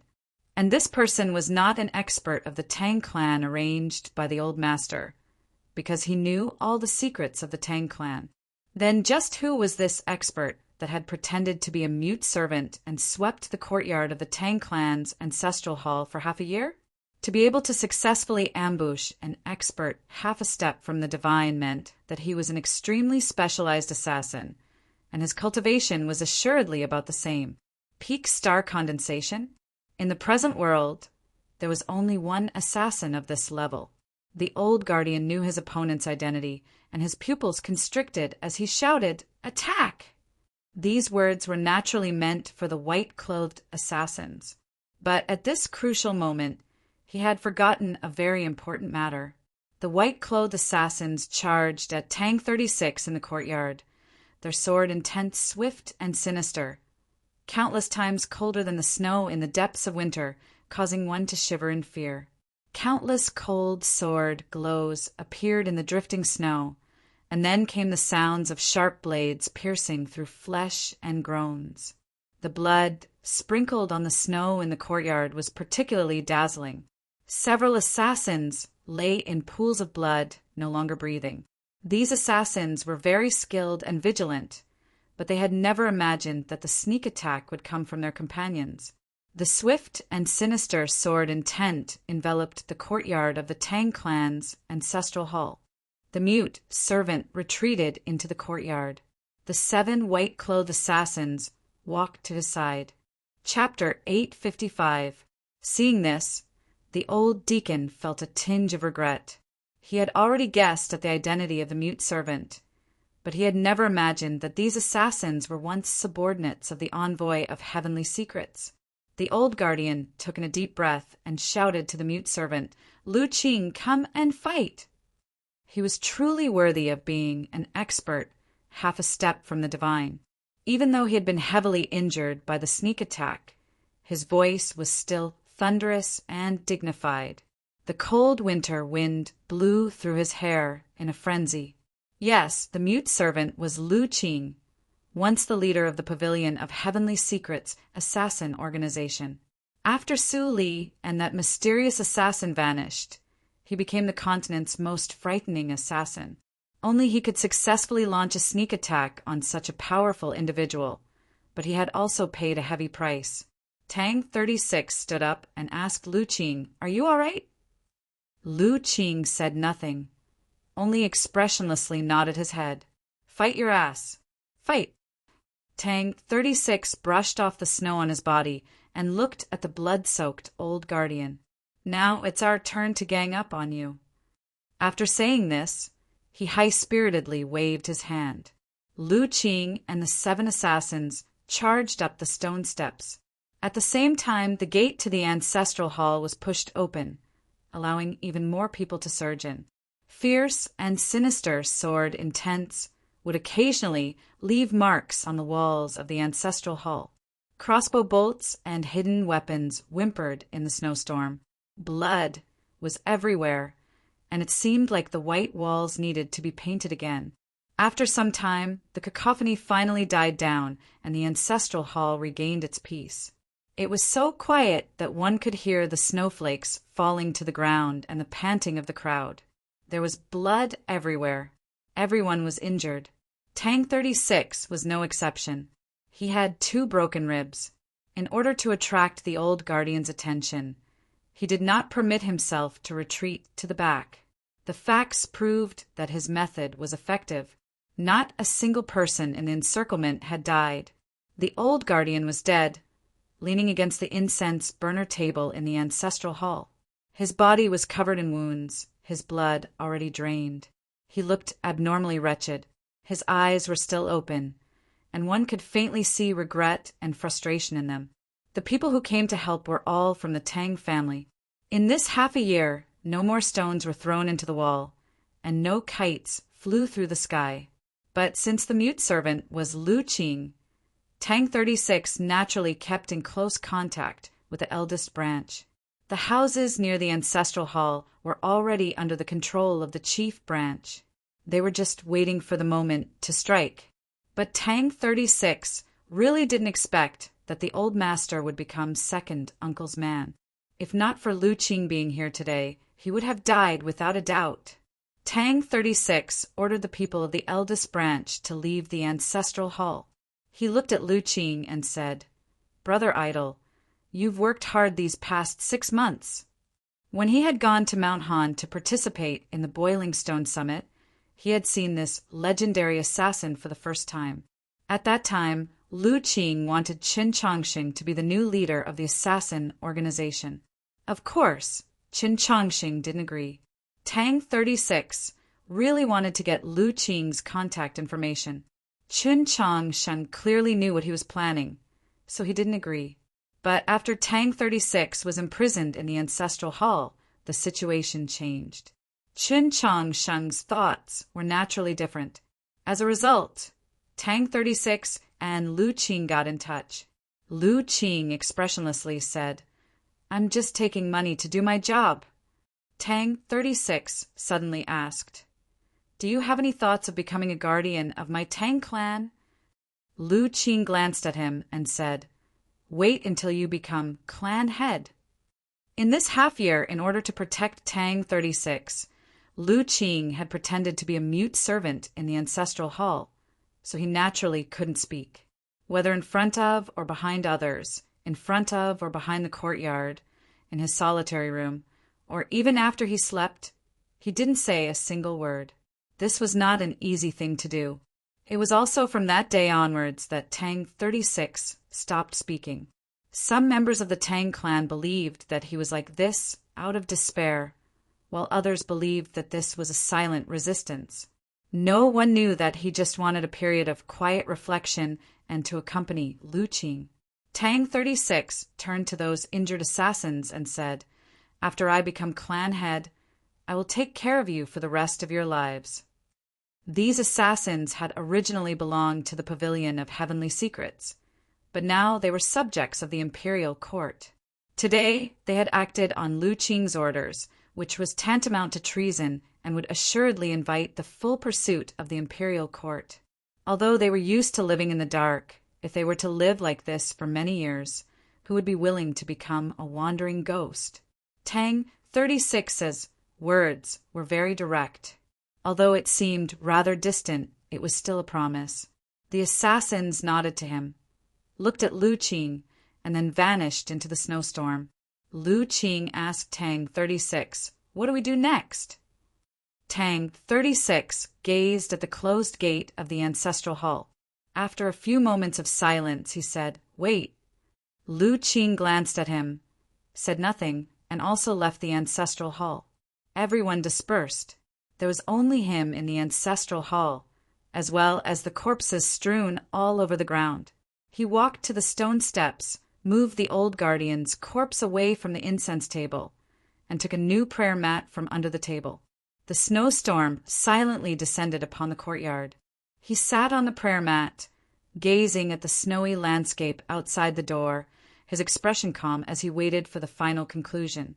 News of what had happened in the ancestral hall quickly reached the old estate. Chen Changxing gazed at the snowy landscape outside the door, the expression on his face gradually relaxing. He was like a winter sweet struggling free of the thick snow, radiating a delightful luster. The steward of the old estate looked at the Tang's second master, lowered his head and said, "Eldest young master has a message for second master." The Tang's second master said nothing. He gazed at the scattered tablets on the table, seemingly thinking of something. The Tang old master asked, "What witty words does this child want to say?" Hearing this, Chen Changxing turned to glance at the Tang old master. From this form of address, it was obvious that the old master's attitude toward Tang 36 had already changed. No one knew the exact details of the assassination in the ancestral hall, but it was assuredly bloody and cruel. Everyone, including the Tang old master, believed that Tang 36 would be killed by the Tang's second master. Although Chen Changxing knew that Lu Qing had been at Tang 36's side this entire time, he still felt that the situation was extremely dangerous. But the outcome of the assassination in the ancestral hall was completely different from what everyone had expected. The steward whispered. Eldest young master said that assassins are only useful if you raise them yourself. In the end, what others give you is not your own, just like ability. These words were rather confusing. Just what sort of ability was it referring to? Others might not understand, but the Tang's second master could. Knowing the outcome of the ancestral hall, no matter how shocked he was, he still maintained a calm expression. But now, upon hearing Tang 36's words, he could no longer maintain his composure, his face instantly paling. No matter how intelligent or skilled one was in scheming, if one's own strength was insufficient and one could only use others to do things for one, problems would arise sooner or later. He thought of the words Wang Pa had said on the snowy street 3 years ago and the words Zhixiu had said in the Taoist church 2 days ago. He couldn't help but become somewhat absent-minded, thinking, have I really been wrong all these years? Minister Wei did not come. The ones who came were those bashful youths from the torture chamber. The Tang's second master had been taken away. No one knew where he would be imprisoned, when he would once more appear before the eyes of the world, or perhaps he would die tonight. It was just like the words the old guardian had thought of when he saw Tang 36 in the ancestral hall. The Tang clan walked the path of merchants. The winner would take all while the loser would leave nothing behind. This was how it was. It was also like the words that Tang 36 had brought to the Tang old master. Free evaluation of one's heart. There was no need for any evidence, and there had never been any true reasoning. Chapter 856. Chen Changxing and the Orthodoxy returned to the Taoist church. The snowstorm did not stop, continuing for an entire night. He had also waited for an entire night. There was no sign of activity from the Tang clan, no sign of unrest. In the last 3 years, the Tang second master had managed the clan's business and internal affairs. He was unquestionably the most important person in the city, but his disappearance seemed to have no effect on the city. This proved once more that Winshui City would forever be the Tang clan city, and the Tang clan would forever be managed by the Tang old master. What made Chen Changxing and the Orthodoxy uneasy was that after an entire night, the gate to the ancestral hall remained tightly shut. Tang 36 had still not been released. When the first ray of dawn fell on the Winshui River, the last snowflake also fell, and then the snow stopped. The cessation of the snowstorm was so sudden that no one was mentally prepared. It was like the Tang clan's old estate had delivered a letter to the Taoist church. The streets of the city were covered in a thick layer of snow, reflecting the warm red glow of the morning sun and looking like a burning meadow. Chen Changxing and the Orthodoxy's party once more arrived outside the old estate. This time, the treatment he received was much grander than yesterday. The Tang old master was personally waiting for him in the courtyard. I should have gone to the Taoist church to pay my respects to His Holiness the Pope, but this cold has yet to recover, and this old man's body is unbearable, the Tang old master said to Chen Changxing. There was no sincerity in his expression or tone. Of course, there was no need for sincerity. Both sides knew that this was just an act for others to see. Qin Changxing followed up by asking, "How is the chief branch's illness?" The illness here was naturally poison. The Tang old master replied, "Yesterday, someone went to the longevity sect to invite an expert to treat him." The treatment here was naturally referring to the fact that the Tang clan had already confirmed that the longevity sect had the antidote. With the Tang clan's abilities, it was naturally possible to obtain it. Qin Changsheng finally relaxed at these words.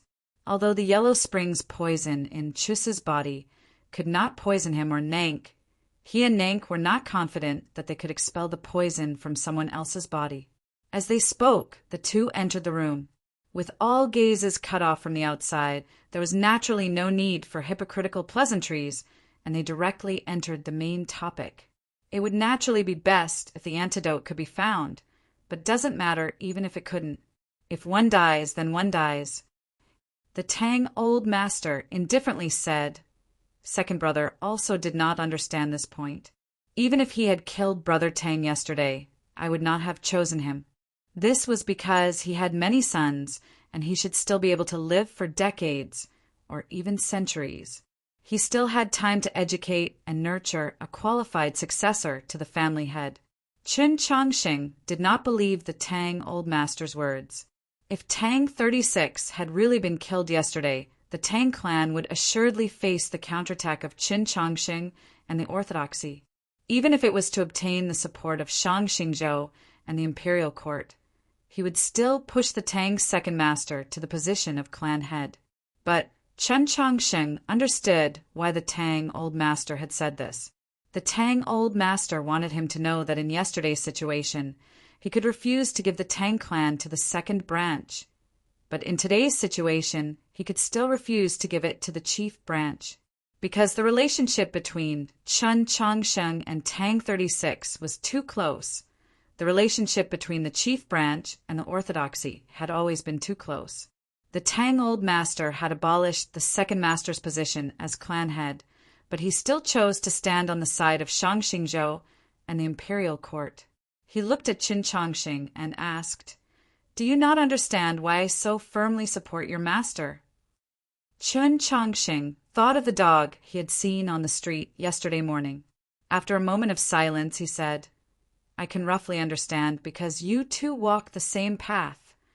You use the word "walk the same path" very well because many years ago, after the siege of Luoyang was lifted, I, your master Shang, and Yin truly did walk the same path back to the capital. The Tang old master gazed at the well in the courtyard, his gaze falling on the snow on the edge of the well. In those few years, I was traveling the world, but when they found out that I was the young master of the Tang clan, whether it was the previous dynasty, the Taoist sect, or those rebellious princes, none of them dared to show me the slightest disrespect. I simply didn't have the chance to experience the dangers of the world. I originally believed that the affairs of the world were just like this. Even if some people lived more difficult lives, what did that have to do with me? In the end, I was that noble young master that no one dared to provoke. But who could have expected that Luoyang would be besieged by the demons for 3 whole months, countless tragedies? In the end, who would care that you were the young master of the Tang clan? The Tang old master slightly narrowed his eyes, the occasional wrinkle at the corner of his eyes tinged with self-mockery, but even more with pain.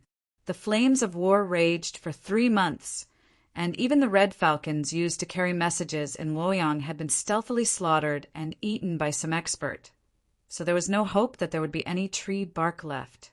The demons raped, killed, and pillaged outside the city, while the scattered human soldiers went crazy from despair within the city. The demons ate people on the 2 shores of the Wei River, and the people of Luoyang also ate people.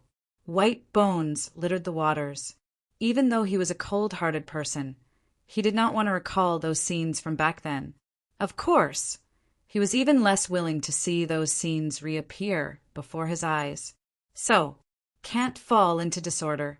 These are the 3 words that I care about the most in my life. Exterminating the demons is the thing that I want to accomplish the most in my life. The Tang clan is strong enough and has the right to choose. So how should I choose between the orthodoxy and the imperial court? I choose the strongest side. What is strong?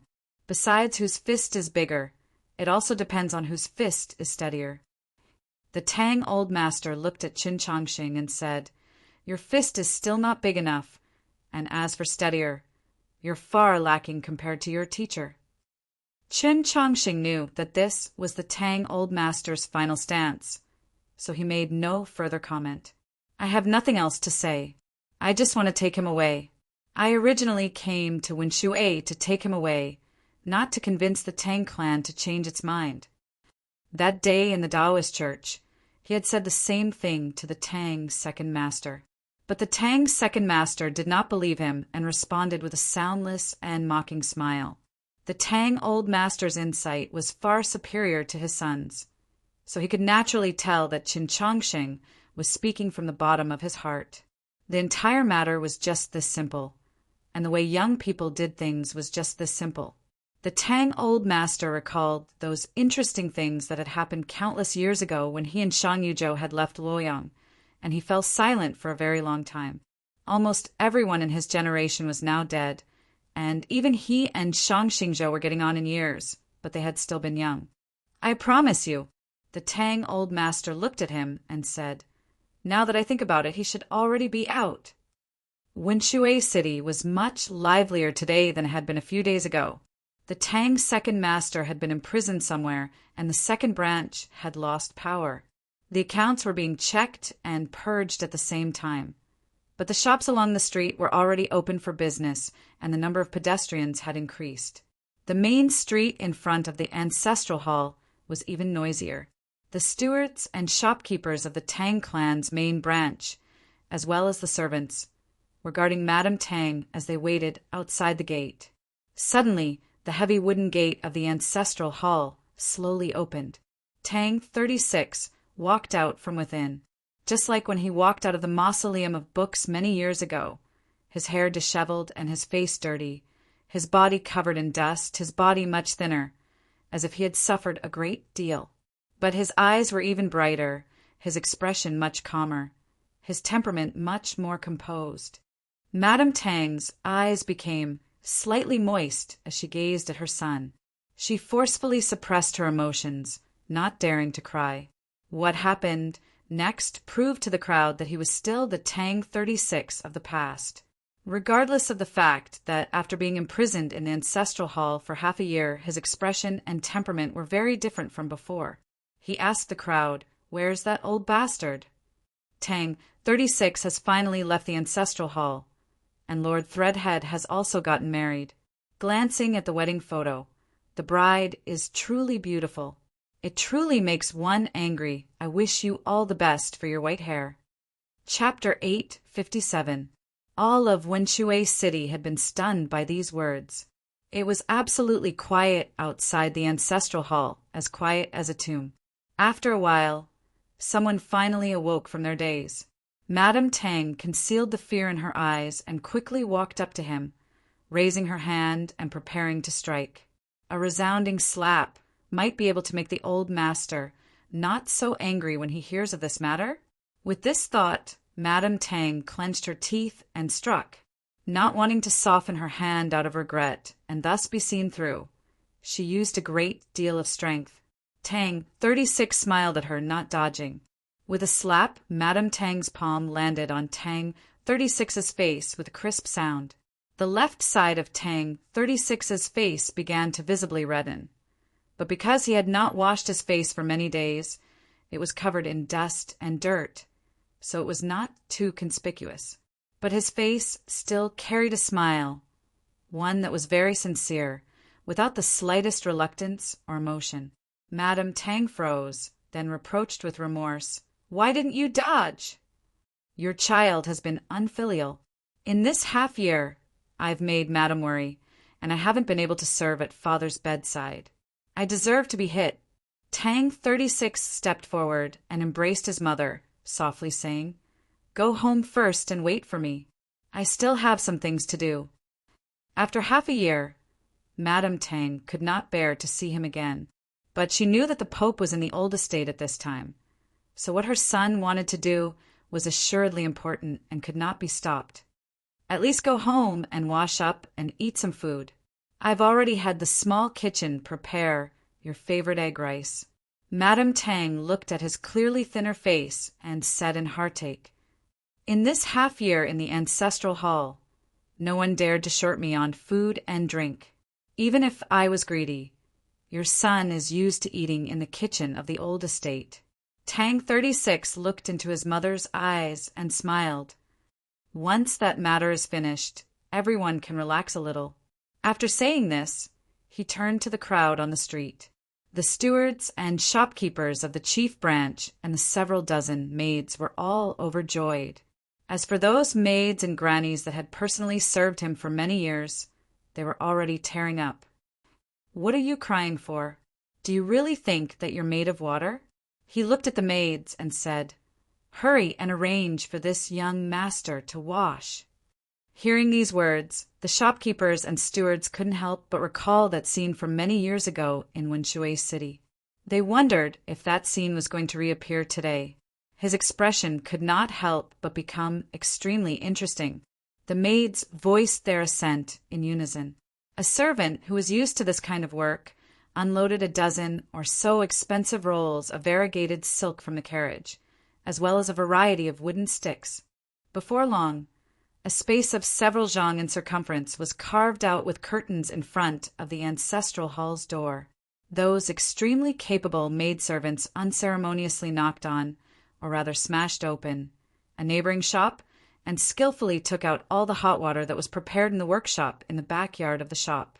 Those maidservants had already taken out wooden buckets and all kinds of toiletries from their own carriages, and hurriedly rushed to the curtain. Tang 36 had already walked into the curtain and stripped off all his clothes. Hot mist rose, and one could vaguely see the silhouette of a person. The sound of water was extremely clear. The young girls in the city blushed and turned around, but they couldn't help looking back from time to time. Mrs. Tang sighed helplessly, but her face was full of gratification.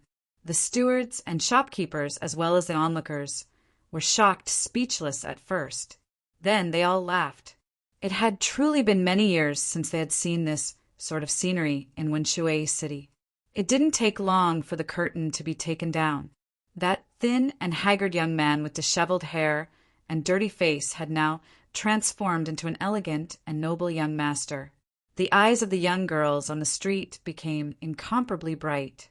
A maid came up to him with a sword in her hands and carefully tied it around his waist. This sword seemed rather ancient, but when tied to his body, it seemed like it had just been washed, its sharpness threatening. It was the Winshui sword.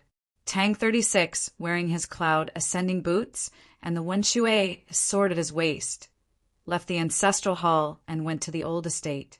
The crowd stopped at a distance on the street. No one dared to follow.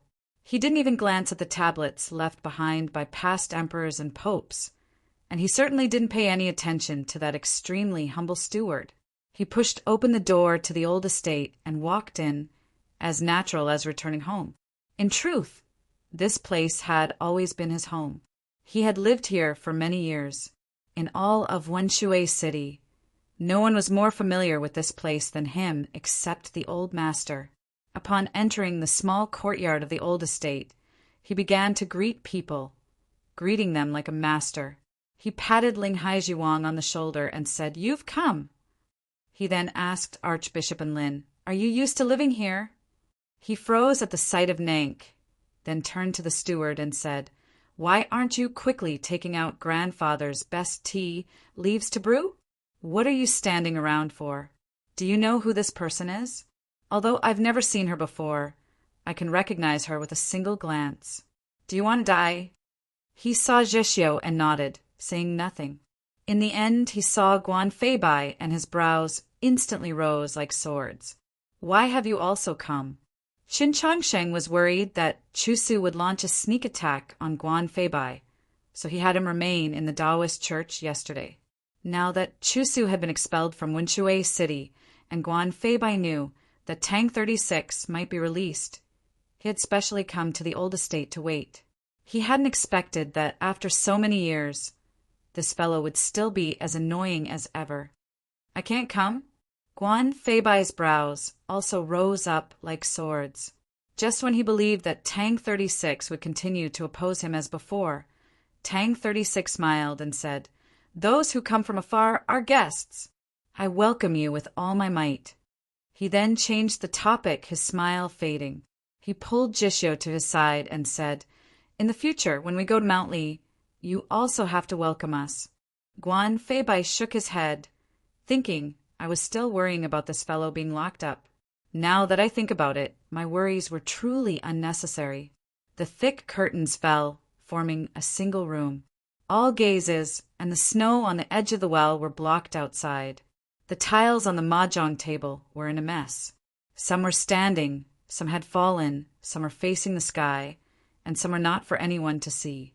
One could faintly see the remnants of yesterday's games.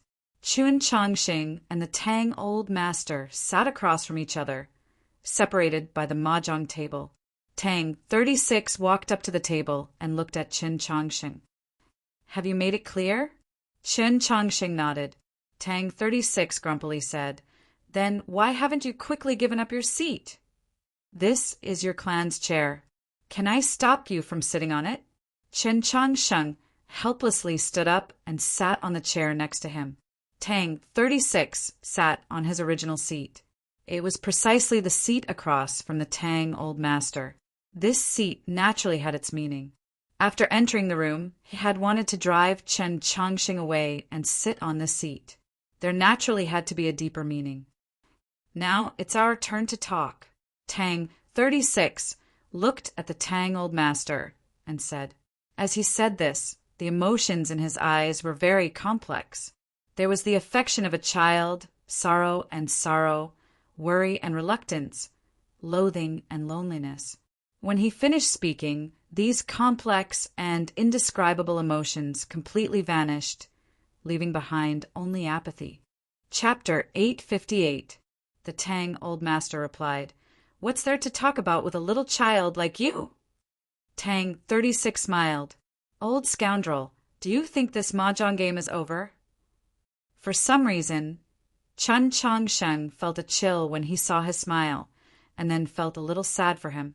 The first thing he had said upon leaving the Tang clan's ancestral hall had been, "Where's that old bastard?"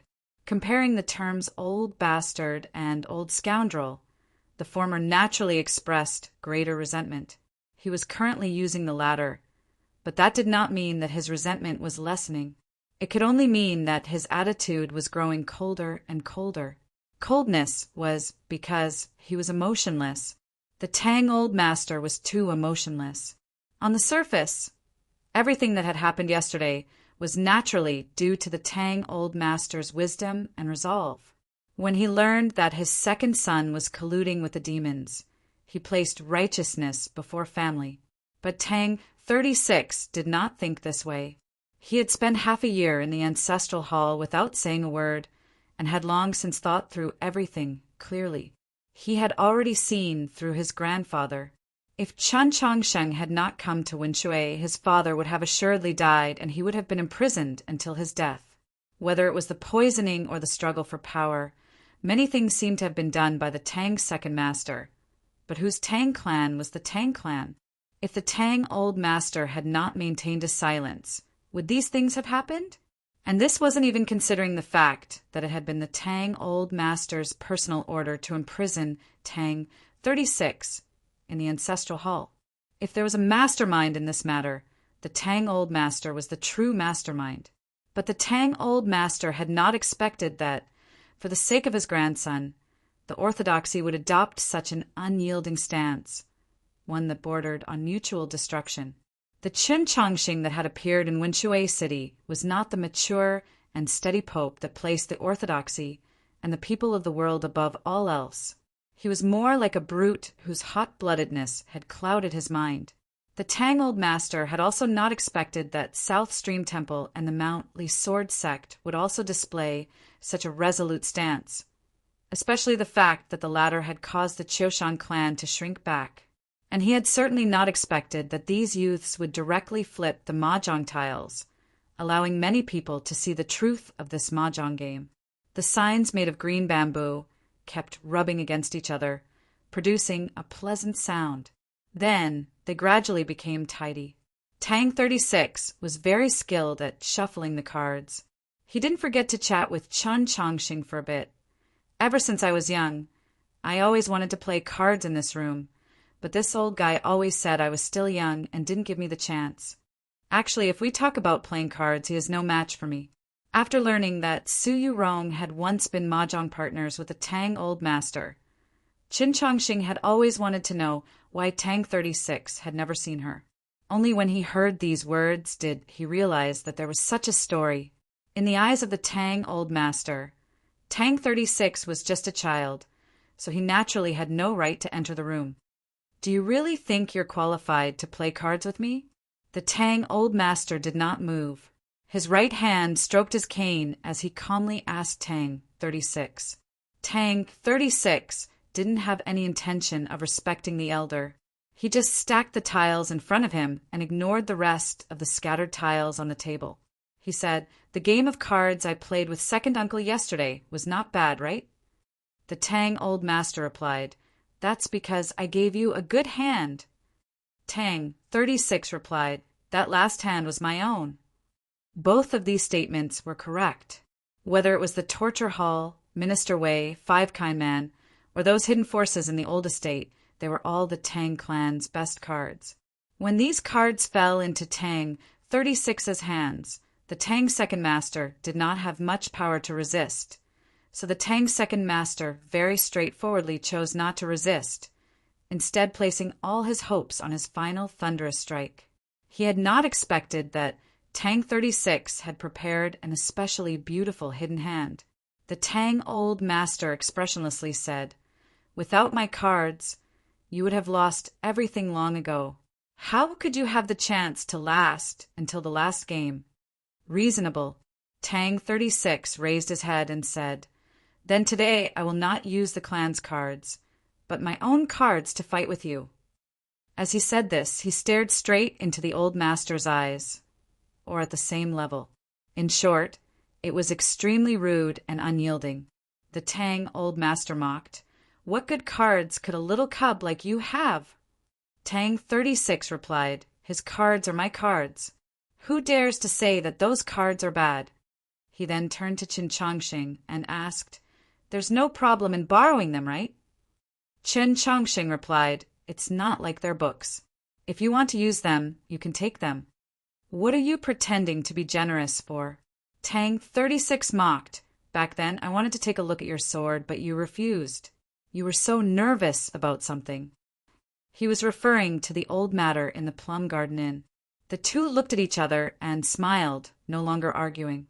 The Tang old master did not smile, but for the first time his expression turned grave. In this mahjong game between the Tang clan grandfather and grandson, there was only one spectator, Qin Chongxing. Although he did not participate, he was not a pure spectator because his cards were all on the table, all in front of Tang 36.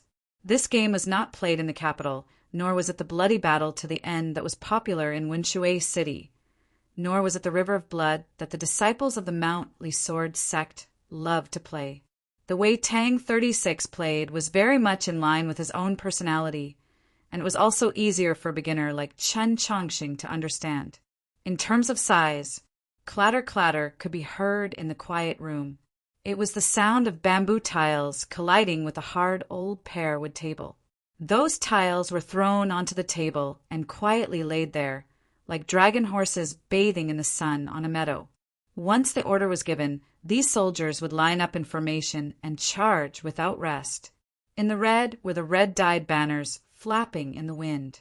They were the Orthodoxy Cavalry, the Mount Song Army Headquarters, and the Tsong Province Army Headquarters.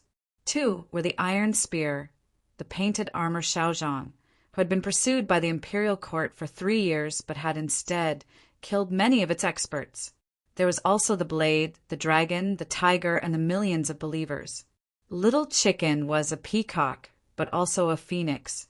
Tang, 36, flipped over the tiles in his hand. Chen Changxing uneasily asked, "Neither of them will be happy with this description, right?" Tang, 36, replied, in distress that something is not as good as that it's just a description.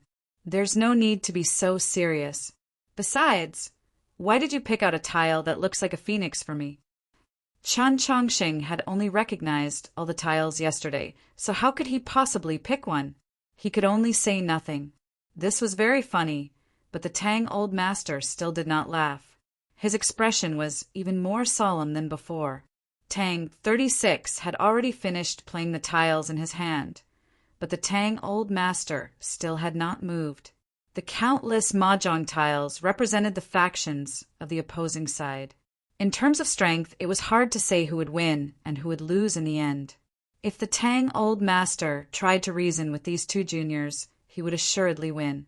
But the Tang clan would assuredly lose. Chapter 859.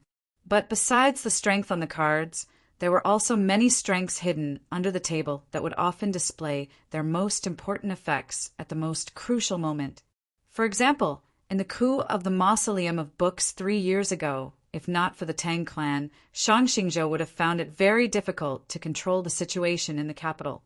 You are a descendant of the Tang clan, so you should be well aware of where the Tang clan is strongest. The Tang old master said to Tang 36, "Is it those old words again?" Tang 36 indifferently said, "At the time, second uncle was constantly nagging in my ear, telling me to learn reverence, and the most revered aspect of our Tang clan is our history.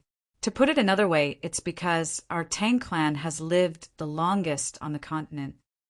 The Tang old master said, "It truly is some old words, but old words are often correct. I didn't say that these words were wrong.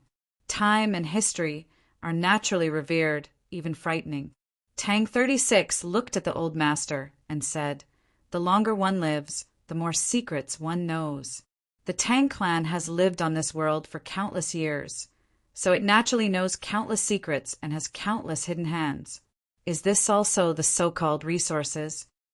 The Tang old master replied, "It's not that simple, but it can be understood this way."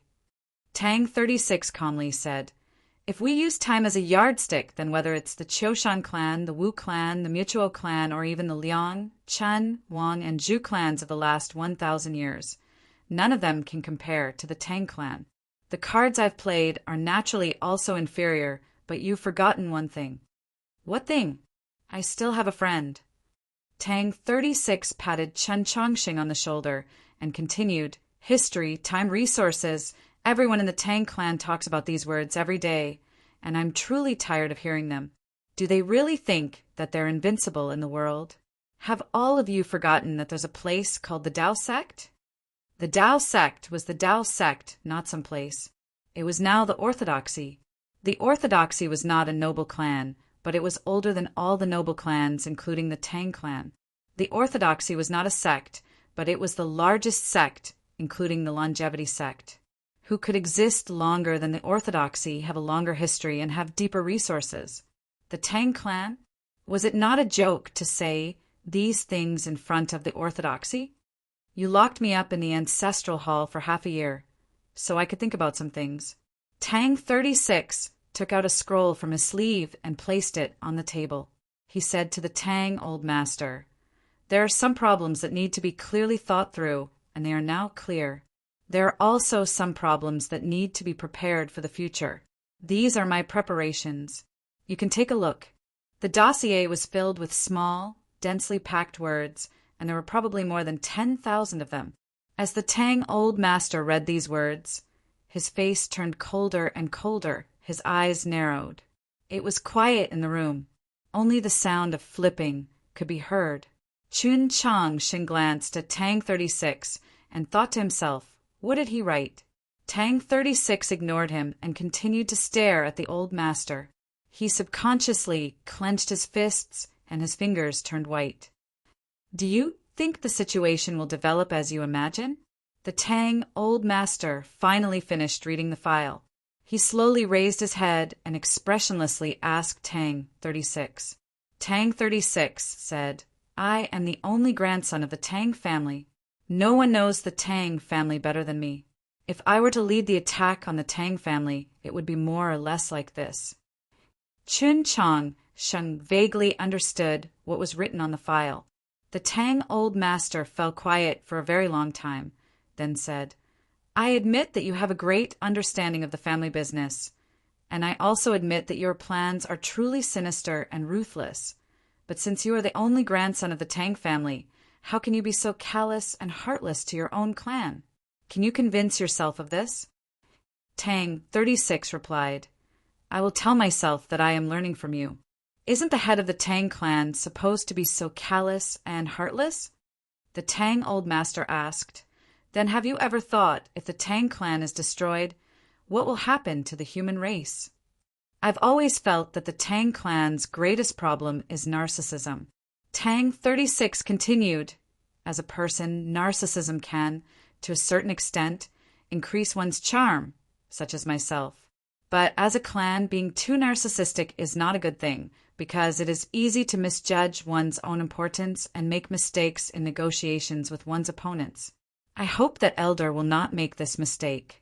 The Tang clan is not like the uncles of the other branches imagine it to be. If it collapses, it will drag down the entire human world. All industries will cease to flourish, the people will become destitute, and the world will fall into chaos. The Tang old master stared into his eyes and asked, The problem is, how can you be sure that this situation will not occur? Tang 36 replied, So what if it does? With me here, as long as the imperial court and the orthodoxy do not lose their heads, this chaotic situation will last for 1.5 years at most. The Tang old master's eyes grew colder and colder. But in this 1.5 years, how many people will starve to death? Have you ever thought about it? Tang 36 calmly gazed at him for a very long time, then said, I might starve to death in the ancestral hall. Has Elder ever thought about this? At this point, the Tang old master finally felt threatened, because what Tang 36 was using to threaten him was the thing that he cared about the most, the Tang clan's everlasting legacy. Moreover, Tang 36 had succeeded in proving that he had the ability, or at least the possibility of destroying the Tang clan, and that he really could do it. The Tang old master finally understood what sort of change the half-year in the ancestral hall had brought to his once undisciplined and cheerful grandson. If you really do this, your memorial tablet will not have the right to enter the ancestral hall, and your name will also be erased from the genealogy. On the first day that the Tang clan is ruined, I will burn down the ancestral hall. I've already lived there for half a year. Do you think that I still want to live there after I die? Then what about your eternal infamy? Even if you're buried in the Li Palace, when people pass by your grave, they will still spit on it. If I can crawl out of my grave, I will naturally spit it back. If I can't, what need is there to care? Is being the greatest prodigal son in history so interesting to you? Very interesting. You're not prepared to give this clan to me. So what does it matter if I ruin this clan? The common people would often use the phrase 1,000 gold is spent to come back again to describe heroism. But only by being a prodigal son to this extent could one be truly heroic. If you give the Tang clan to me, it will be mine and I will guard it well. If you don't give the Tang clan to me, there will be a day when I will defeat it at my hands. Tang 36 looked at the Tang old master, his expression so serious that it had nothing to do with a joke. It was obvious that the word defeat in his words had two meanings. The Tang old master looked into his eyes and said, Perhaps I should have killed you a long time ago. Tang 36 replied, It's not too late now. The Tang old master was quiet for a very long time. Finally he said, reasonable. Chun Chongqing had been quiet for even longer than the Tang old master, not saying much from start to finish. Now he finally spoke. He looked at the Tang old master and shook his head. No. Chapter 860. Chun Chongqing had no idea why Tang 36 had come to the old estate, or why he wanted to play this game of mahjong with the old master. It wasn't until Tang 36 stated his request that he finally understood. Chen Chongqing had brought the orthodoxy and braved the dangers of coming to Wenshui City. Only by putting on the most unyielding stance did the Tang Old Master change his mind. Tang 36 had been released from the ancestral hall, but the Tang Second Master had been imprisoned in some place. A normal person would probably express their gratitude to Chen Chongqing and those fellows outside the room, and then think about how to repay them in the future. But Tang 36 was no normal person, and he did not walk the normal path. He was keenly aware that this sort of affection could only be repaid with the Tang clan. The old estate was very quiet. The snow on the edge of the well was melted by the sunlight, silently trickling down the walls of the well. The Tang Old Master expressionlessly said, "If the orthodoxy ultimately loses this war, no matter how much you understand the Tang clan, without the cards in your hand, how can you threaten me? Since you've been thinking in the ancestral hall for half a year, it's impossible that you haven't thought of this. So just what do you want?" "I want second uncle to die, immediately die before the sun sets." Tang 36 looked into the Tang Old Master's eyes and calmly said, "And then I want the Tang clan to maintain a neutral stance in this war." The Tang Old Master was quiet for a very long time. Then he asked, "If I say no, you will turn those words on the dossier into real means?" Tang 36 replied, "Correct." The Tang Old Master looked at the green bamboo tiles on the table and slightly creased his brow. "Your mahjong is truly a mess." Tang 36 replied, "Qin Chongsheng and I are both young, and so are those people outside the room. Our mahjong skills are naturally inferior to yours, but we have the courage to flip the table at any time, because we can play another game, but you can't because you're already old." The Tang Old Master looked at Tang 36 and suddenly said, "Did you ever think that perhaps after yesterday I was already prepared to make you clan head?" Purely from the perspective of the clan's interests, after yesterday's incident, it now appeared that the best successor to the Tang clan was naturally Tang 36. If Shang Xingzhou and the imperial court won, the Tang Old Master still had enough time to change Tang 36's mind, or even change the candidate for clan head. If Chen Chongsheng and the orthodoxy won, the Tang Old Master only needed to hand the Tang clan over to Tang 36, and Wenshui City would be unaffected. Qin Chongsheng didn't think about these things. These things were a bit complicated for him. He was not good at dealing with the complicated affairs of the world. He was only good at looking at people. Those days in the Orthodox Academy had made him keenly aware that Tang 36 did not want to be clan head. But Tang 36 must have thought of these questions, so why was his attitude so intense today? "Even if I become the head of the family, it will be many years in the future. I am more concerned about the family's attitude in the next few years." Tang 36 said, "And a one-sided promise will never be as firm as an agreement made by two parties under threat." The Tang Old Master asked, "You don't believe me?" Tang 36 said, "So many things have happened. Don't you think the word believe is ridiculous? From the day you were born, you were the next head of the Tang family that I chose. Don't forget, it's you, not your father. How much have I done so that you could take over as the next patriarch? How much did the Tang family pay? What about you? You actually foolishly insisted on standing on his side because of your so-called affection." The Tang Old Master grew angrier and angrier as he spoke, his voice growing louder and louder. In his final words, he pointed directly at Chen Chongsheng. Chun Chongsheng silently moved to the side, avoiding that finger. "Is it a foolish sentiment? If not for this affection, I would still be pretending to be mute in the ancestral hall." Tang 36 was finally enraged, yelling, "If Chen Chongsheng had not been my friend, I would have died 3 years ago." The Tang Old Master angrily said, "Do you really think that I would kill you?" Tang 36 sneered, "Of course you would kill me. In any case, you just need to wash your hands and eat a few tables of vegetarian food, and you'll feel that you're innocent." This was the second time the term vegetarian food had been used in the Tang clan's old estate. Yesterday, news had come from the ancestral hall that Tang 36 had sent someone to Chicken Crow Nunnery to prepare a vegetarian meal. But before the vegetarian meal could be prepared, everything had come to an end. Just like yesterday, upon hearing the term vegetarian meal, the Tang old master's complexion turned abnormally nasty, his hands trembling. After some time, the Tang old master finally calmed down and asked, "How is the taste?" That table of vegetarian food was sent into the ancestral hall at night. "It's already cold." Tang 36 fell quiet for a while, then said, "The taste was ordinary and it wasn't real meat. It was inferior to the Clear Lake restaurant of the past, and it was also inferior to the Orthodox Academy's dining hall." The Tang old master was quiet for a very long time, then he said, "Is that so? After I die, I don't know if anyone will be willing to eat it.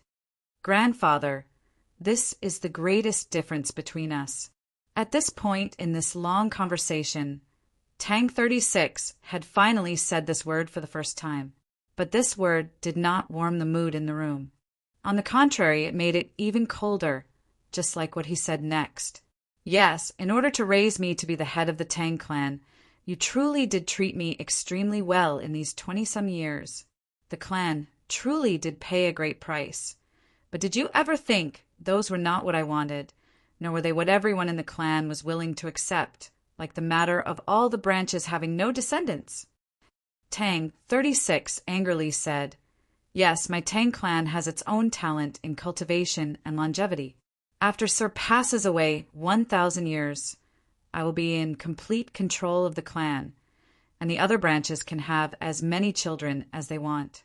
Those younger brothers and sisters are much younger than me, so they can no longer threaten me. But did Sir ever think that this was too ruthless?"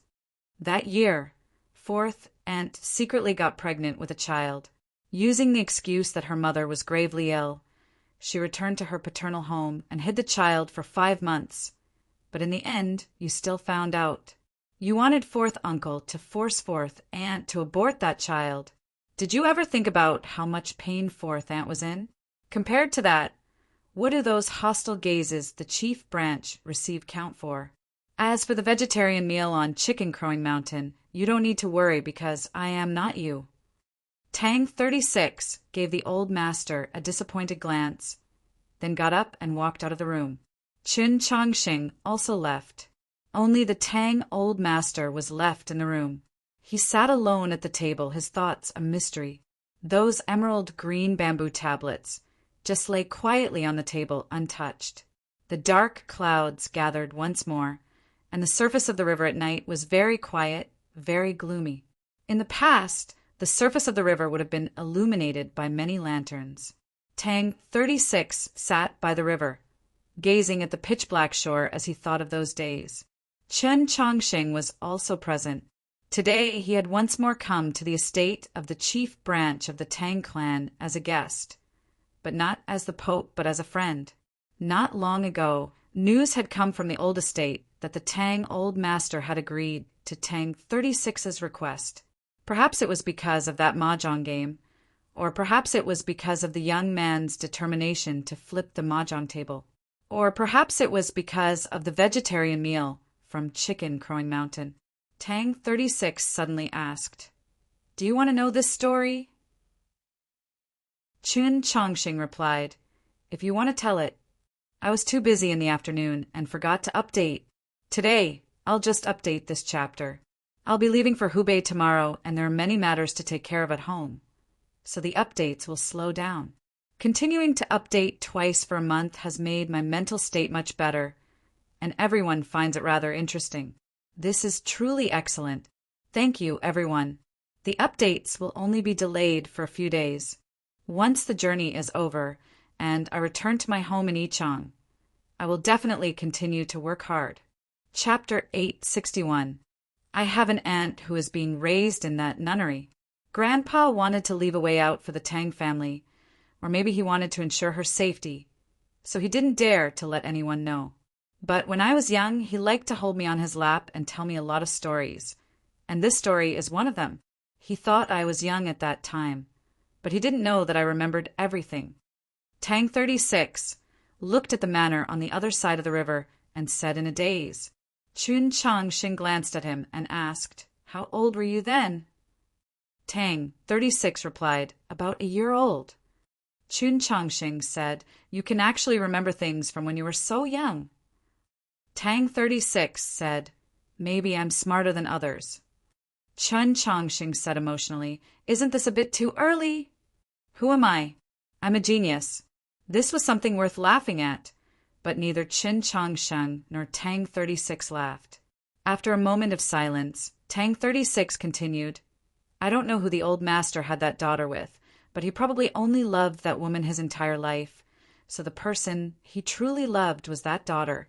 It was precisely because I truly loved her that I knew that old master wouldn't let her become the head of the family. I wasn't afraid of her, so I brought this matter up. Yes, I just want to use the woman from Chicken Crow Nunnery to threaten Grandpa." Chun Changxing didn't know what to say. Tang 36 glanced at him and asked, "Do you think I'm very cold-blooded and heartless now?" "Taoist Baisher is dead. I ordered it." Chun Changxing suddenly said something that seemed unrelated. His gaze fell upon the dark surface of the river. Yesterday, the Tang clan's Five Kind Man and Chusu had engaged in a great battle here. Poisonous blood had splattered everywhere, and the banks of the river were filled with foul poison chi. The Tang family had already started to clean up, but many fish had died. He and Tang 36 had good eyesight. No matter how dark the environment was, they could still see the dead fish on the rotten mud. In the Orthodox Academy, Tang 36 had told him not to sink into the mud, so what about now? Chun Changxing said, "Does this count as us becoming the kind of people we hated the most in the past?" Tang 36 said, "If that can change something, it's also good." Chun Changxing asked, "For example?" Tang 36 pointed to the opposite bank and said, "If you hadn't done that, the darkness on the other side of the river would have fallen behind us." On both sides of the river were the manors of the Tang family's first and second branch. There were no lights on the other side of the river. It was dark and gloomy. It was unknown how many people from the second branch had died since yesterday.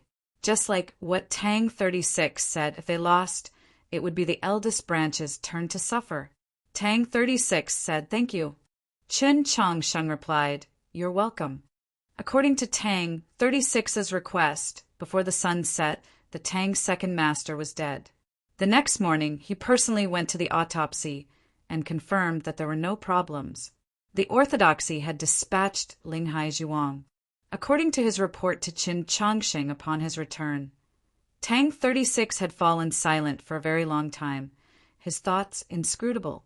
After taking Chun Changxing's medicine, eldest Fang's condition stabilized a lot, but he still hadn't woken up from his coma.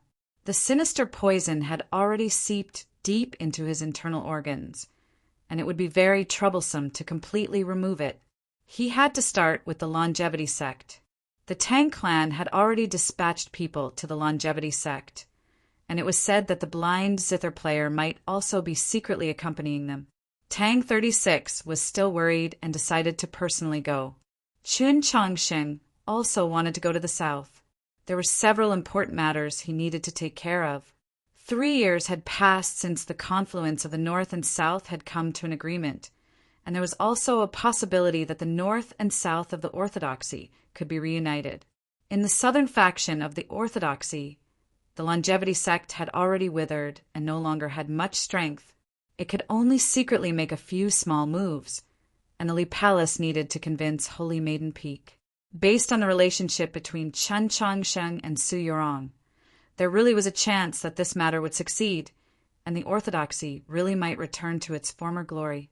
To the Orthodoxy, this was naturally a good thing, but to the imperial court, this was not necessarily the case. Everyone left Winshui City, and it was time to part. The first to leave was Guan Fei Bai. Logically speaking, Mount Li and the longevity sect were both in the south, so he was completely capable of traveling with Chun Changxing and the others. However, he had received news that his eldest brother would soon return to the mountain, so he couldn't help but feel somewhat anxious. 2 days ago, when Chen Changsheng had gone to the old estate, he had remained in the Taoist church because of his injuries, so he didn't know that a certain person had appeared outside the old estate. Chen Changsheng already had a vague idea of what was going on. He said to Guan Fei Bai, "I saw your senior brother. Help me say hello." Guan Fei Bai believed that he was speaking of Gohanshi, so he didn't think too much about it and naturally agreed.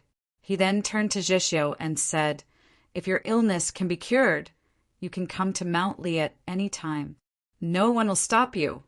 But if your illness cannot be cured and you are destined to die a violent death, then do not harm junior sister. We will not let you meet." Zhishio's expression did not change, as if he had not heard these words. Chen Changsheng took a sword and placed it in front of Guan Fei Bai. "Your sword is broken. I picked one for you, but I don't know if it's suitable or not." That night in the rear garden of the Taoist church, Guan Fei Bai's sword, which was only worth a few qian of silver, had been broken by Chusu. Chen Changsheng had always wanted to get a sword for him.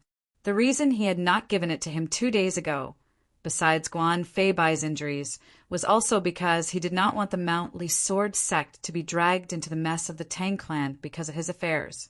Everyone knew that Chen Changsheng had many swords at his side, and they were all very good swords. Guan Fei Bai gazed at this sword that exuded an ancient aura and yet did not lose its sharpness, his eyes slightly brightening. This sword also came from the garden of Zhou, from the sword pool. It was called Army Breaker, derived from the meaning of strength that could break 10,000 armies. It was extremely suitable for his personality. Unexpectedly, Guan Fei Bai did not immediately accept it. After a moment of silence, he said, "I didn't do anything in this matter, and we already owe you too many favors. We can't owe you any more." He was talking about how his martial uncle from the Mount Li sword sect had been saved by the cinnabar pill, and also about how Chen Changsheng had escorted Su Li 10,000 li back south several years ago, because of eldest brother, and that engagement because of the matter between junior sister and Zhishio. The disciples of the Mount Li sword sect were very unwilling to owe Chen Changsheng favors. Otherwise, they would truly feel embarrassed to fall out with Chen Changsheng in the future.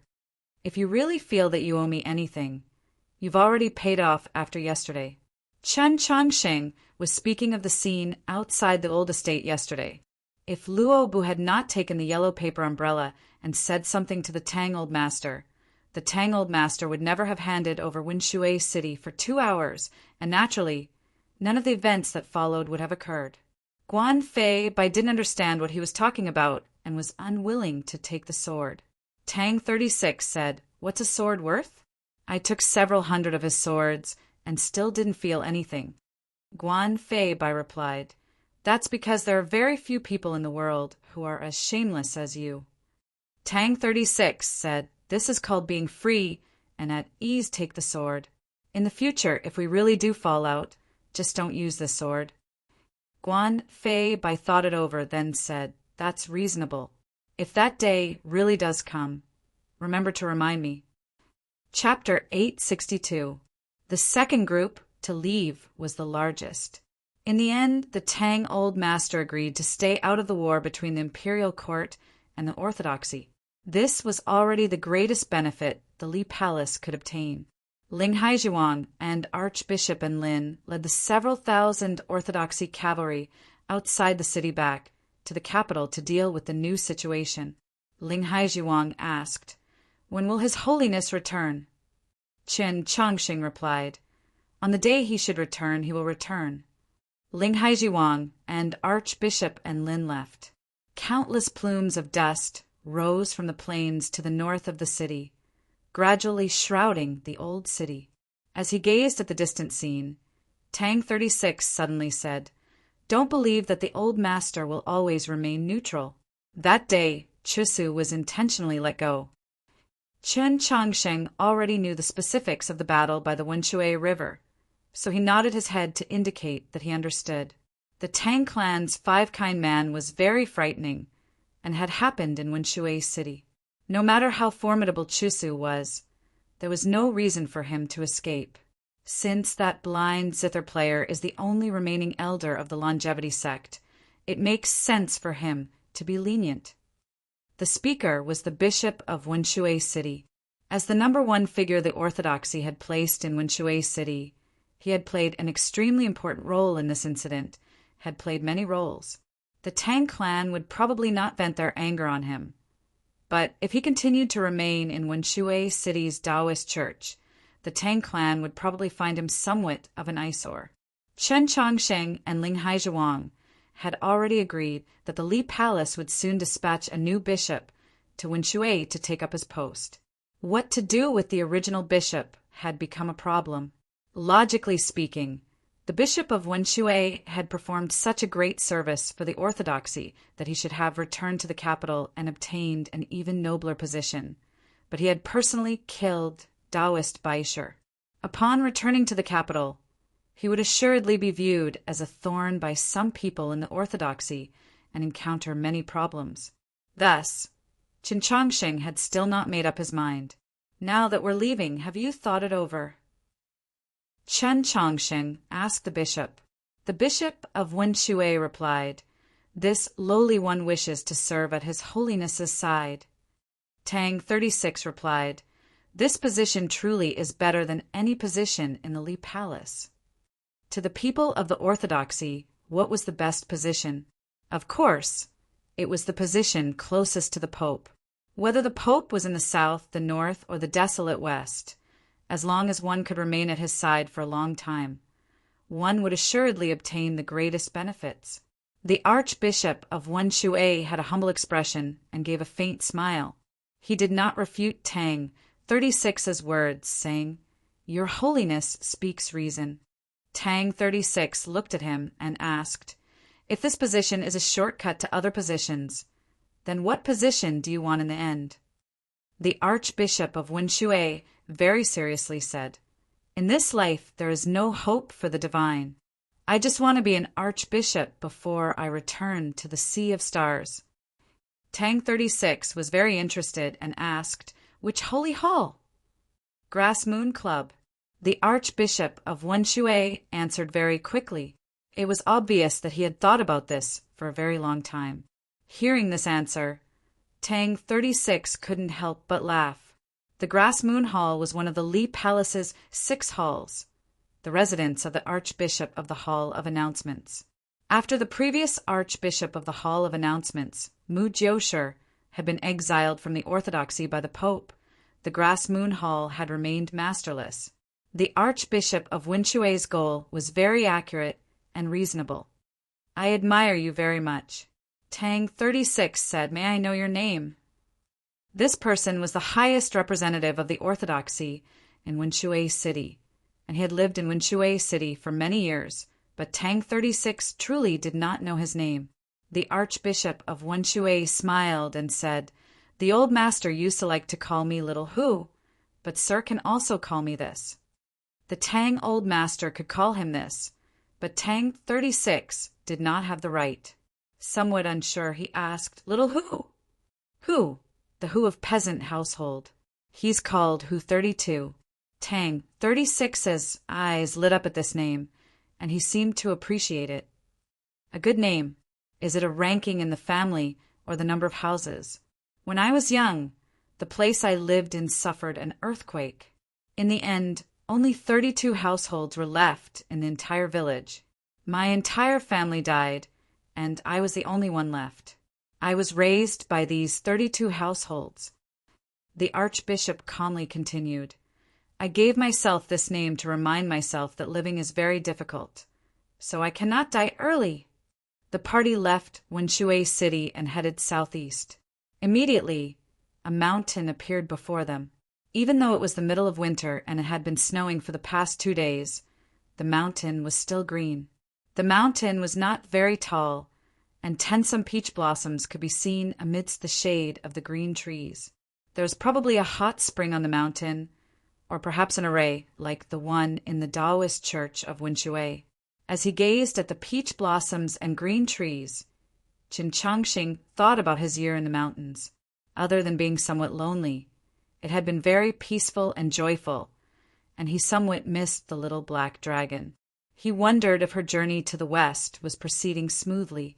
Amidst the green branches and peach blossoms, he could faintly make out the eaves of the Taoist temple. Tang 36 silently gazed at that place. Qin Changxing asked, "This is Chicken Crowing Mountain?" Tang 36 said nothing, only nodded. This meant that his aunt was probably in that Taoist temple. "Have you seen it before?" Qin Changxing asked. Tang 36 shook his head, but after a moment he nodded. "I was immature when I was young, and I always remembered this matter. I secretly went up the mountain to take a look, and then I met. What happened after they met? Did the other party recognize him? Did they talk? Was it just this one meeting, or were there many other seemingly unintentional, but actually intentional meetings?" He stopped here. For the safety of the woman in the Taoist temple, or perhaps a peaceful life, it was best not to meet or mention her. They probably wouldn't meet again in the future, right? Traveling southeast for 30-some li, the Wenshui flowed into the River of Hatred, no longer having its own name. As one of the most famous rivers on the continent, the River of Hatred originated from the depths of the Cloud Grave, flowed through the fertile plains of the south, and then passed through the Luo Mei mountain range, receiving even more tributaries. Its grandeur was already extremely great, but if one followed the river upstream and arrived at the canyon, one would see the truly magnificent scenery. Qin Changxing and the others walked through the canyon. The mountains on both sides of the canyon reached into the clouds, and the forests were extremely dense. Few people could be seen, and only the cries of monkeys could be heard. They didn't need to worry about being followed, and they didn't need to worry about safety. This wasn't the northern frontier, so they couldn't meet demon experts. It was also very difficult to gather a large army, unlike Wenshui City, which had countless experts.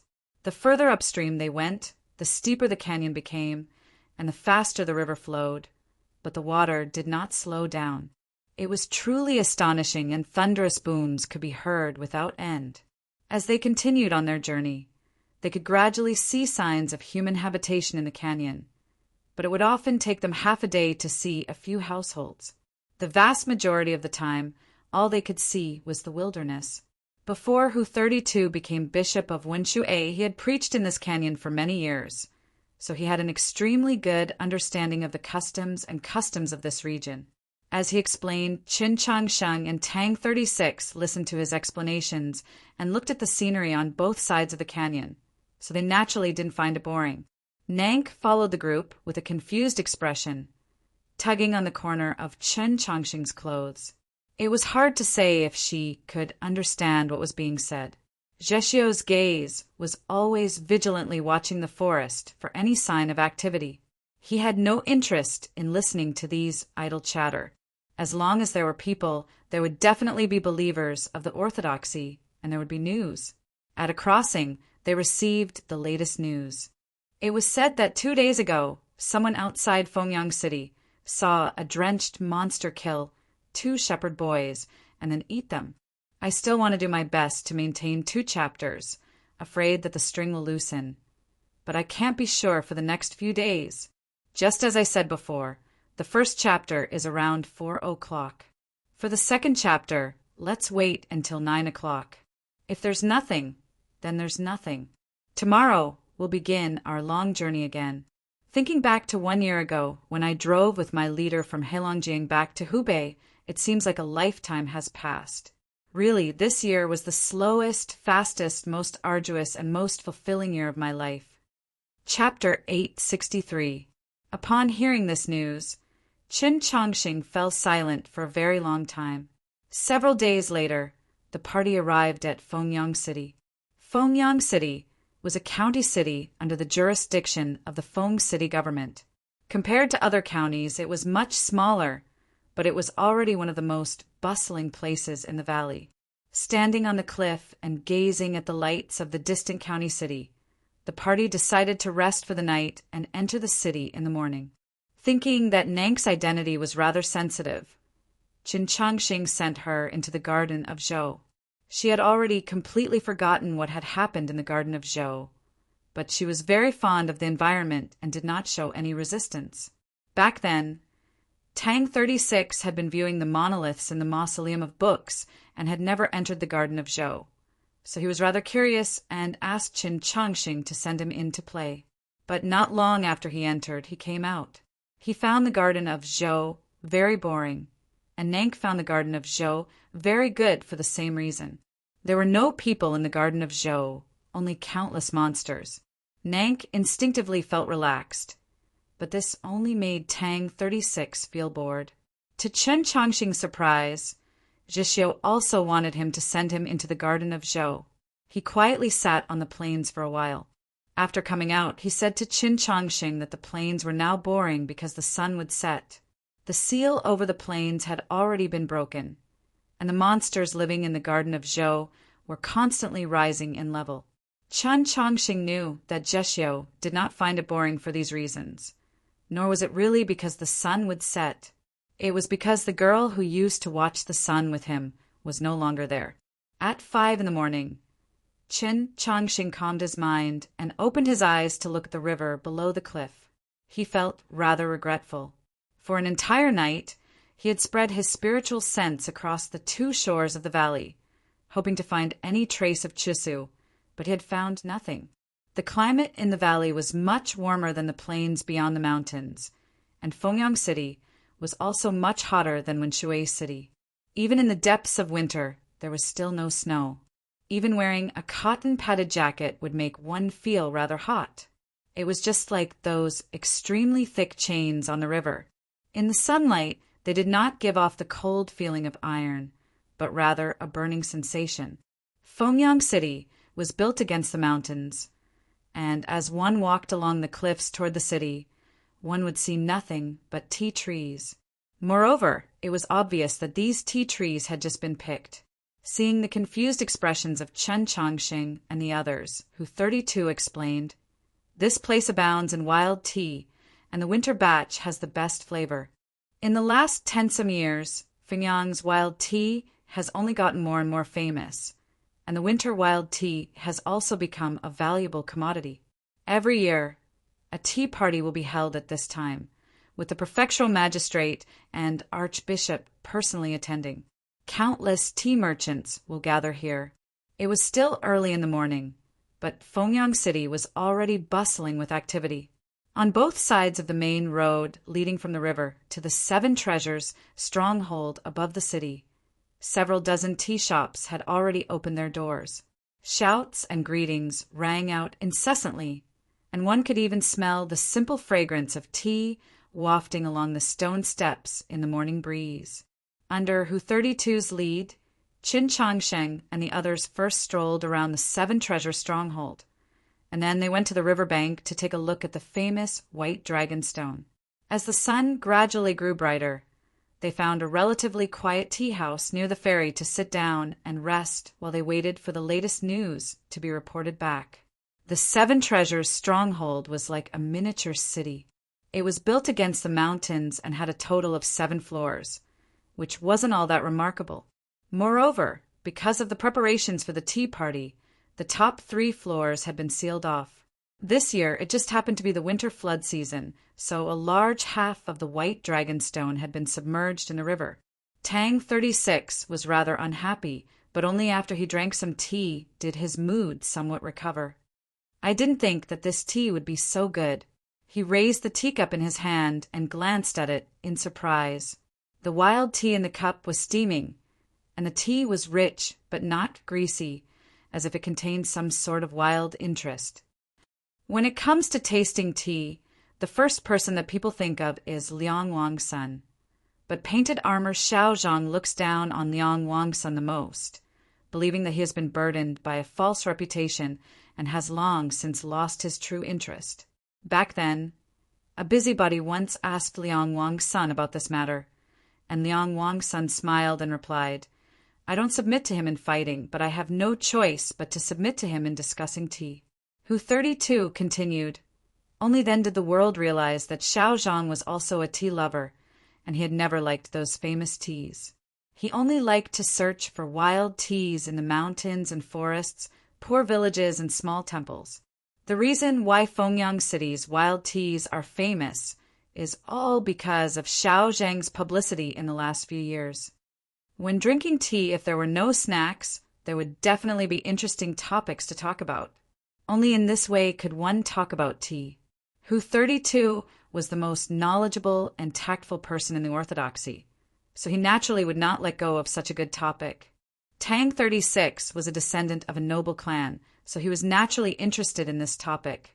Alas, Qin Chongxing and Jishio had never had anything to do with elegance. When he heard these words, he was not thinking about how Fengyang City's tea was, or the gossip between Liang Wangsun and Xiao Zhang, but about some very boring matters. I wonder who is stronger, Liang Wangsun or Xiao Zhang? Qin Chongxing asked. Everyone knew that this was the age of blooming wildflowers in the cultivation world, and this age had been opened by people like Wang Pa, Xiao Zhang, Liang Wangsun, Sun Mei, and the Tang second master. Of the outstanding figures of this generation, Wang Po was unquestionably the strongest, but painted armor Xiao Zhang and Liang Wangsun were also extraordinary figures. In Shuanyang City, Chen Chongxing had met Xiao Zhang and Liang Wangsun once, and on the day that he killed Zhou Tong, he had met Xiao Zhang again. On that snowy day, he had killed his way in and out of the office of the department for purging officials. Wang had severed his arm on the snowy river, broken through the divine domain, and cut down Tai Shu with his blade. In the end, he had been saved by Xiao Zhang. No one could understand why Xiao Zhang had done this. If Liang Wangsuan's goal in his life was extremely clear, known to the entire continent, then just what was Xiao Zhang's goal? Xiao Zhang is stronger than Liang Wangsun. The person who answered this question was Jishio. His words were naturally not based on the rankings, on the proclamation of liberation. His life's goal is to become the strongest. His goal is even clearer, his methods even simpler. So, comparatively speaking, he's even more terrifying. What was the martial path that Xiao Zhang pursued? It was not Zhou Dufu's path of killing, nor was it Wang Po's straightforward path. His path was to fight. Whether he could win or not, he still had to fight. And the more he couldn't win, the more intense his desire to fight became. As a result, many people believed him to be a madman. Over the past several decades, he had fought countless times with Wang Pa, but he had never won once, but he had never admitted defeat. Now that Wang Po was an expert of the divine domain, the gap in strength between the two was many times greater than it had been in the past. But Xiao Zhang still would not give up. From this aspect, Wang Po's words on the snowy street were not wrong. The Tang second master was far inferior to Xiao Zhang, Sun Mei, and the others. Hu 32 suddenly said, Xiao Zhang has been rather miserable these past few years.